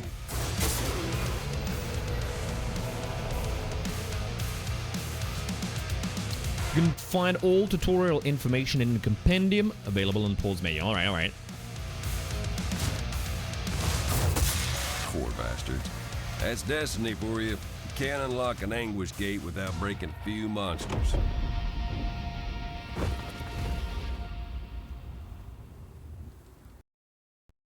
Skull of Paz is almost always available to you. Press 1 for quick access, alright?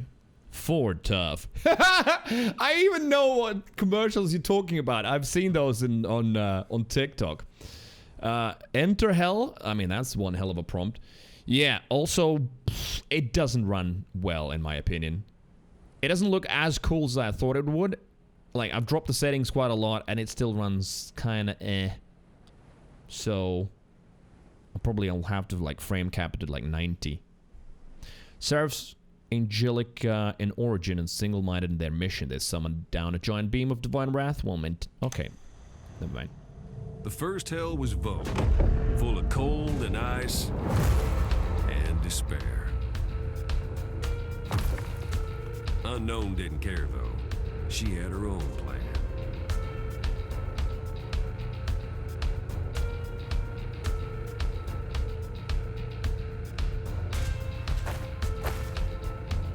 I really like the wings showing up.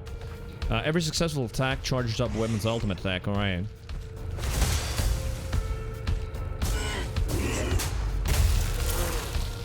Fire the ultimate with spacebar when the yellow ultimate bar grows. Alright, cool.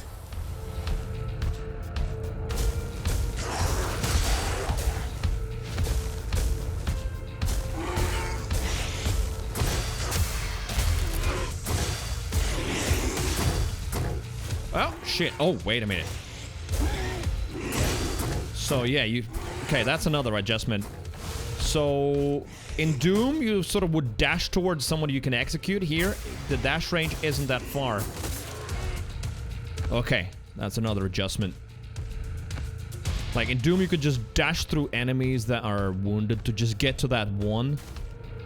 Sticks crystal. Good for health. Yeah, that was very intuitive. Cambion starts the murder parade. Cambion encountered. Struggling to stay on the beat, try calibrating in latency settings. Alright, let's see.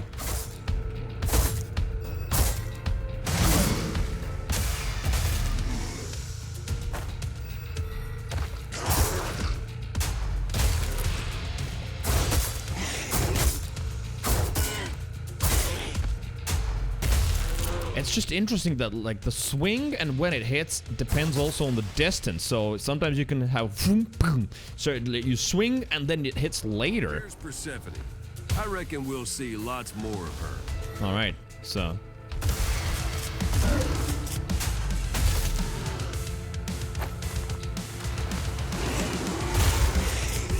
Oh.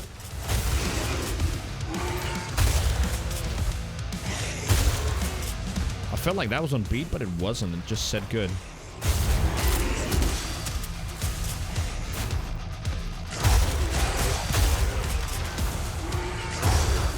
Shit. Alright, yeah, you have to be very close.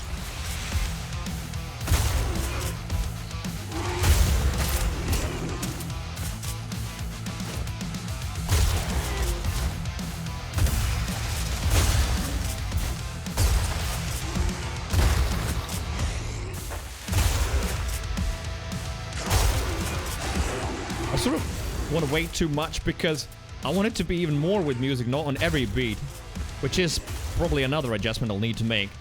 So I want to make it on every 4, right? As you would with another instrument.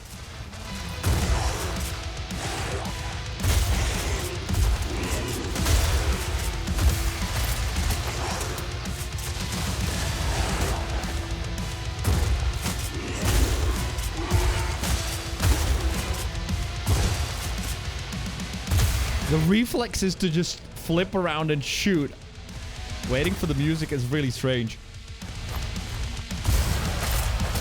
Probably have to shoot those gates as well in time. Chaos crystal nearby somewhere. Ah, alright. Explosives makes sense.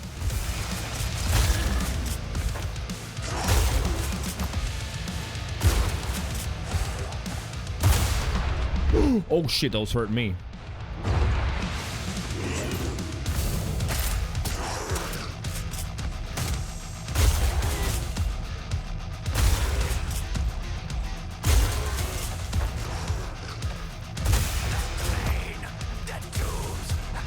Oh yeah, so that is so cool. So you... Oh wait, they exit that. So you know when the vocals start that you've got 16. You don't even have to look. That is such a cool detail. I love it.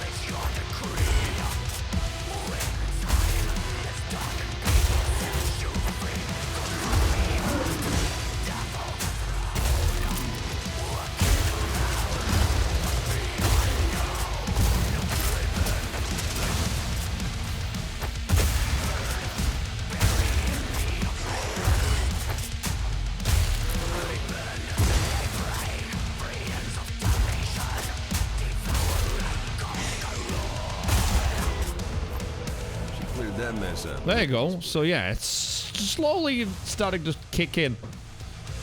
Woo!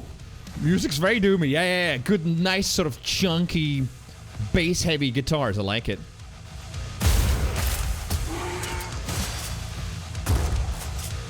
During reloading, perform a quick reload by matching R to the golden beats. Oh.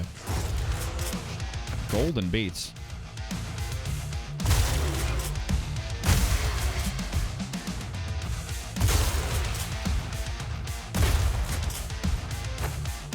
Oh wait, I can just pick that up. Is that a secret like in Doom? No. But yeah, you have to be rushing ahead. If you're not killing, that shit's not happening. Behemoth encountered.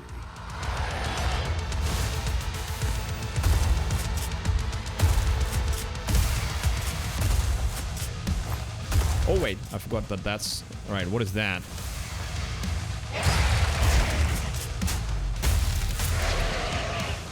That's good, I guess. That's what it is.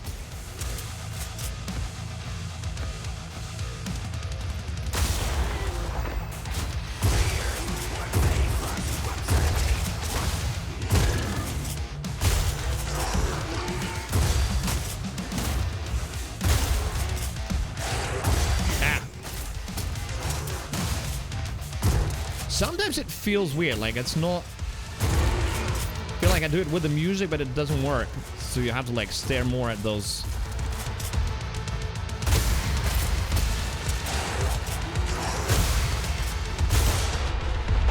Yeah, maybe I need to redo the calibration because it feels off a little bit.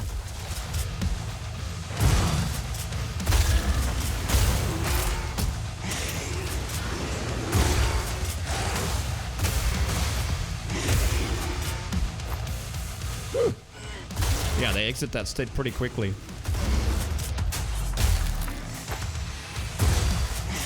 Oh, so you can charge, it just... that state is short. Ow.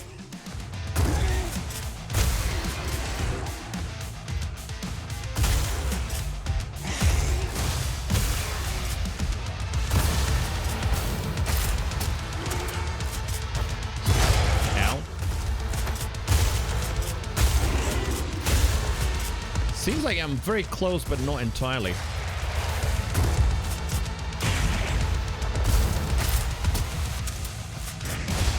Ow. Those hit hard.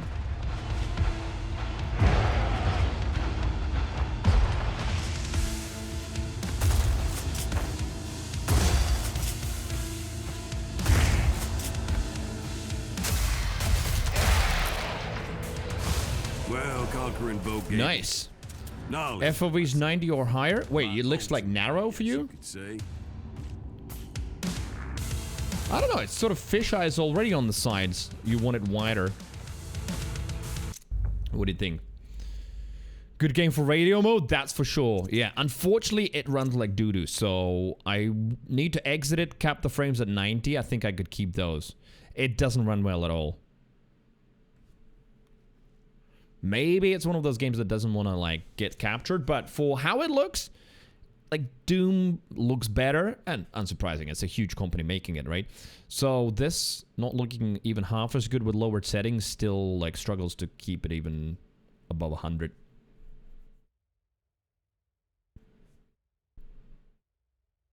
Right, okay, well, FOV... But yeah, it's definitely something that that I've never played before. This is such a strange experience, yeah. So, let's see.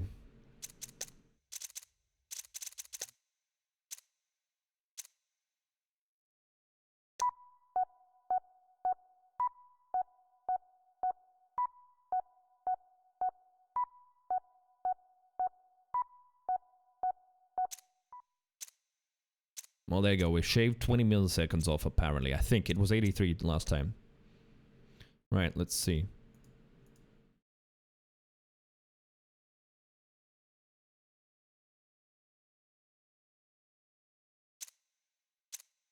Video latency 0 now? What the hell?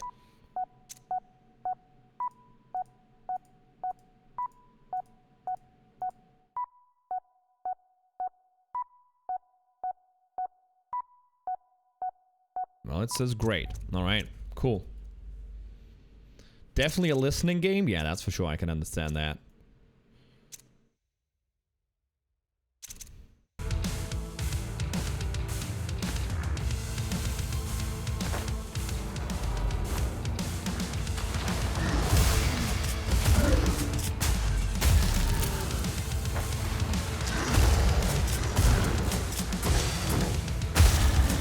Wait a minute. Why couldn't I get... Oh, shit. Dash with caps lock to move faster. Yeah, thanks, I know.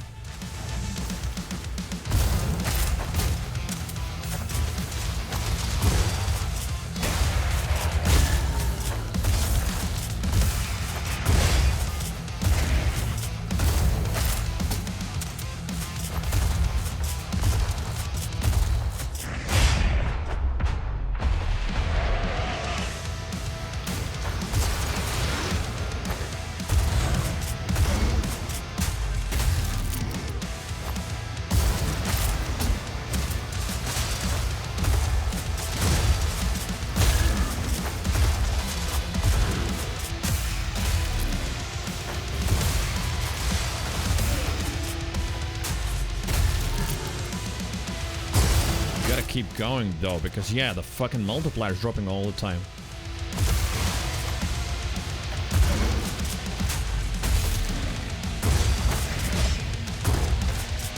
Ah.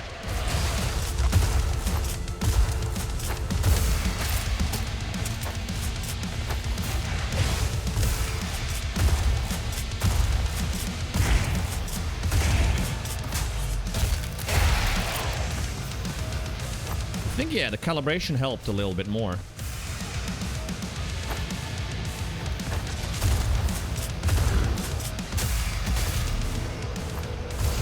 was going good.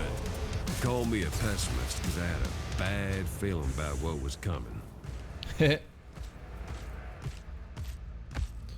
Right, even your footsteps are timed, and the reload is also very, like, nicely musical.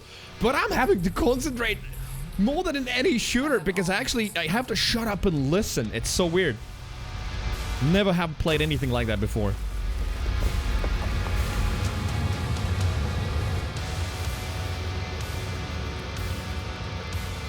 Yeah, that's Chuktovsky. What I was doing, I was tapping the tempo for the visual indicator and sort of trying to predict it almost, but I think that's just what you do, right?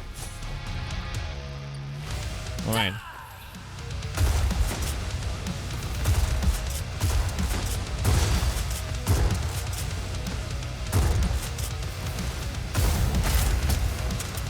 Where'd you go?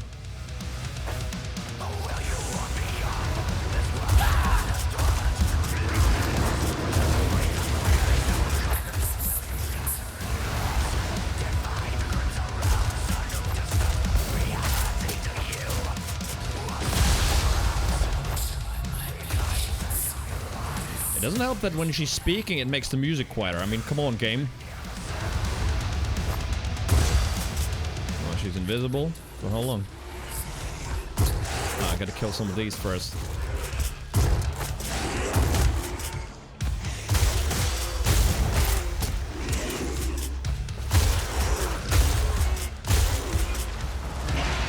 Oh, shit. Okay.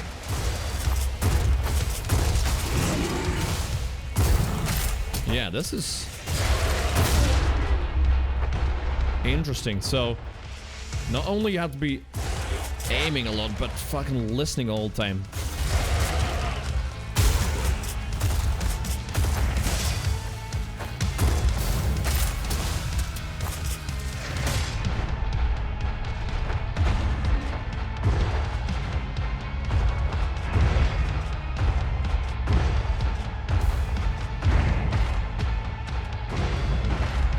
Ah, fucking hell. My reload stopped me from doing that.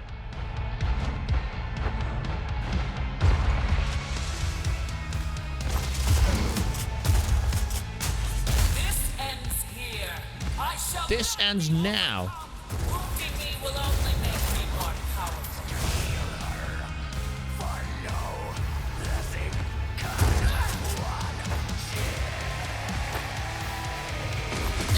Oh shit, I don't have the super hit? Now I do.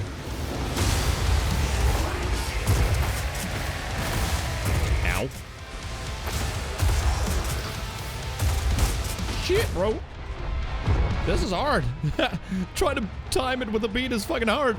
It like throws up the aim massively because you're like, oh no, I can't shoot now. I have to wait. Alright, do these crystals regrow? I think so. You shall voice reminds me of something in Destiny.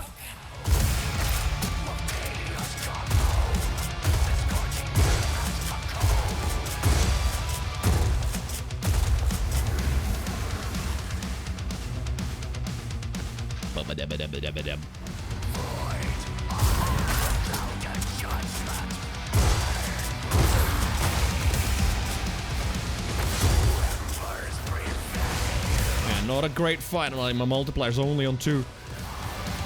Now it's like going down.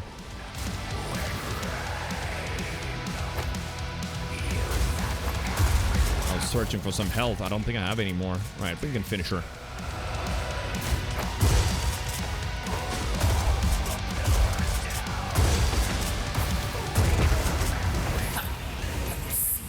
Is this a long or short game? No idea. No clue.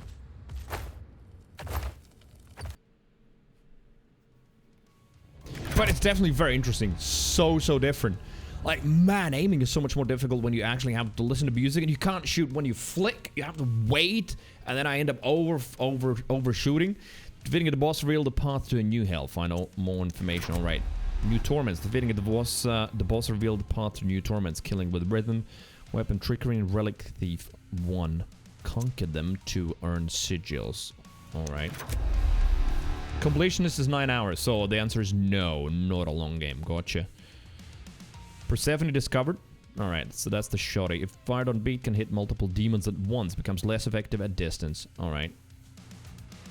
Oh, there's a loadout menu. The Enduring Fury boon slows down the rate at which your fury drops. This boon activates when it hits streak and reaches 6. Agathor, thank you for the 173. Agathor 86 tipped €1.73. Dad joke coming in. 8 o'clock the other day. It was time consuming. Nice! It's short, it's very clever, and I've never heard of it before. Awesome. Thank you. Aggie, thank you very much. Look at that, we previously had Boona with Chuktowski's picture, and now we have the other way around. Awesome. Right, okay, loadouts. So there's gonna be loadouts. And scores.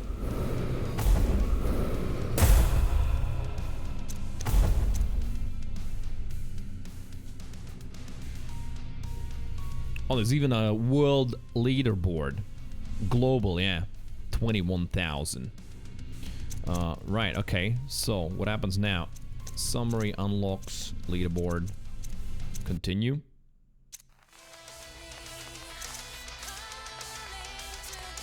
And yeah, you can change this at any point. Oh my god, this is like in a true rhythm game, right? You can just flip through the records. I wonder if like Osu people would be really good at this. Probably, right? So yeah, I've done those. Now we have to enter this.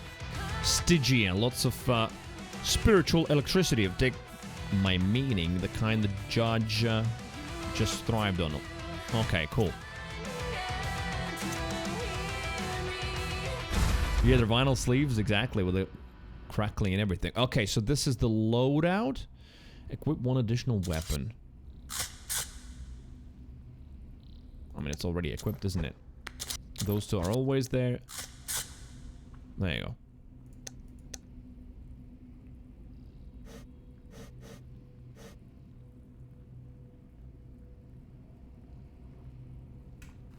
Right. What I want to do, though, is I have to cap it at 90 frames per second. I have to do that, though, when in NVIDIA menu.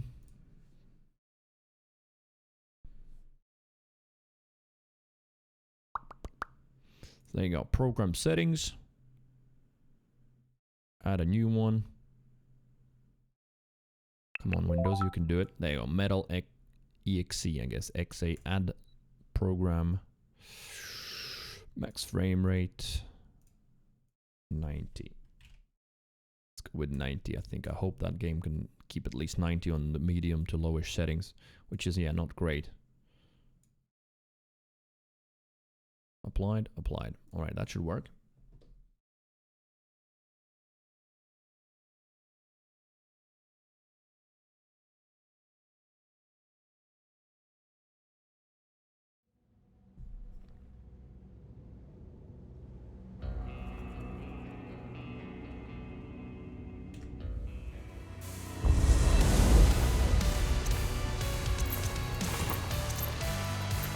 Enter hells. So there's the multiple hells. Digi. Alright, let's try this. So currently, yeah, there's not much to choose. Where were the boons? I wonder if those boons go anywhere or not. But because it said like I'm gonna have boons that I can equip. Like one was to prevent the fury rate from dropping. Fury rate. Oh well. I'm sure it's gonna pop up at some point. Again. Killing that bit of the judge gave her some of her voice back. Gave us both a chance to get back what we'd lost. Rip it from the judge, a piece at a time. Judge didn't much care for that, though. So she called up the strongest devils to her throne. One after Audio surf? Oh yeah, I heard of that one. to form a council of war, they called it. Now, whether the council believed in us, in the threat we posed, I mean, truth is, not yet.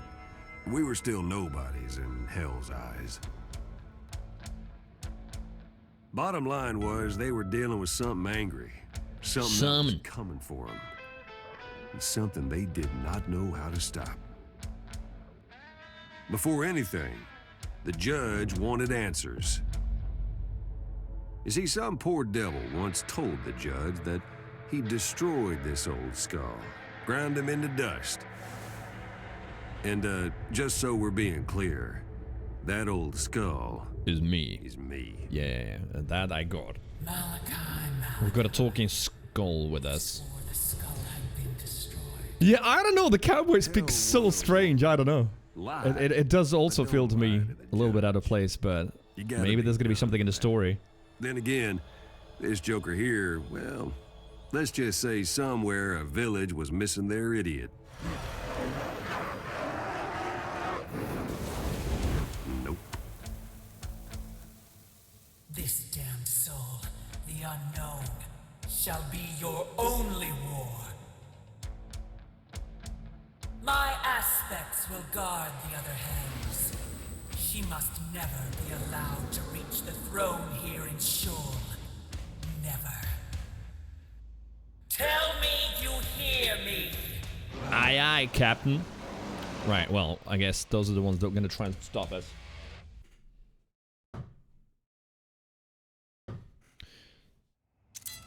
In a tournament, you need to finish the objective before the timer runs out. Oh, there's gonna be timer-based ones as well. Shit.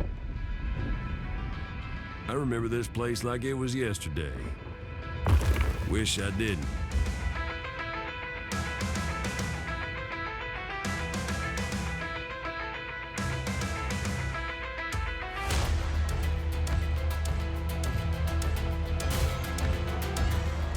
So that doubles it or ups it by a level? Not clear.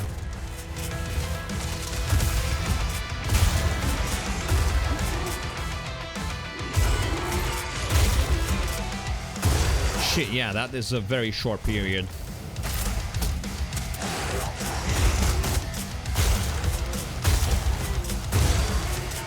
I don't think you need to do headshots in this.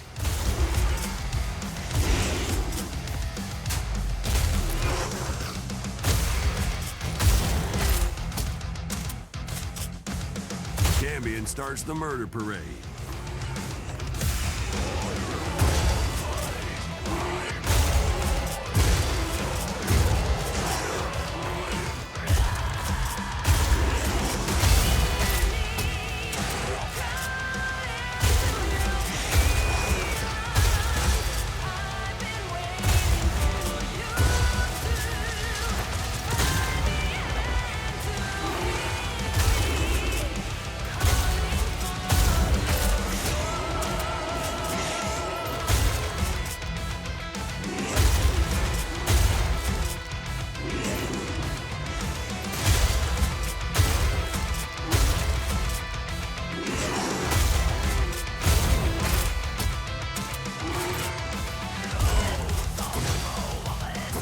Oh, I get it now. If I don't hit the execute on beat, it doesn't happen. Oh shit. Okay, I understand. But yeah, you have to go as fast as possible because it keeps dropping.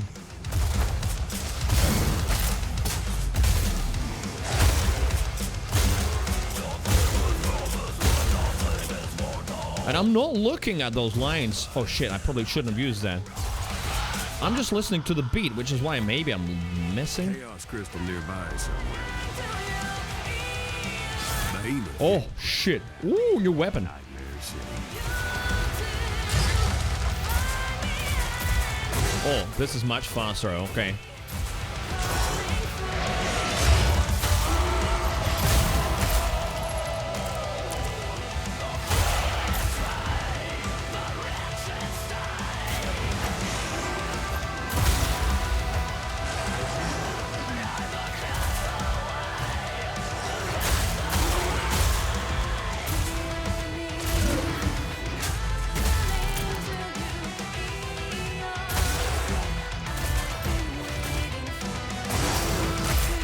Reloading.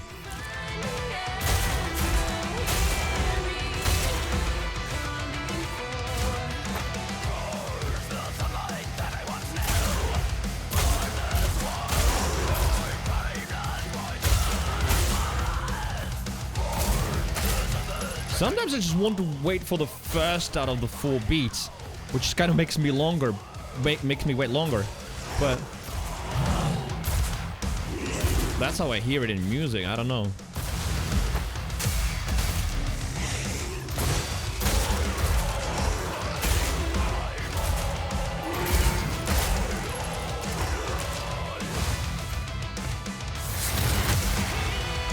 Wait, what the fuck is that? Oh. So the super on this gun is like a deploy a copy of itself for a moment. That like helps shooting. Okay, that's very cool.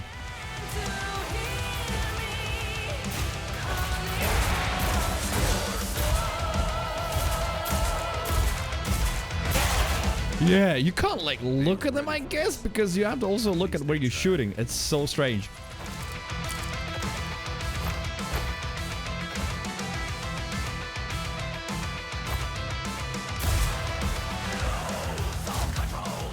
I'm digging the music though. I don't listen to anything like this every day, but I can enjoy it. Absolutely. And this is the perfect setting to do that as well. Imagine it, baby.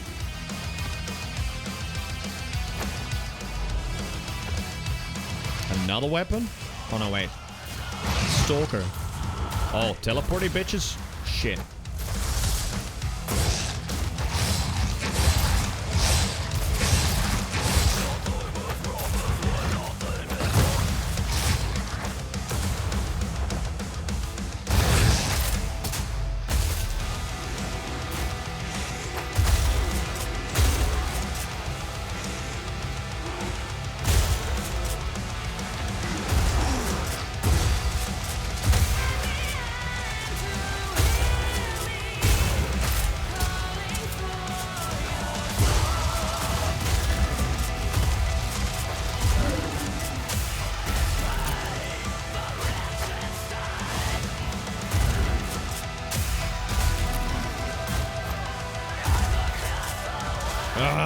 Wait.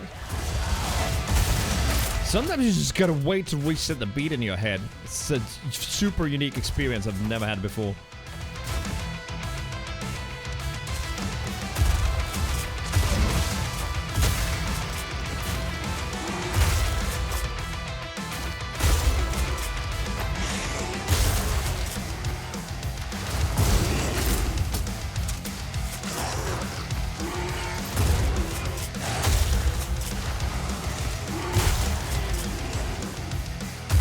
Shit.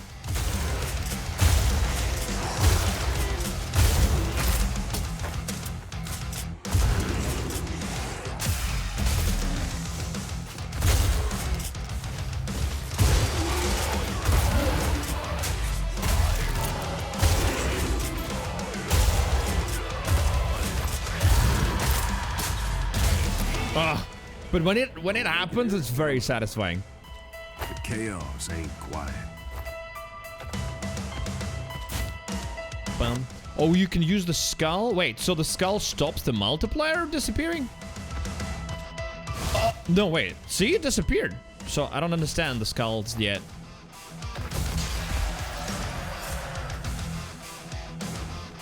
Same, Chuck. Yeah, not my music, but perfect for this game, and I can actually enjoy it.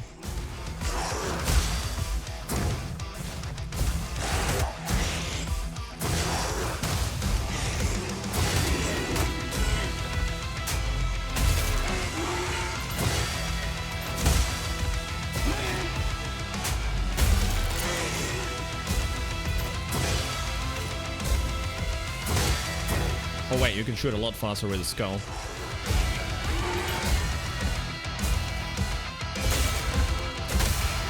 So the skull grows it faster? Oh! If I keep shooting it, it... Okay, I get it now, I get it.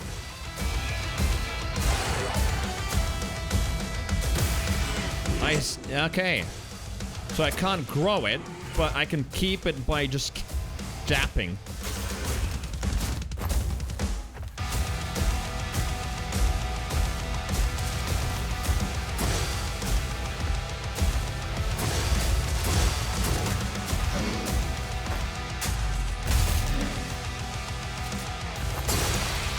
Okay, I understand now, yeah.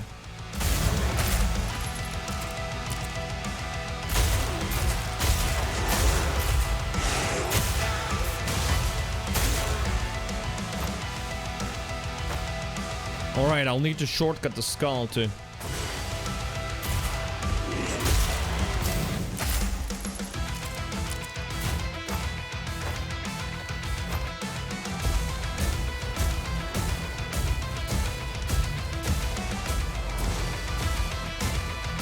Sorta can pump it up. No, wait. Musically, for me, this is perfect, but on the screen, it's too late. So I don't know. Maybe you need to recalibrate?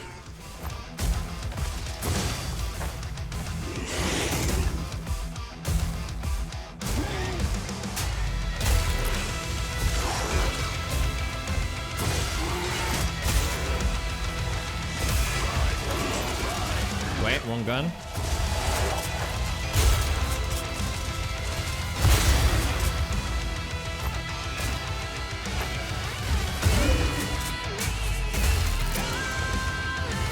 Try calibrating when closing your eyes? Maybe, yeah. It's actually a pretty cool idea.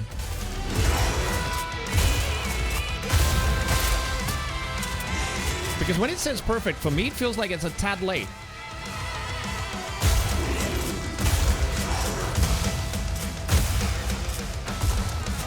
Shit.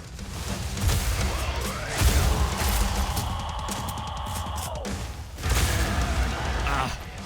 Nice when it happens. Oh.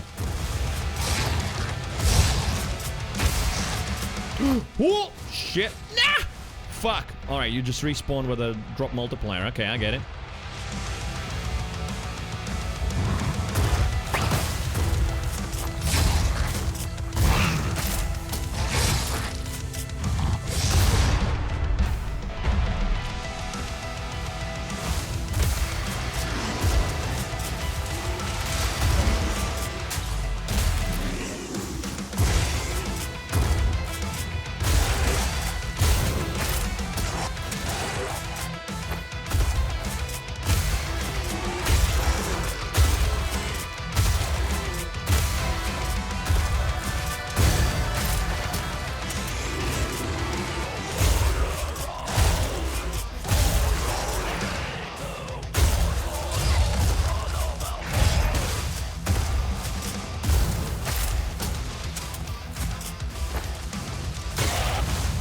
Shit, I fell off the map again.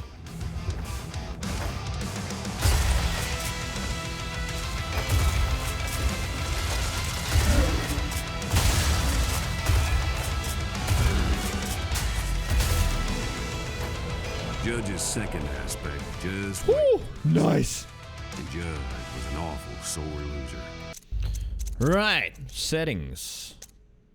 Gameplay, run calibration. Oh, you can manually adjust it as well. So, if early sounds right, then what would I need to adjust? Audio latency, up or down?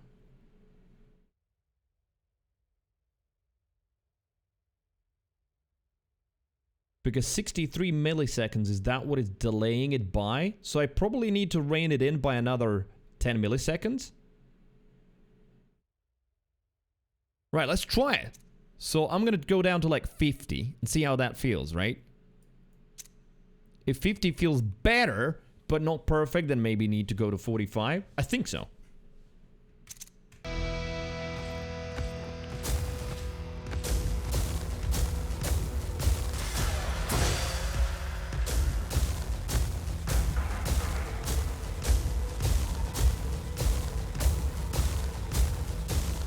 Shit, it doesn't help that the beat is so quiet that my skull is louder than the beat, so I actually have to check the visuals, I guess.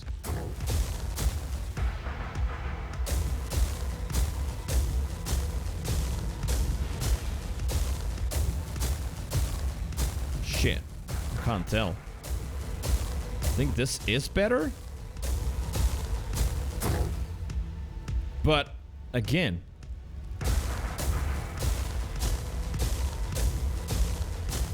feels like, at least sound-wise, like the skull is slightly behind.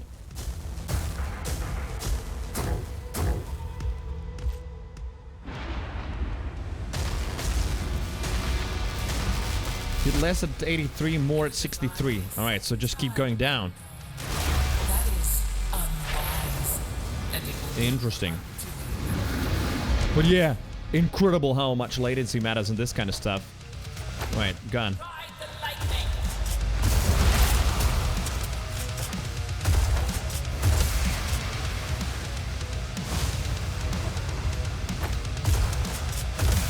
Oh, it's easy, yeah, already. I think just a few milliseconds less.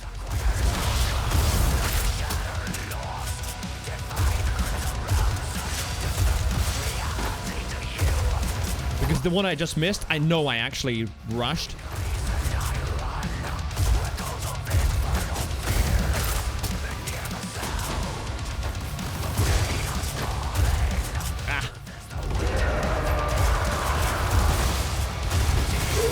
Fuck. Yes, because I'd rather do it by music than like looking at those pulsating things. I feel like that just feels more natural.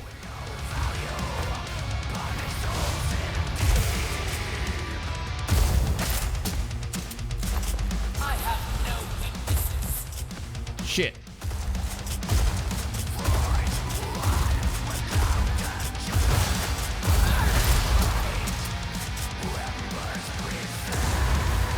She teleported away.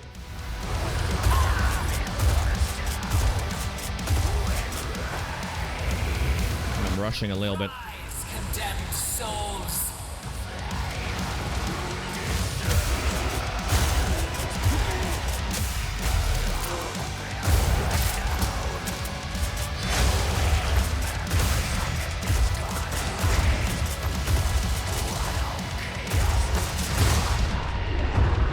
Shit.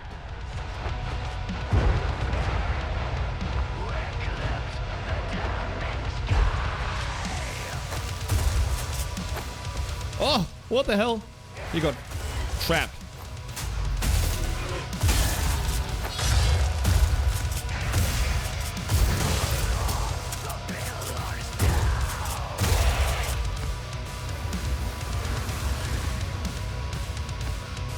Right, let's try bringing it down a tiny bit more. I don't know, let's bring it to 40, maybe. See how it feels. Because this game, yeah, that matters a lot.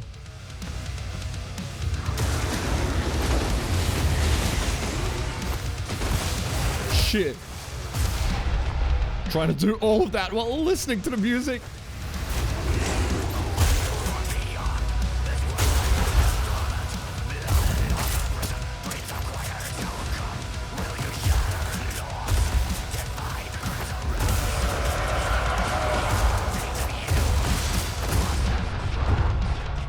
Shit, I'm getting too many hits on me.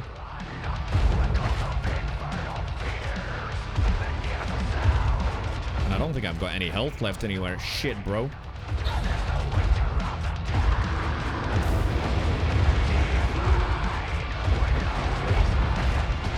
I need some executions.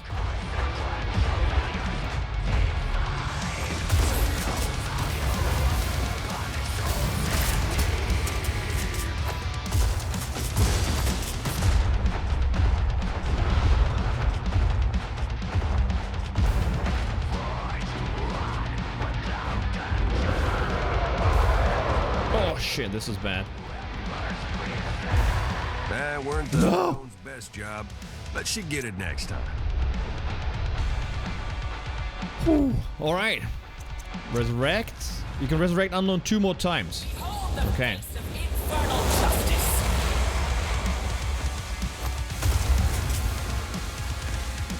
I think we've gotten closer with the latency, right? Let's just take this.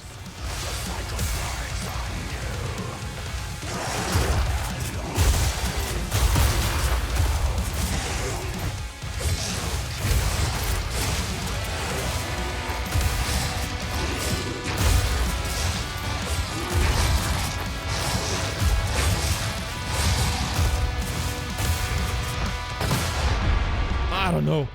That might be me, but I feel like there's something off about like some of the sound effects as well. They just don't work for me. Shit, okay, I messed that up.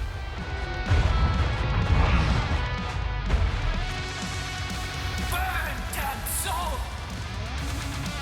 Gotta shoot and rhythm of the beat. Duh! Of course.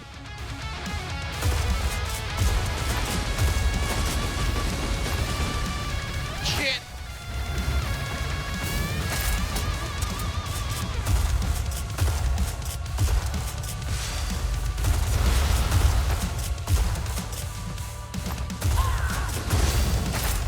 Probably would be better using these at that distance.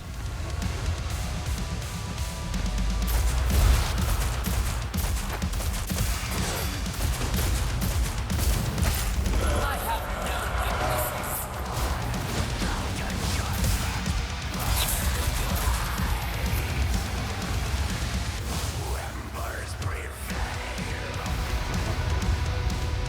I alone control infernal destiny.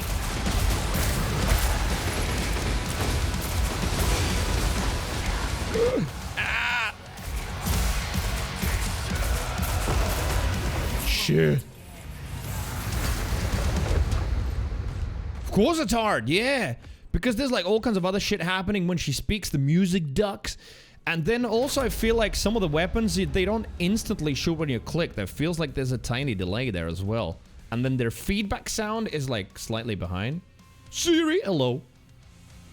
And Sandman, what's up?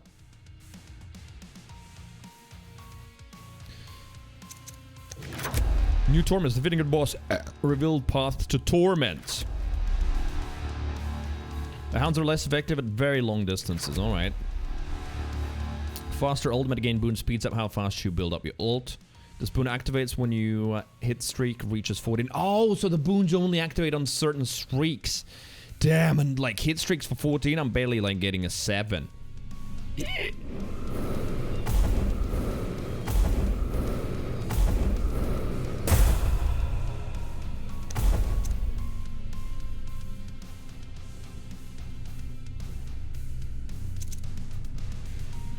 Right, okay, so, oh, wait a minute. So, what I wanted to check, right, settings. So now we're at 40, but let's do the eyes closed thing, right?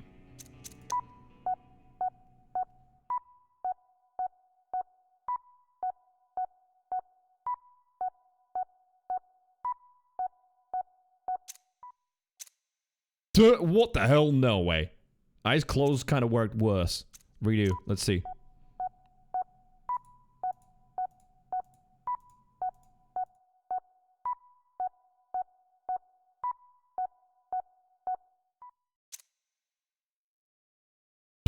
Interesting. And now with eyes open? Oh wait, no, that's the different one. Do try it out, maybe?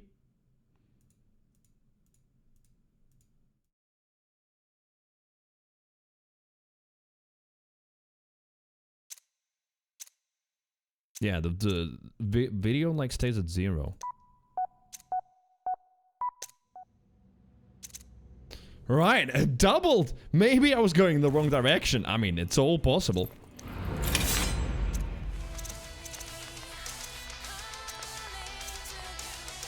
Wait, so these relic thieves, so these are the extra torments. Oh, wait a minute, I haven't even tried the torments.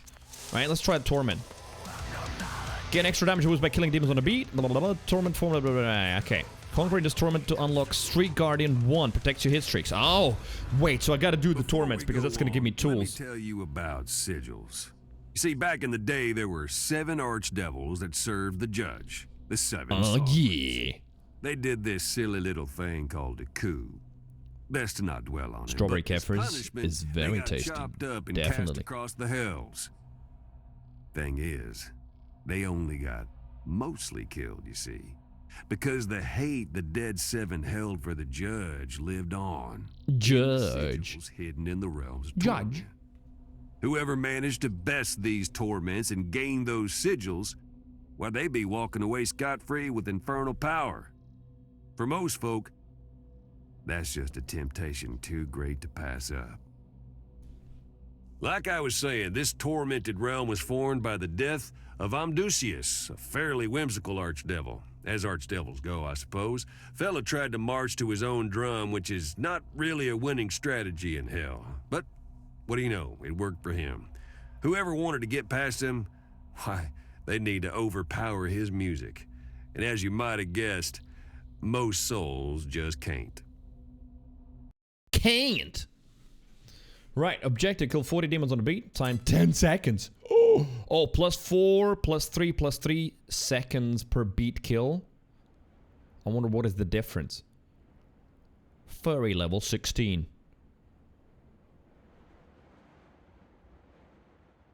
Is that the wind in the game?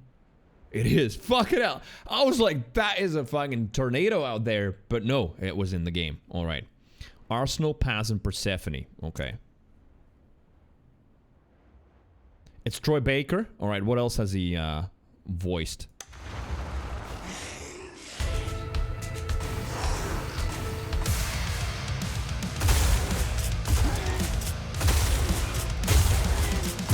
No, now it's off massively.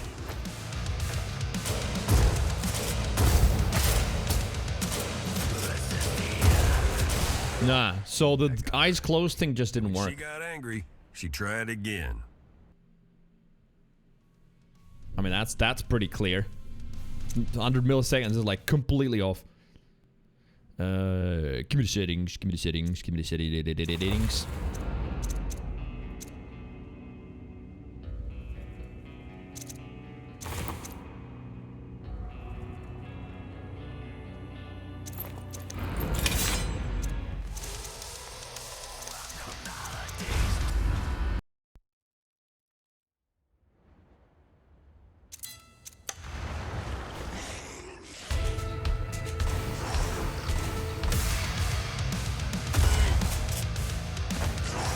Oh shit, man. It times out so quickly.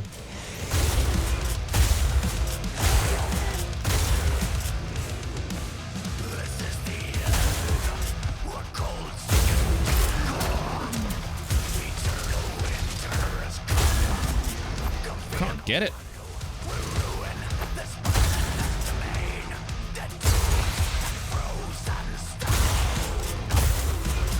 Like, that felt like it was on the beat, but it wasn't. Shit, that wasn't, I know.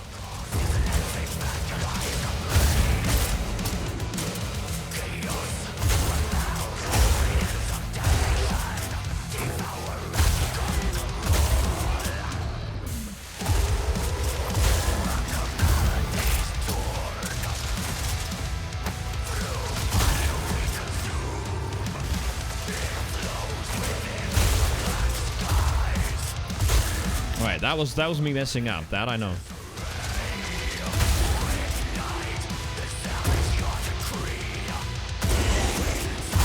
I haven't seen a single perfect hit, or maybe it doesn't show it here.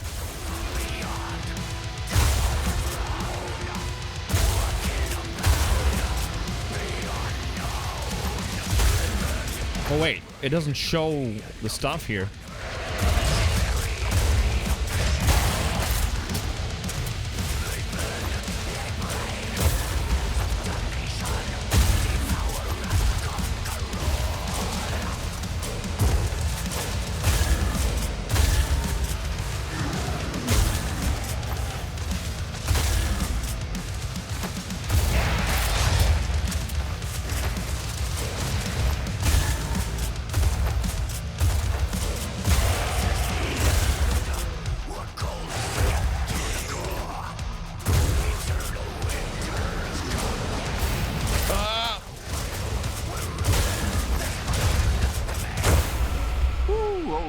That was close. Now.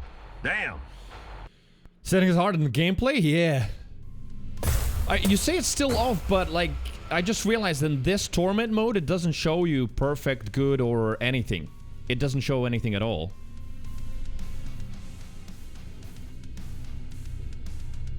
So, 40 kills were done. New sigil, Streak Guardian. You can take damage or hit offbeat 1 time before hit streak is lost. The number of saves resets your hit streaks. Okay.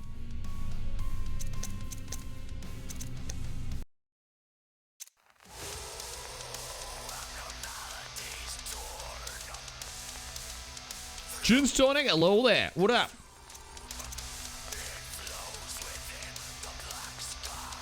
Only the radical changes? Yeah. I said, like, fucking hell. That one I couldn't read even in Russian. Okay. Weapon trickery. Is that one? No, killing with rhythm is done. Now, weapon trickery. So this realm was created by the death of Marbus, the most capricious, change-minded, flaky, and unpleasant, unstable member of the dead 7 archdevils. Folks here play by his rules, and might find themselves stumped by his old switcheroo. That is to say, the devil forces changes on a soul, and you best not resist. But go with it. All right. I don't know if that lore there adds much, but okay. Like, the main story, I get it. So, yeah, who Troy Baker's voice? Why you say it sounds so familiar? All right, Terminus and Persephone. Kill 30 demons. You have no control of what weapon you wield. Killing an enemy causes your current weapon to switch to a new one. Oh, okay. I see. Well, yeah, it was the Cyrillic keyboard, yeah.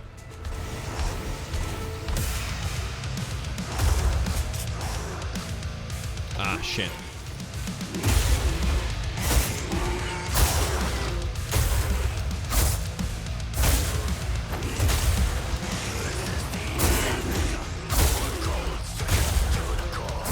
Oh.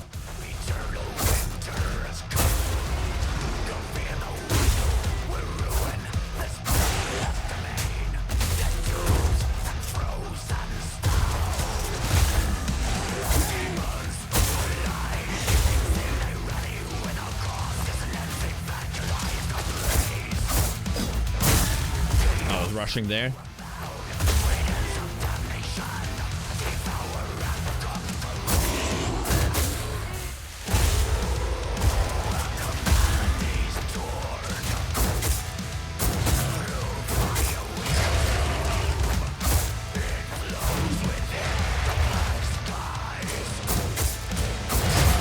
Right, yeah, unlockers. I ended up with this gun. I needed something more powerful.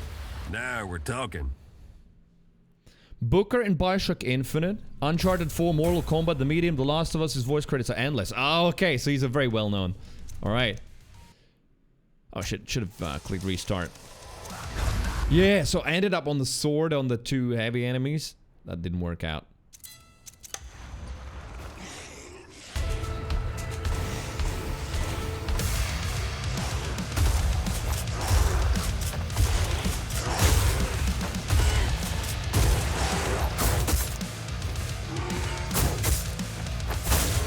Why does it have like a secondary sound sometimes?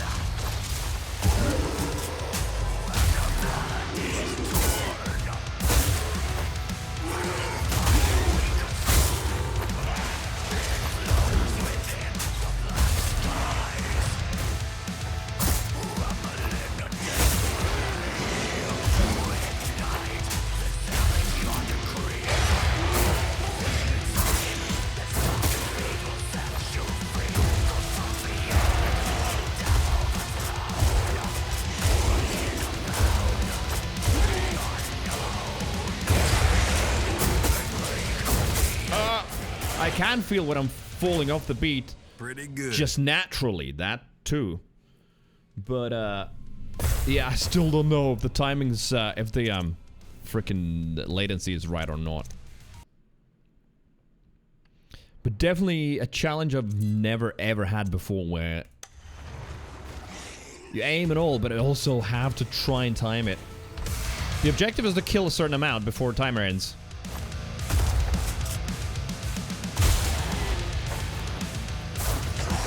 And the weapon changes on its own.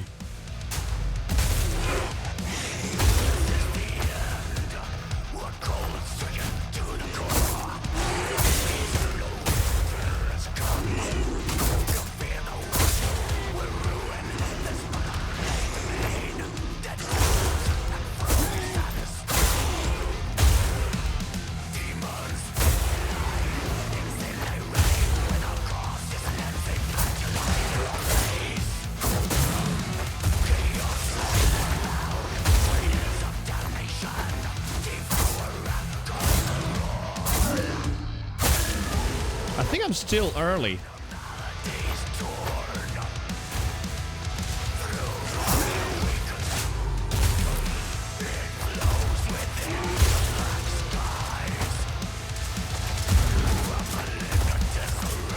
Alright, now I just fucking mashed the button, I know.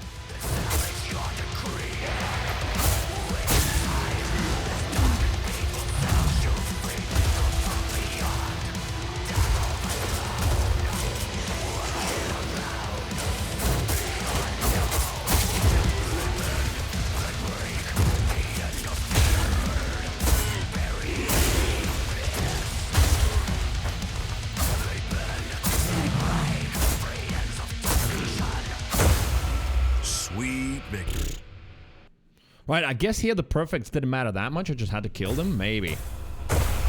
Resets the timer, kills. Plus 3 seconds per kill, and I guess on perfect it's plus 4. First 2 attacks after switching weapons don't use ammo. Alright.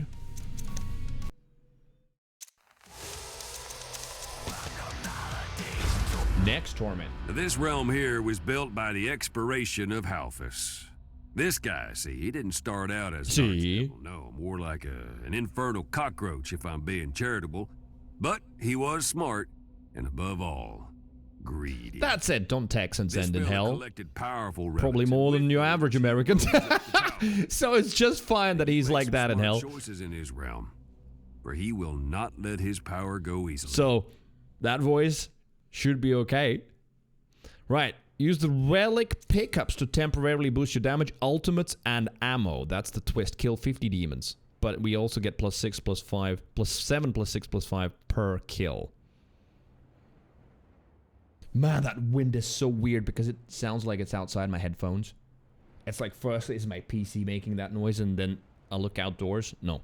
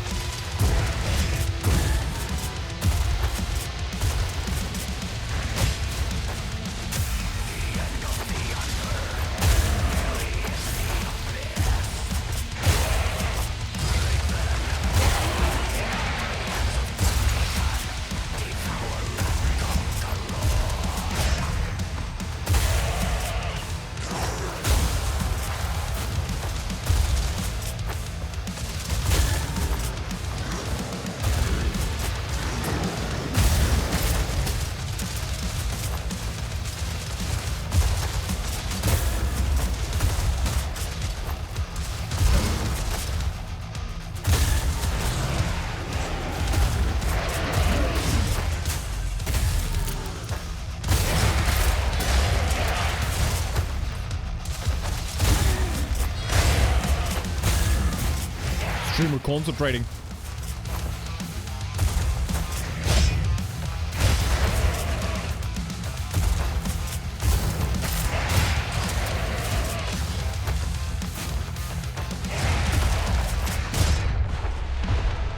Shit, I know where the health is. But do I have time for that? Ah! Shit, I can't get up there. I'm dead. Don't feel let down now. Even the unknown needed to try again sometimes. You can turn off the timing indicator so it just says the words instead. Oh, maybe that's easier. Maybe that's distracting. Let's try it. Right.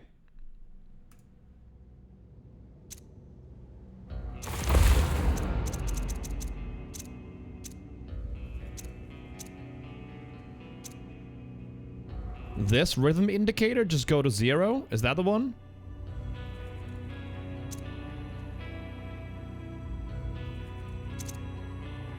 I think so.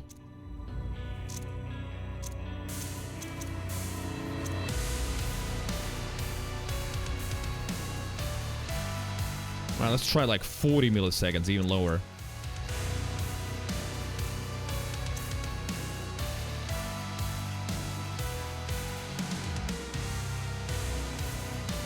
Give video 5. Alright, let's see.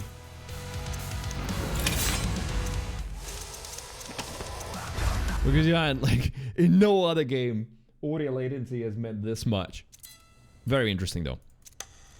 Definitely something new. Oh yes, I don't think I have the indicators now, right? Wait, what I did? What?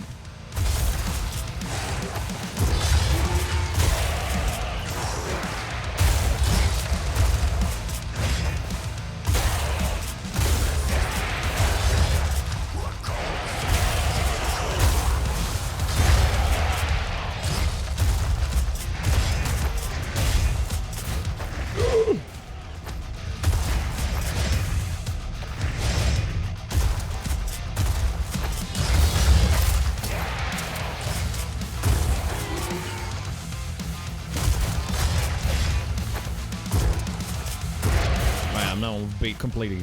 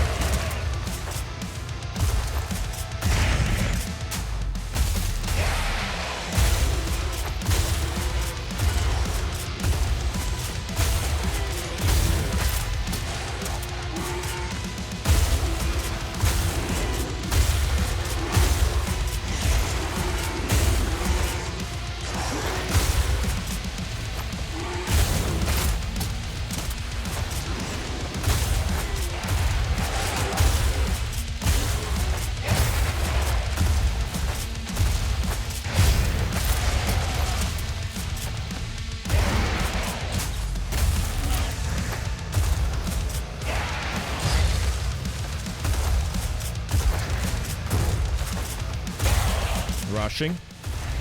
And now as well.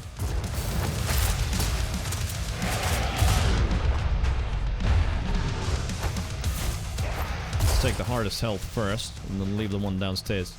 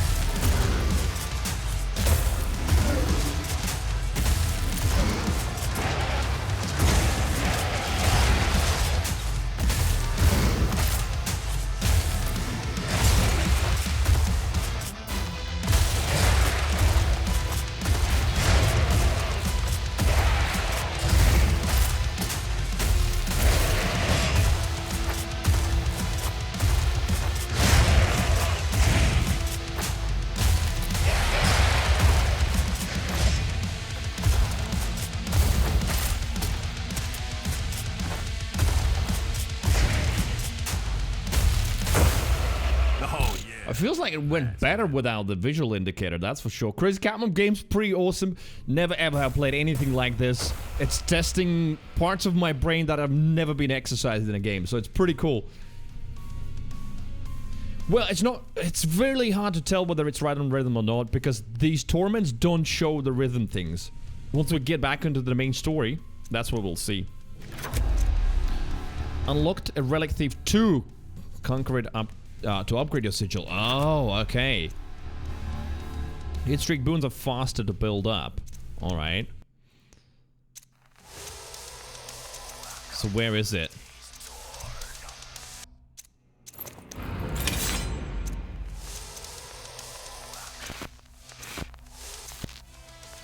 Oh, Relic Thief 2, there it is. So, let's do Giant Slayer 1, because we did Stygia, right? This would be the story, but I want to do the boons as well.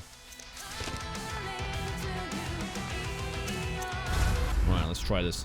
Well, this realm was formed by the death of Boone, the most spiteful of the dead 7 archdevils.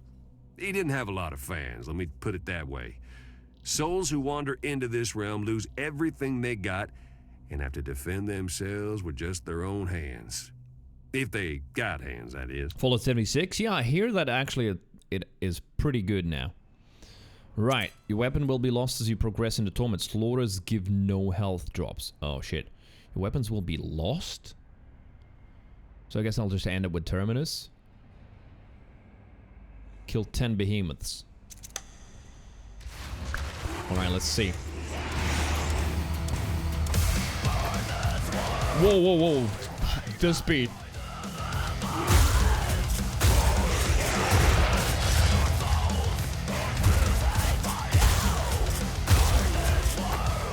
Ah! Shit, new map.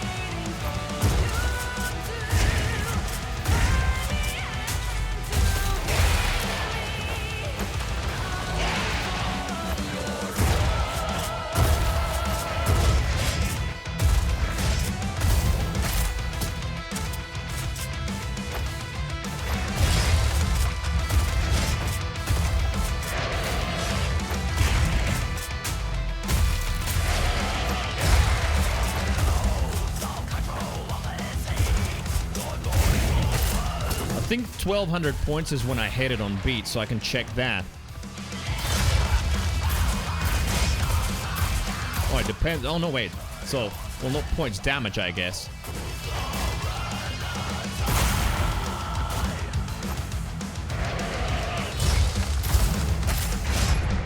Shit, bro.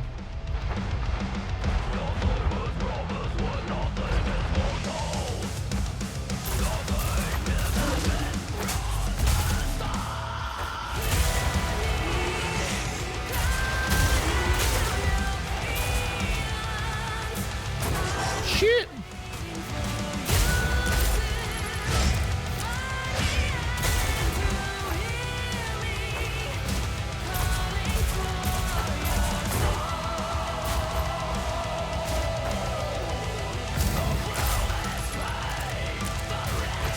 Rot seconds still.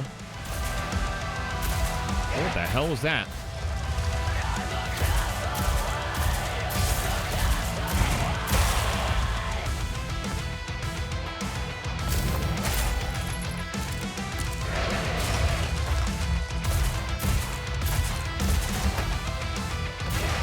Let him here.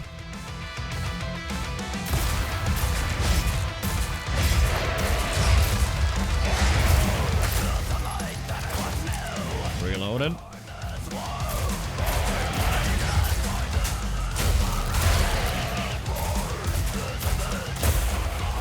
Oh yeah, last one's gonna be with a sword, fucking hell.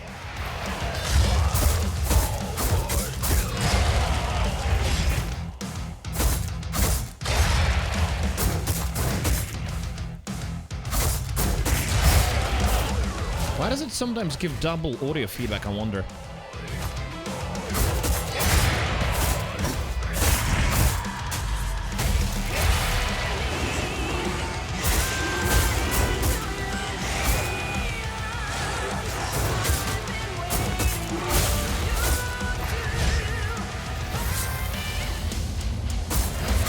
Oh, is that the super?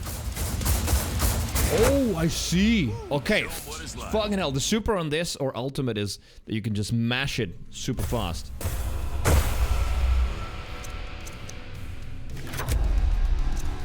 Right. Fury can now never drop below 2 times. Yeah, that definitely helps, like, in the further battles, for sure.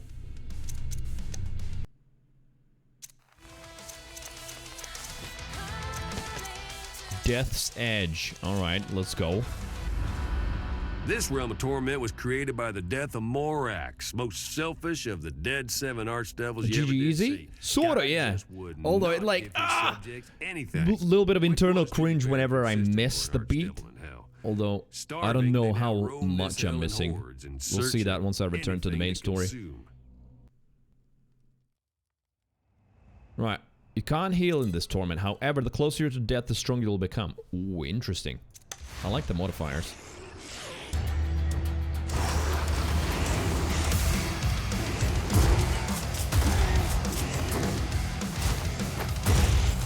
Wait.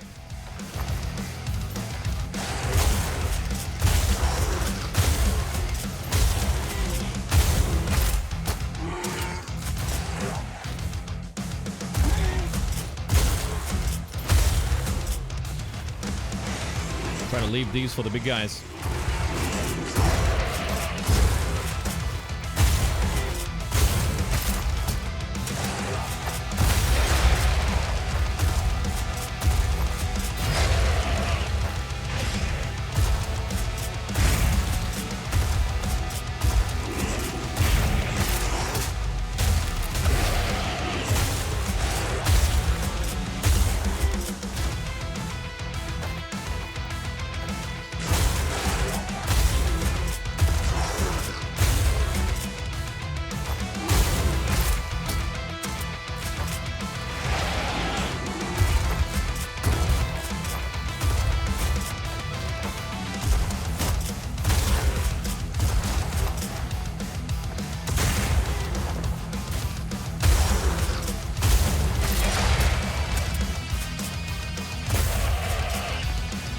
Alright, 1/3 done.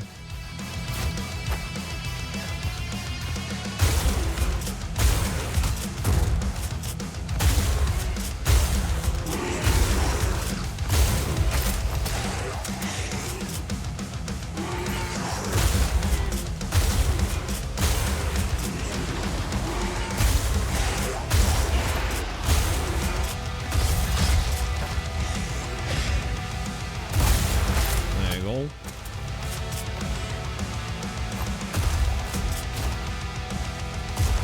Shit.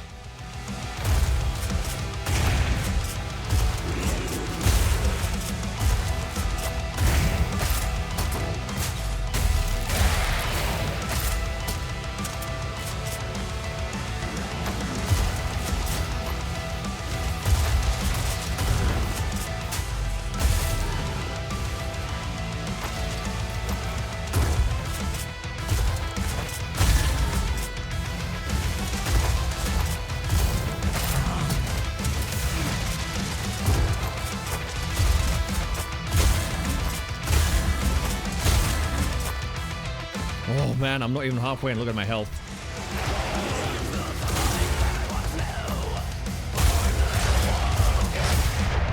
Oh shit, I'm fucked. I didn't even notice that guy.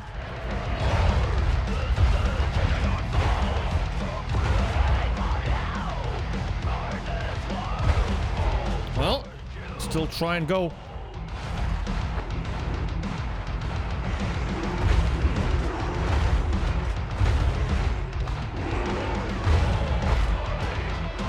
Angry Polar Bear, hello. Yeah, pretty cool.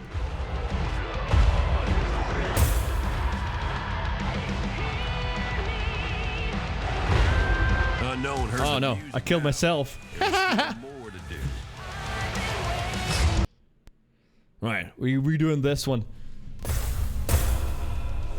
7-9, 20 kills low. Restart. Almost there, yeah, 20 kills.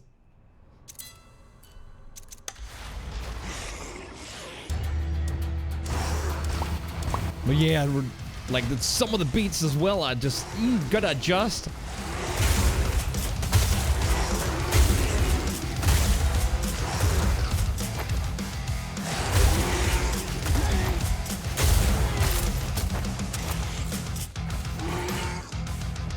Let's see.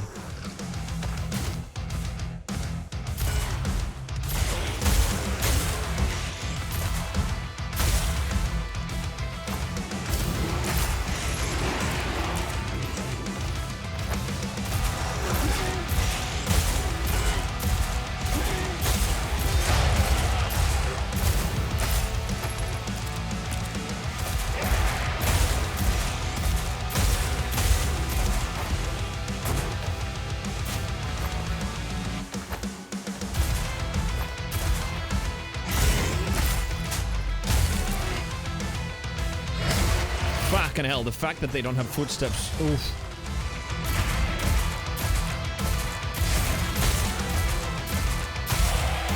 Gotta be aware of them like at every time.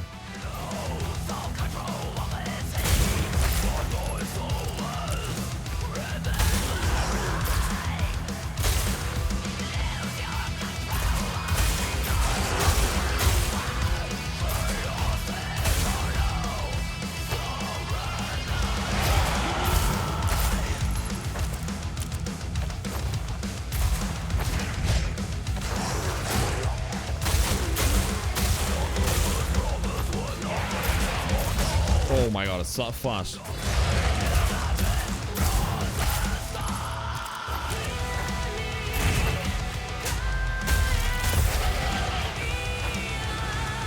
Yeah, the double guns work better with the beat. I just realized as well, yeah. For me, at least. Ah, off.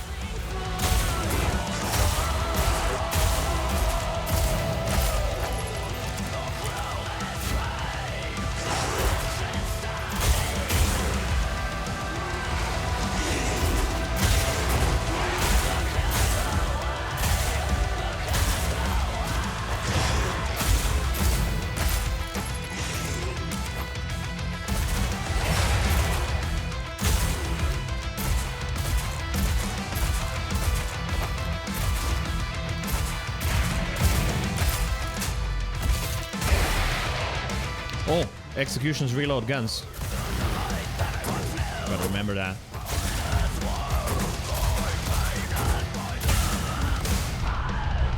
What? No! Bitch. Alright, let's try this. That was my... Oh yeah, that's how you do it. No! Shit. That was other music from Spotify that played in the background for a second. That really threw me off. I pressed the wrong button on the mouse. I don't have a custom setting for this game.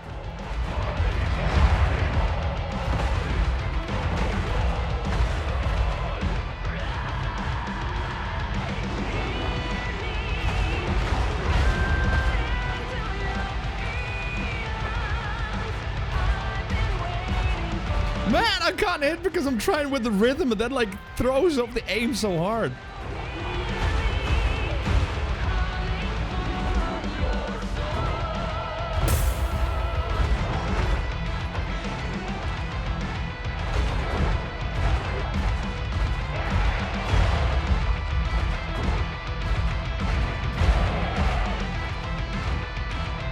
But now I do a lot of damage because I'm low on health, so...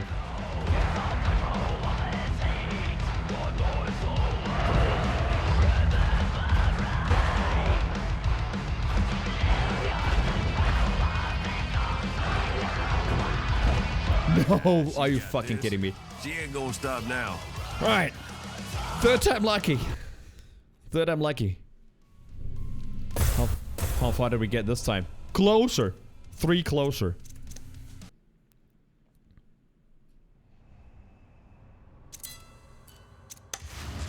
Definitely the hounds, yeah. I'm gonna go with those.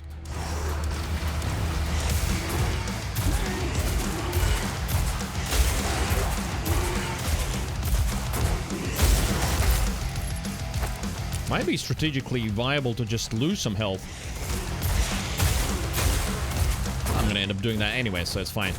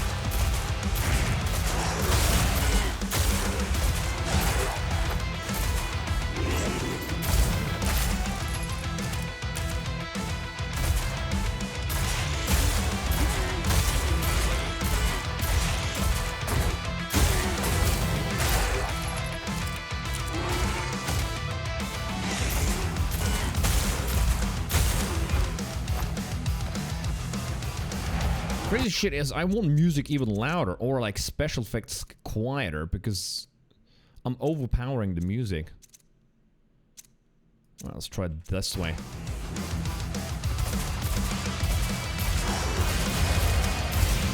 Oh yeah, there you go. That's instantly a bit easier.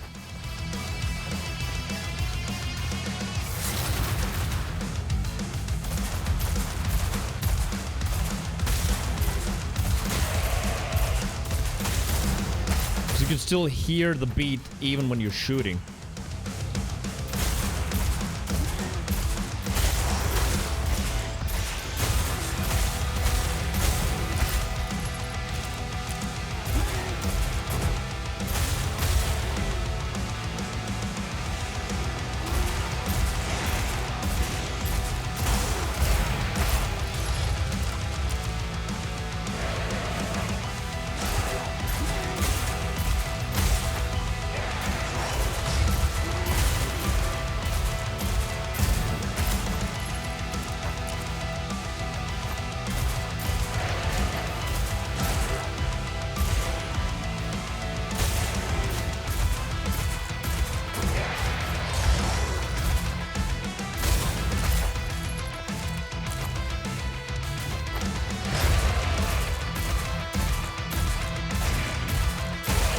Yeah, this is so much better when the guns don't drown out the music. Perfect.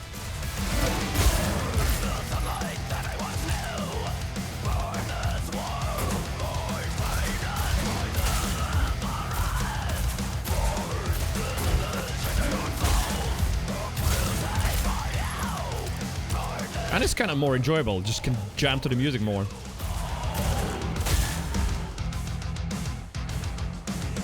Come to Xbox, hello. How are you?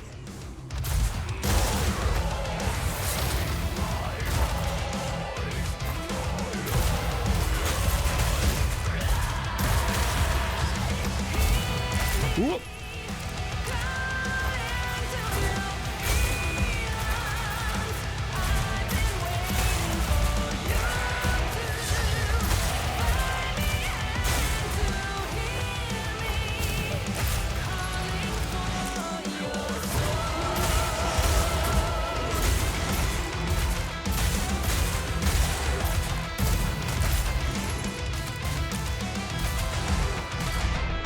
Uh-oh.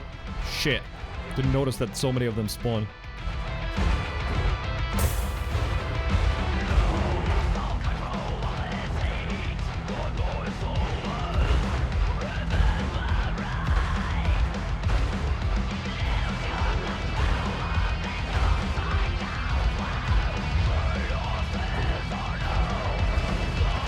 Alright, how many of them are there?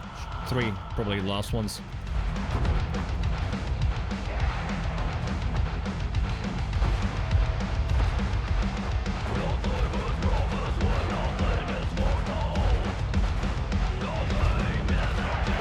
Shit, bro!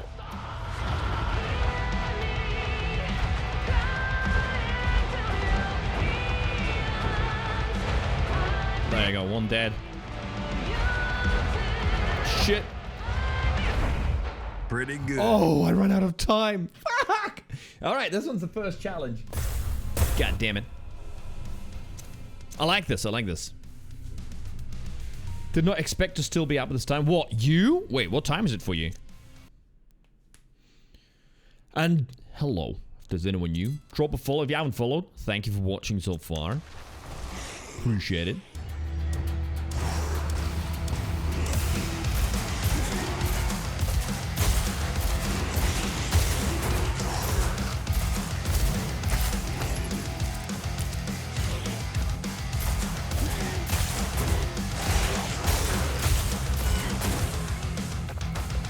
Oh yeah, you can't wall climb. You can double jump though.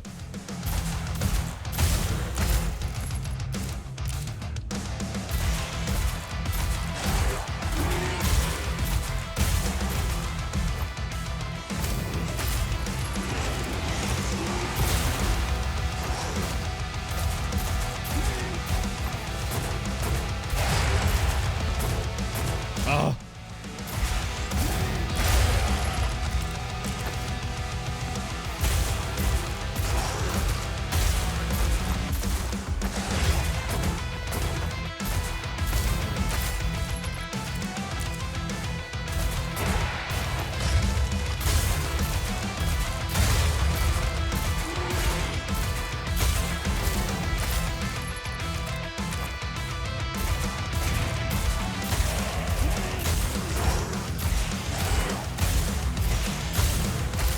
Oh man, once it starts flowing, it just feels so good. I see where the dopamine in this game is.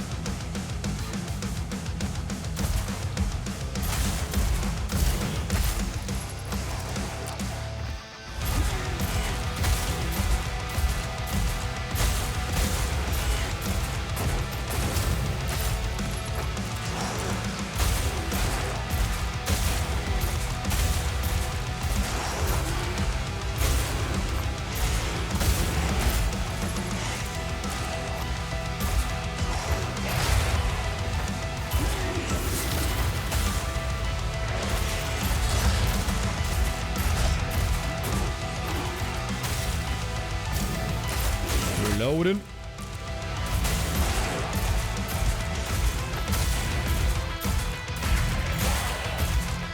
So no point to execute really, since they, well, don't give me health anyway.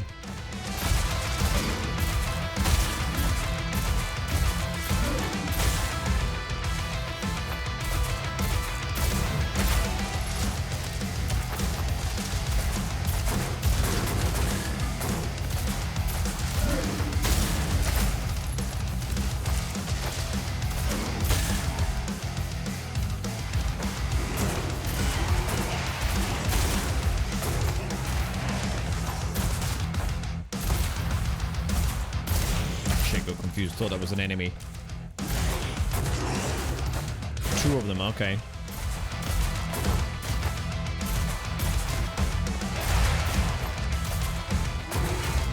God damn it. I think I got hit, yeah.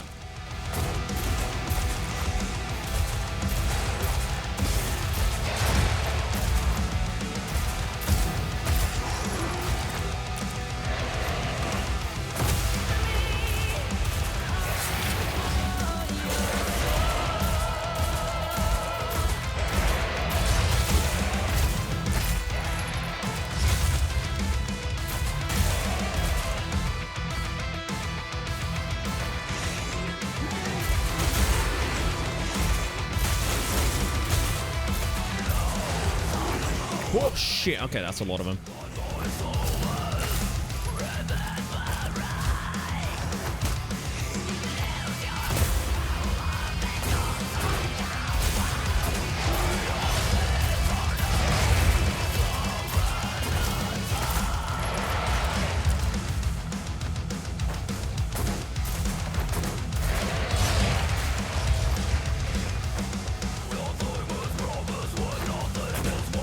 Shit, he stood in front of it.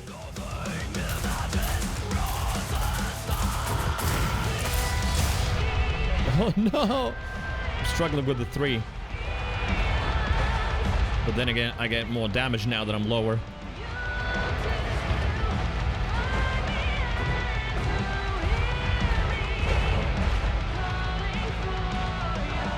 That's not it.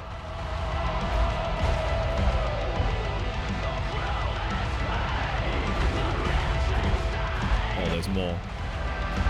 But I've got the damage now at least. Are you fucking joking? Try again.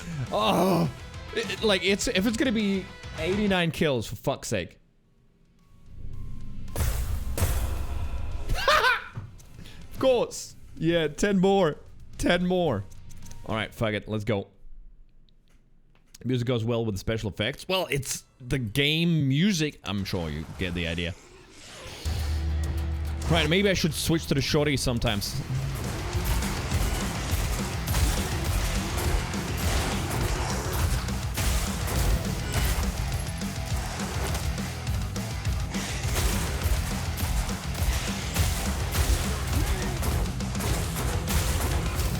How fast can I go, actually? Let's see.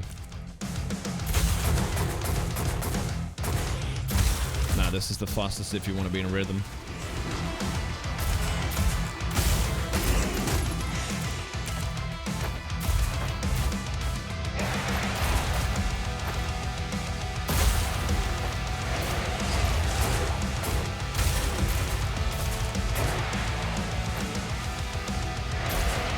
Shit.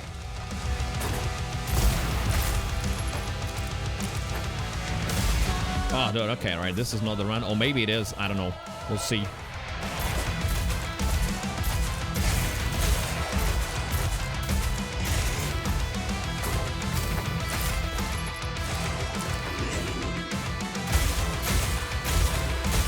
Because now I have the damage.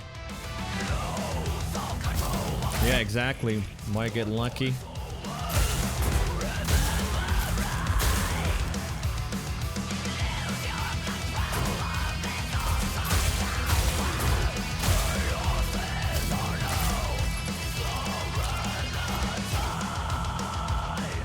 Hello, where you at?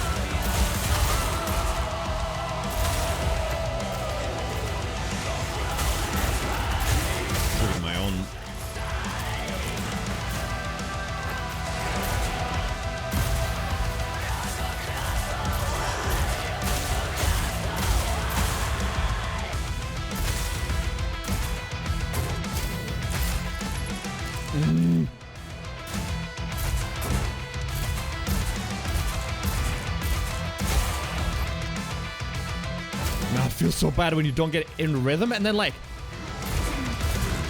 because you're offbeat, you're sort of still have a couple offbeat because you're in rhythm, and then if that's out, then you just miss a few.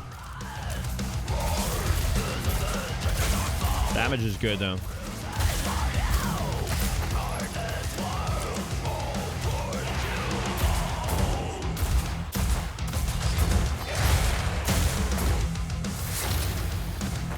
Kind of like in Doom though, can't stop moving any moment. Oh no! Fucking hell! I shot that crystal by accident.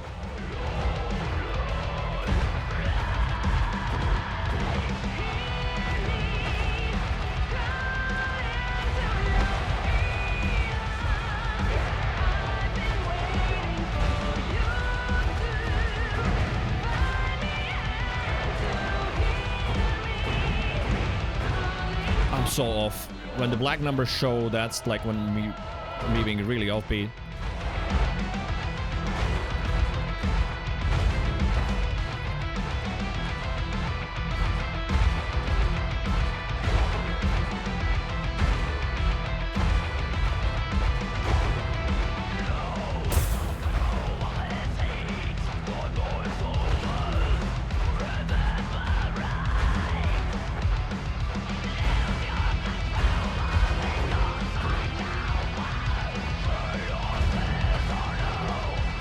Whew.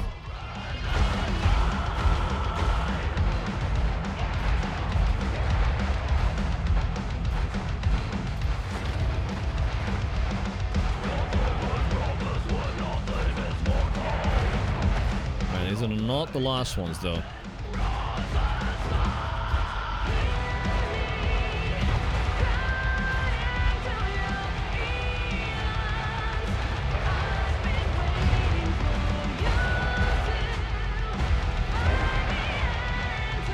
Oh shit, okay, now they're spawning.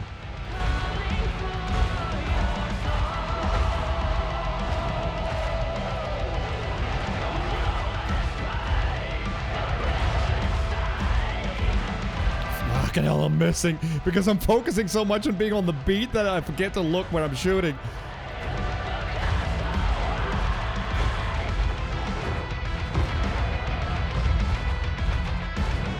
No, 7.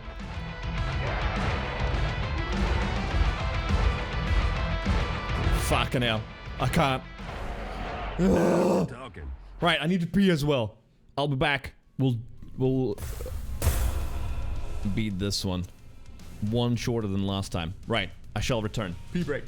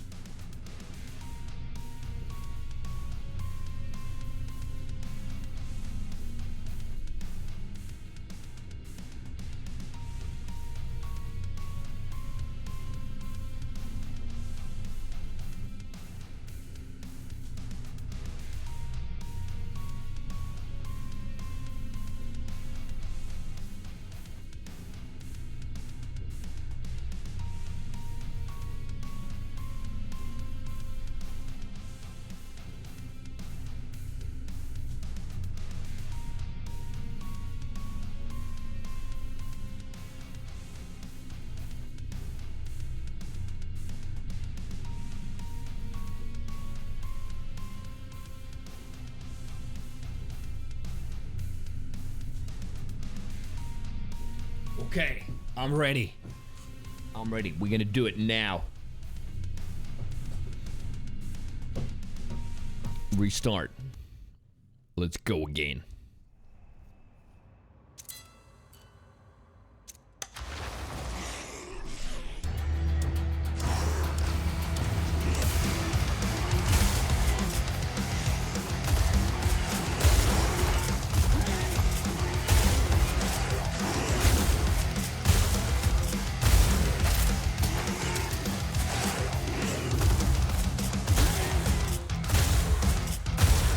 Try shorty again. A little bit more forgiving.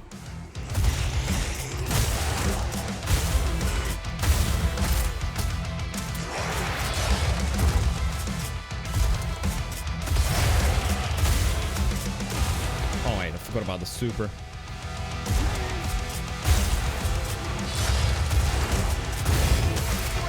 Oh, I got fucked so hard just now.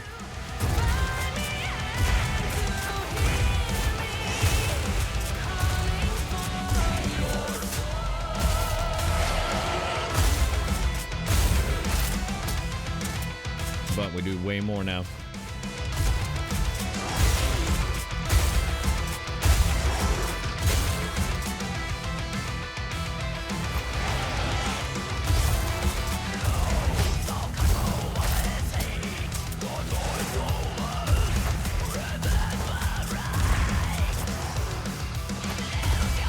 shit.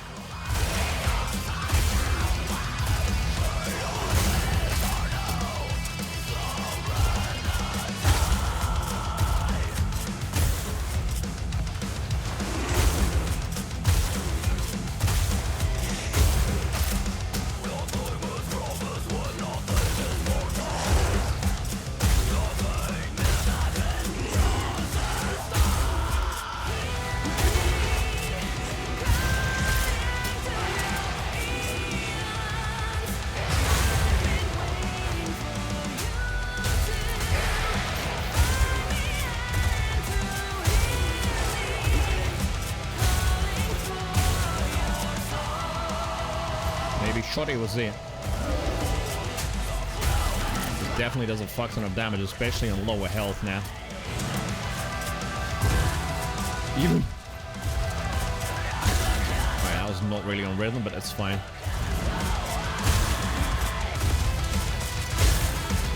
There you go, that's better.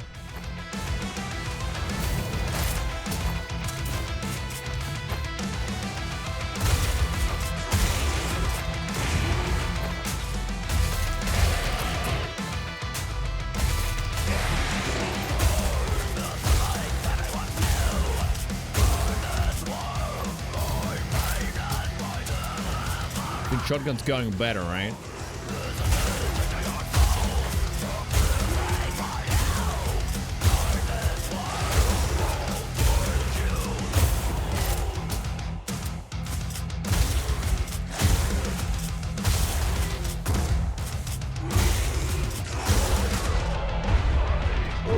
All right, don't say jump, I guess.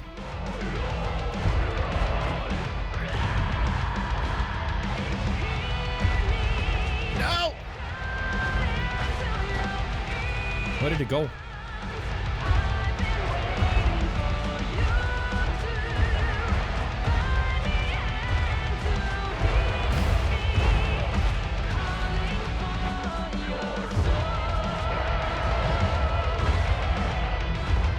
Shit.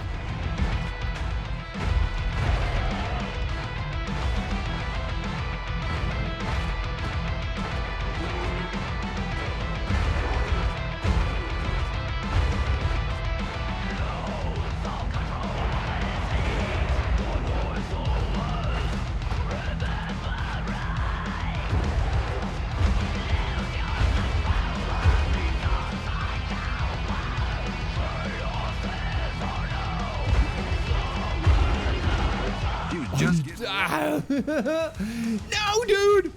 I feel like there's just some lack of feedback where I feel that I'm not gonna get hit and I get hit. This one's so far, like, suddenly a difficulty spike in terms of what kind of a challenge it is.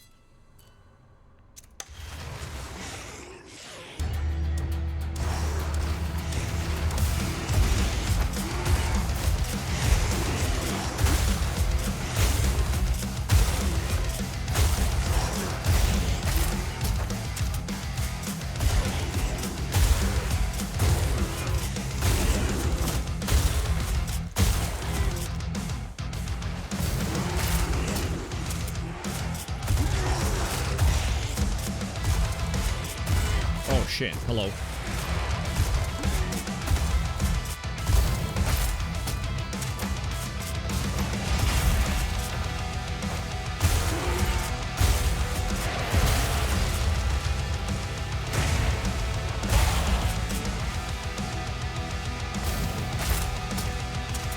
Yeah, 90, what was it, 3? So, few away. The fuck they are? What? I do find it odd that they have no footsteps though at all.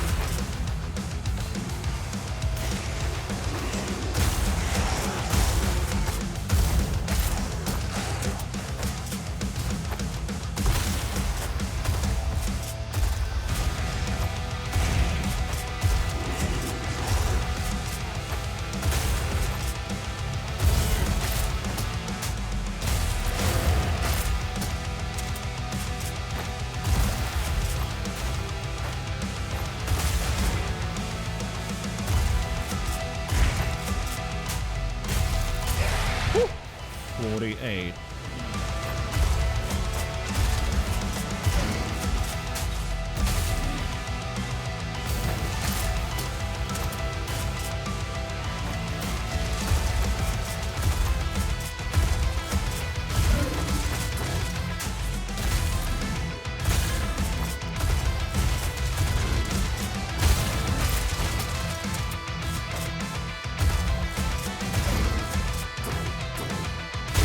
Fuck, missed both beats. Sort of floating. Well, the behemoths also don't have steps.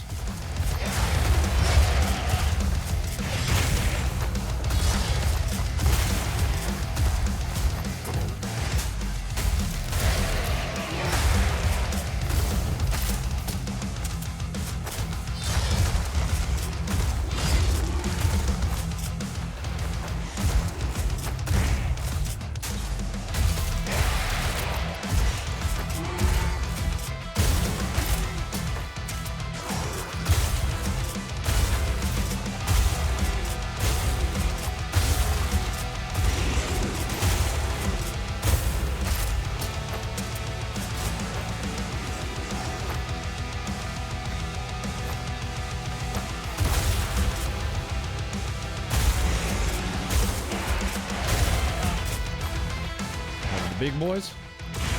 Yeah.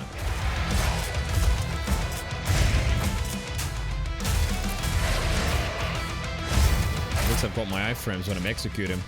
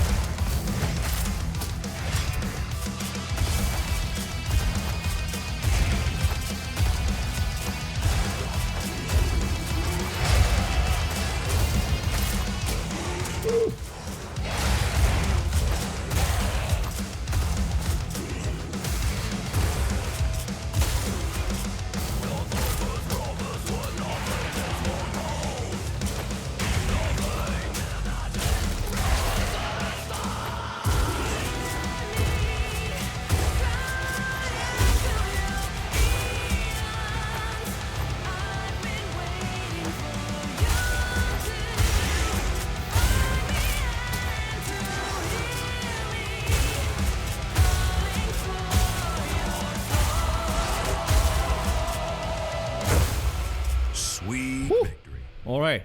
Damn. This was a bit of a challenge. I don't know why. But fun. Absolutely fun. That was good.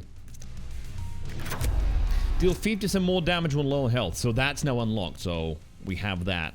Definitely worth it.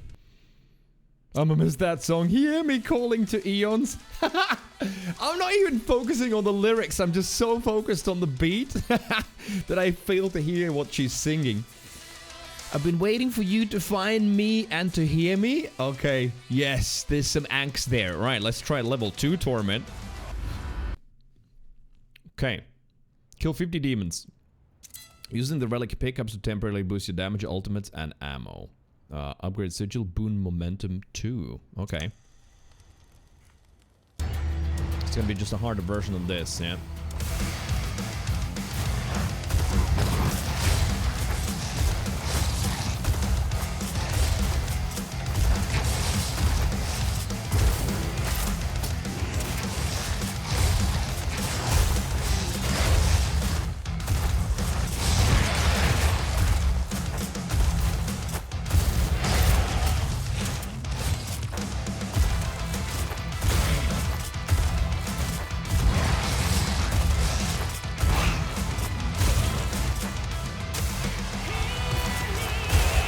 There's your song.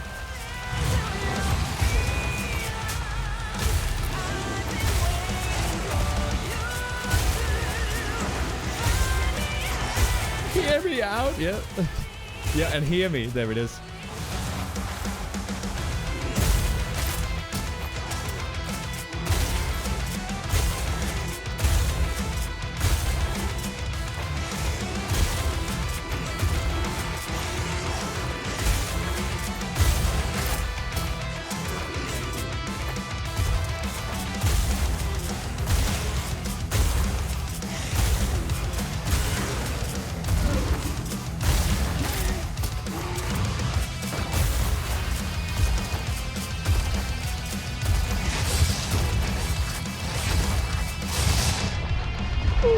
shit.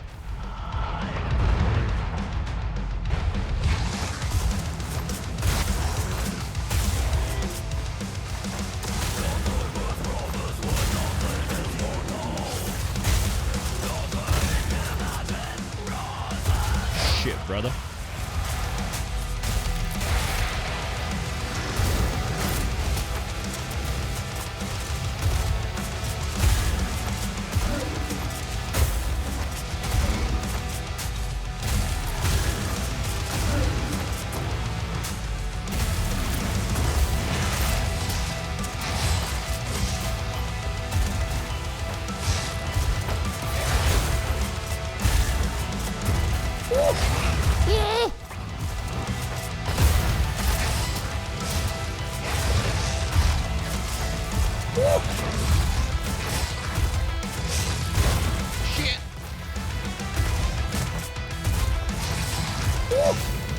Oh, you're trying to throw me off the rim? Yeah.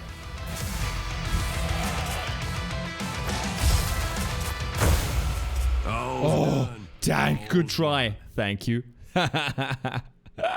That's very out of beat, Tech. Thank you for the gnomes. Yeah, this was a level 2 torment and was still easier than that non-healing one. I guess due to the non-healing and how I guess like to take damage. Hitstreak boons are even faster to build up though. Alright, that is very good. So we've got some pretty good boons. I wonder if I need to like slot them in somewhere. So, time to continue the story.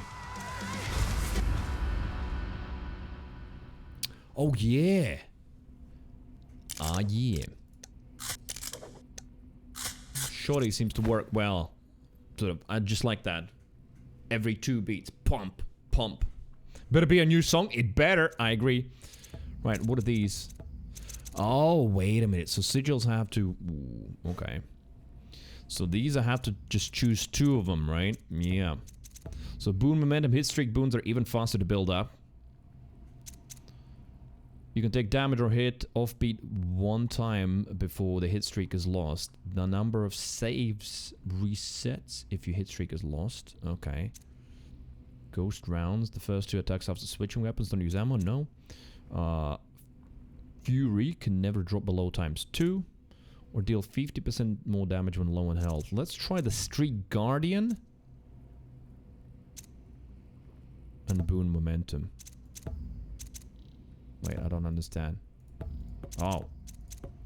You have to switch one off, one off, and one on. I get it. I love that you sing again. Wanted to see if I could throw. Yeah, I had to concentrate a tiny bit harder because of the gnomes coming in. True. Enter hell. Well, it went the way... Well, howdy. I'm out of my fort and telling you a story. The unknown got back more of her voice, and I... Well, I got back a bit more of what I'd lost. Power, yeah. But memory, too. It was just a flash of something from a long, long time ago. Like I said, hell steals your memory. No one remembers what they were down here. Or if they do, just enough to make them suffer. It was all coming back to me. Judge sent every scholar in the Hells to see what they could learn about the... Like, very story heavy. They do a lot of exposition. Appears to be dubiously relevant. It says the Hells will fall when an archangel is slain at the infernal throne by a... Alright, the camera height good? Yeah. Tell me, Hierophant, are Yelm's armies ready?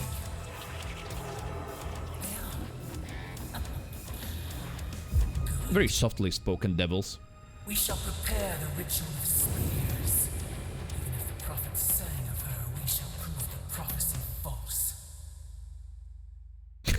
Howdy, partner. After you're done power washing the broadside of that barn there, why don't you lay down a pentagram here in the dirt and sacrifice a newborn or 2? I hope I did a reasonably good job at reading that. Yeah, demons were waiting on us in Yelm, our next port of call, but at least at the start, dead quiet. Right, new music, new music. It is, chat. It's good. It's good. New music. Well, the smart money is probably not on us. The attempt was appreciated, thank you.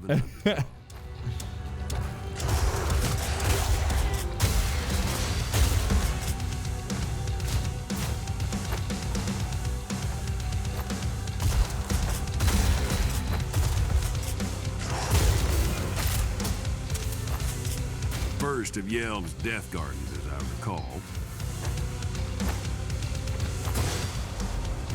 Oh shit, what the hell? Who are you?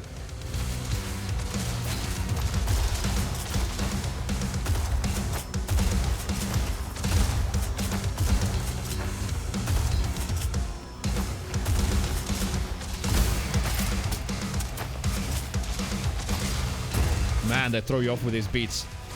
That's kind of tough.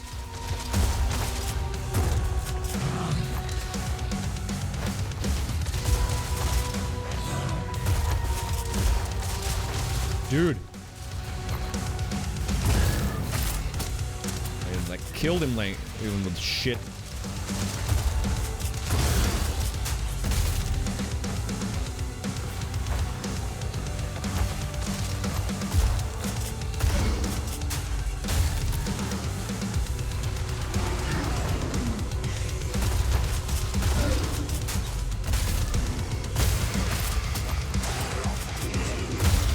Hear those lyrics.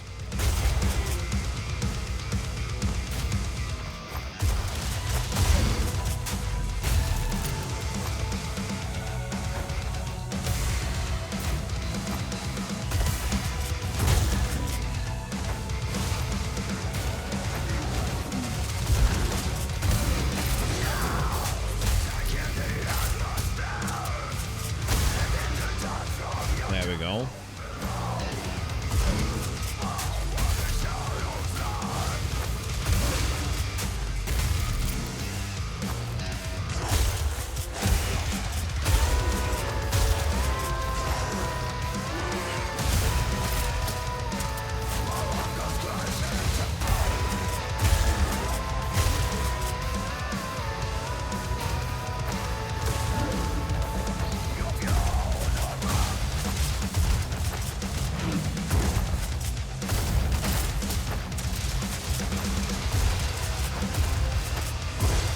Man, this is so difficult, trying to hit him, but also trying to see an opening.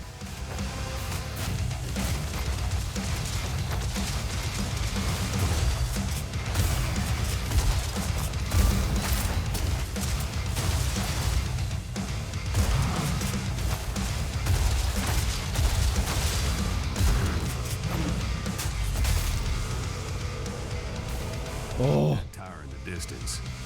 That's where she's headed.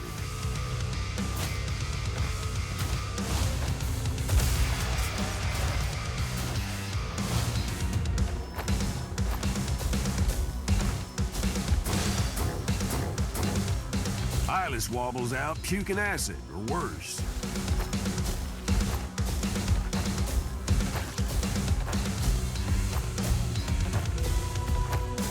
So with this skull, can I grow it above 2?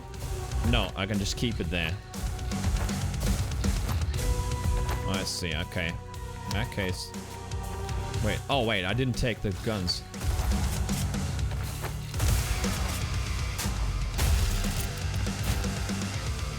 Oh, stuck on something.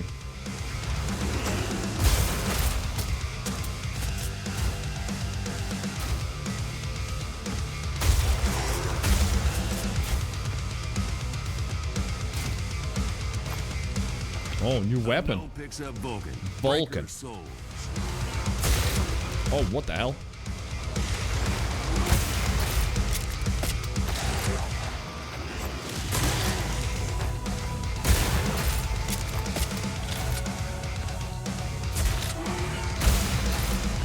It has got some sort of AoE.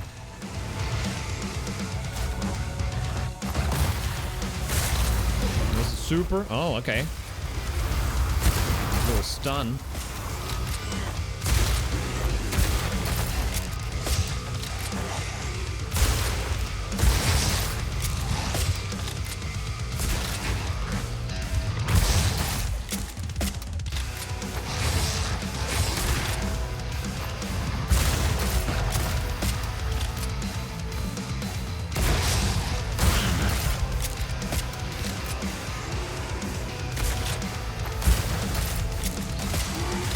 Already, and reloads really slow.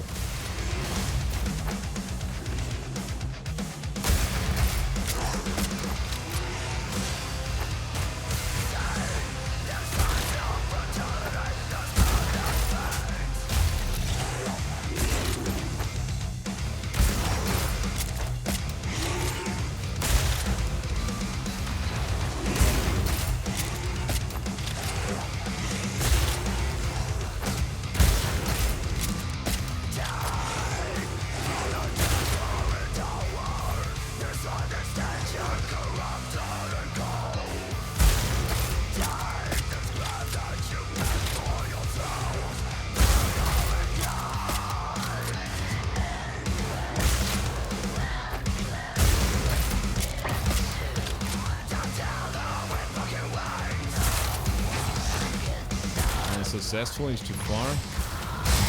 Shit. Woo.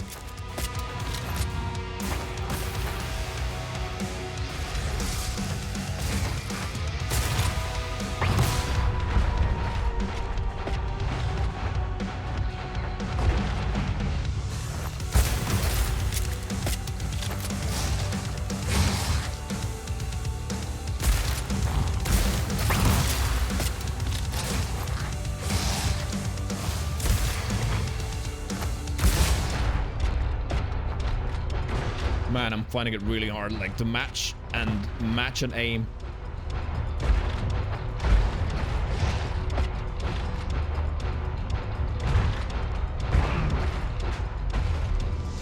Alright, I'll take that. Only statues left standing in the cathedral. Shit, boy.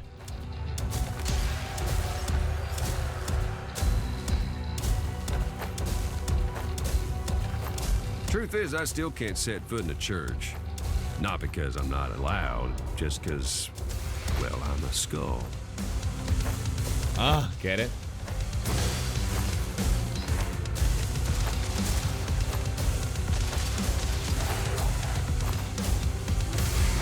No, skull doesn't do enough, though.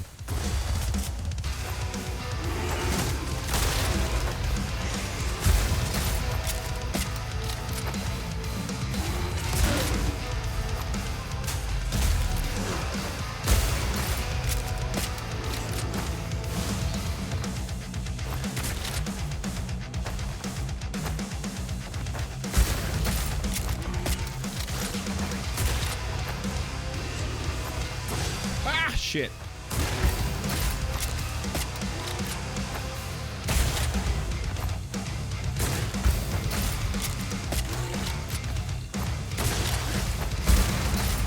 I'm fighting so many instincts when I'm playing this, as in, like, just trying to shoot immediately when I'm flicking, stuff like that. I'm just having to stop myself constantly.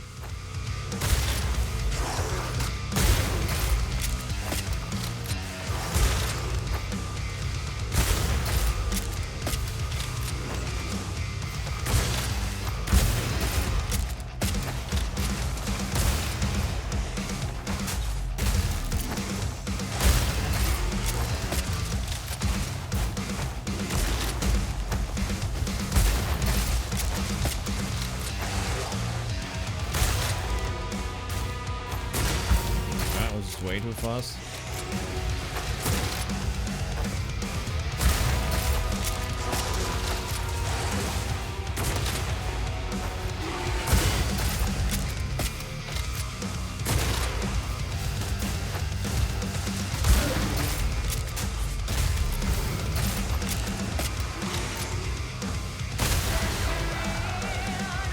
It's the solo.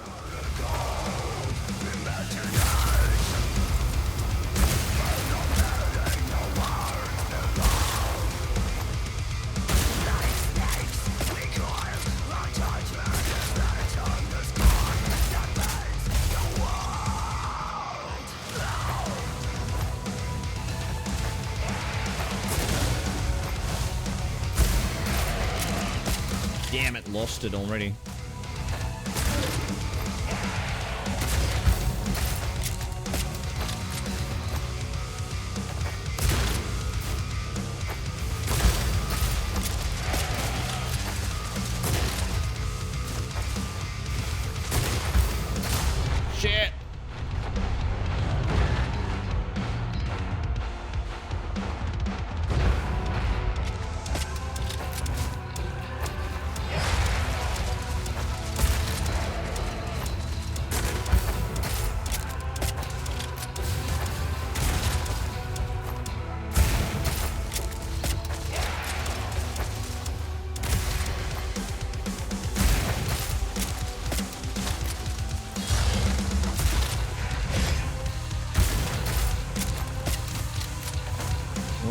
man.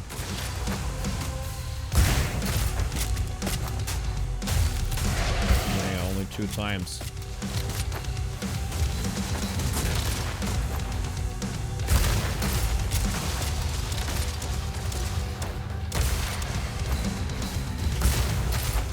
Maybe I need a different gun for this. Wait a minute. I don't have my guns mapped. Fuck, that feels bad, man.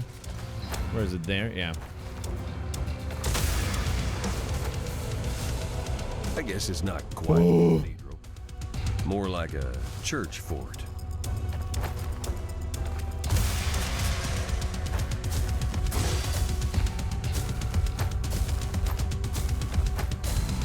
Nothing like an endless stair to really hammer home that hell has no elevators. Alright, I gotta switch to the weapons though, right?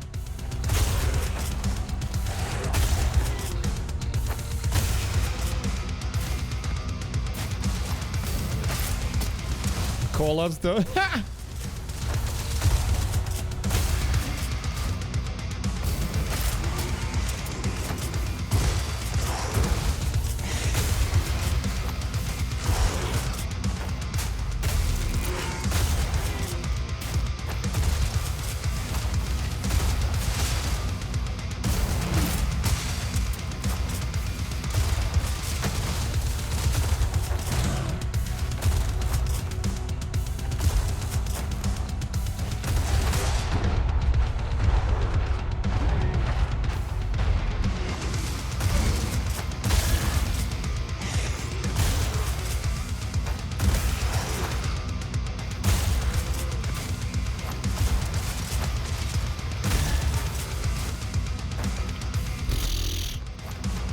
It's like twisting my brain in the weirdest fucking way. It's so bizarre. Like parts of my brain are working together that never had to work together. That's how it feels. It's like that.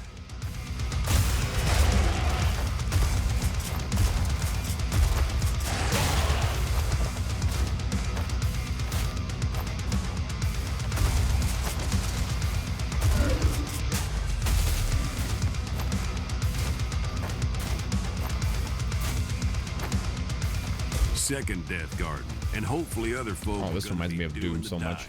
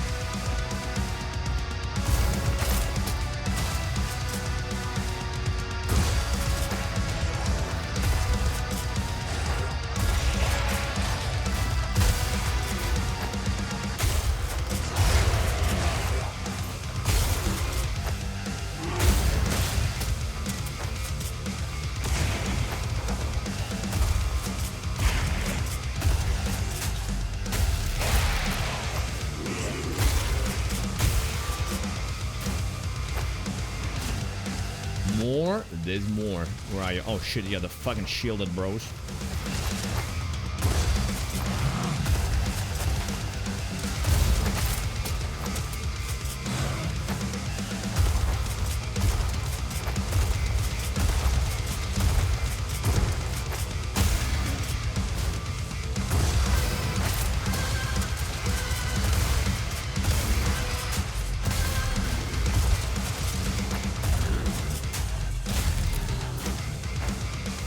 Health full, okay, yeah.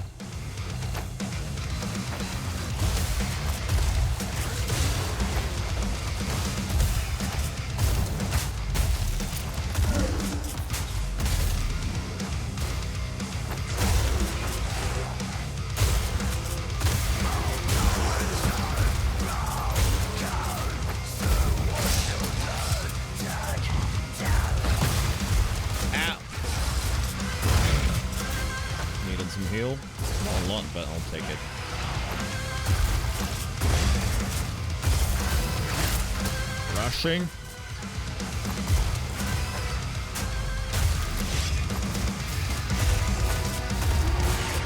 Oh, dude.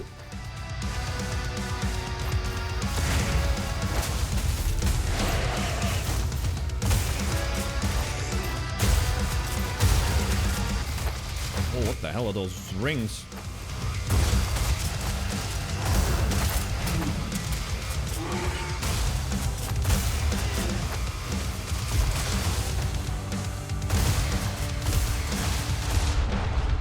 Oh, dude, he's owning me. Health.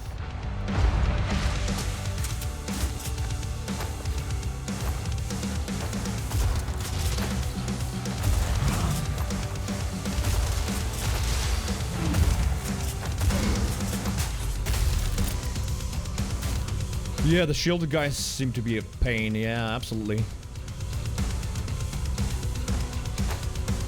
Alright, we're missing someone.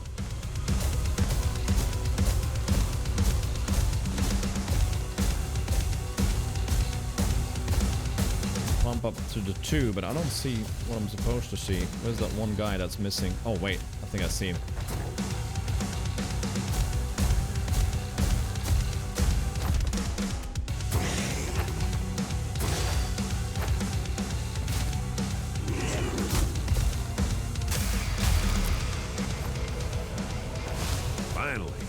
Unknown was glad. Finally. There we go. Oh, there's a 16 times here. Hello.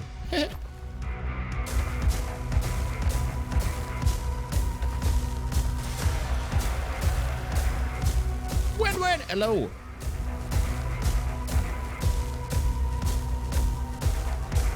I'd be lying if I said I didn't want answers too. After that flash I saw. Was just hoping I'd get him before the unknown shanked all the hell in the process. It's like such a cool looking game, but I'm like focused on the beat and everything. I often don't notice what's around me. Like some of the views, I can't just stop and admire it. I gotta keep the multiplier up.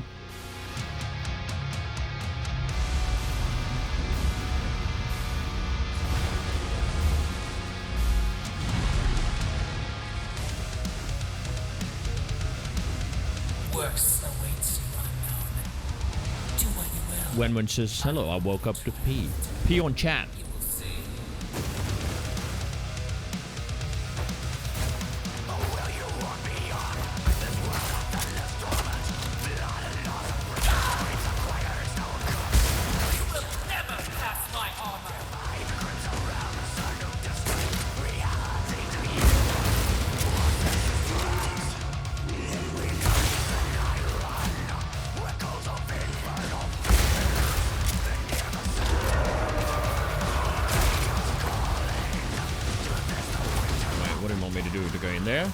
Maybe.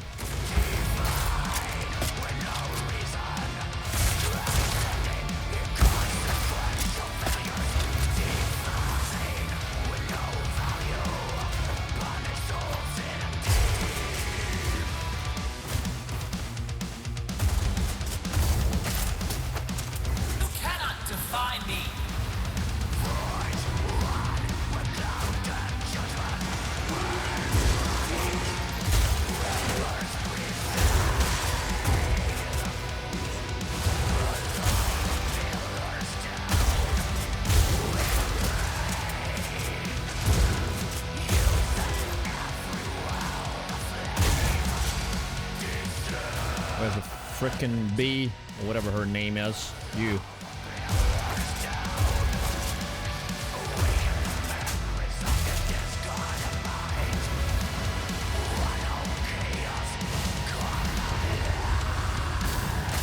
The longer you wait, the more you will suffer.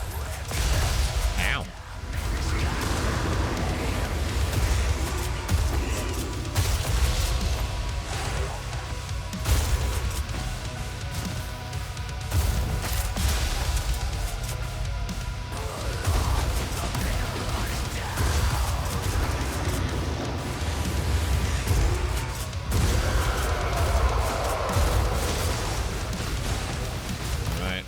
Healing. Fuck, I'm finding this hard. This fight really hard. with like the beats. Not easy at all. This type of game definitely a challenge for me, but it is my first ever rhythm game, so no wonder.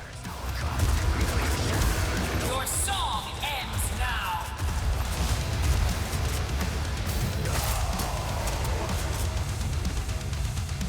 Alright, okay, what are we getting now?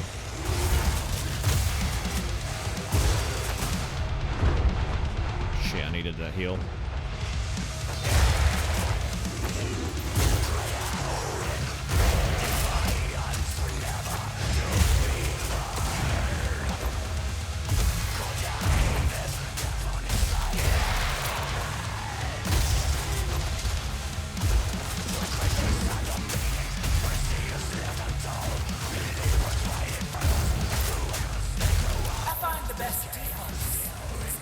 Okay, so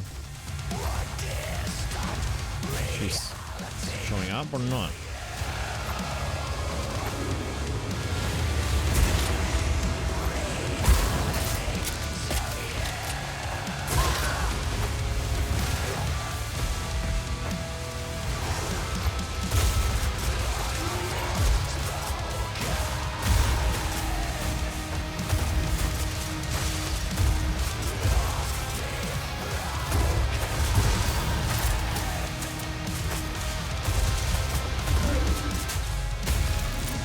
Shielded one gone at least.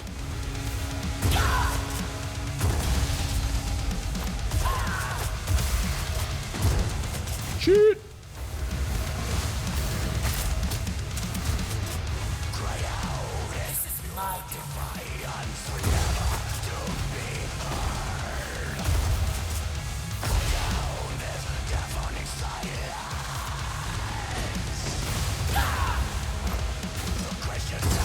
Is she healing at that dome? No.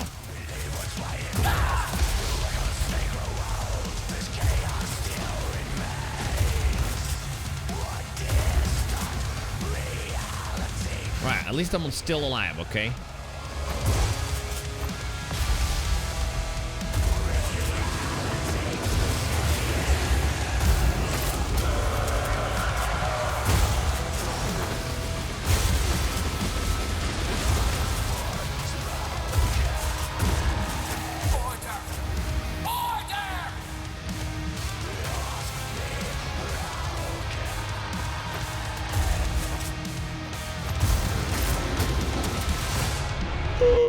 Shit, no, and I don't think I've got any healing left. That's bad.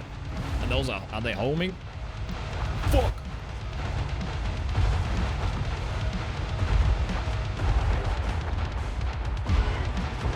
Shit. Panic mashing.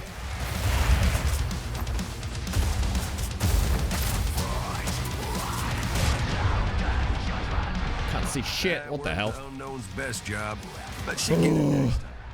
Right. Resurrect. Portion of the score. I don't care about the score. That's for sure.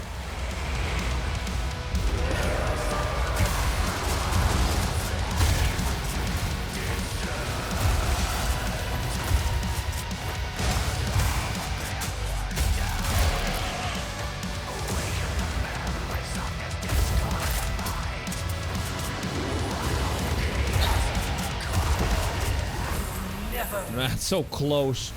Could have gone without the resurrect, but honestly, I don't care about the score because, yeah, I can't see myself like grinding something like this. Although it might be interesting if you get really good at it, but sort of it definitely prevents me from playing like I would play Doom for sure. Unsurprisingly, because you can't shoot when you wanna, you can't shoot when you're flicking, because if it's not on beat, it doesn't do any damage. Defeating the boss revealed the path to a new hell. Surprise, surprise. And new torments.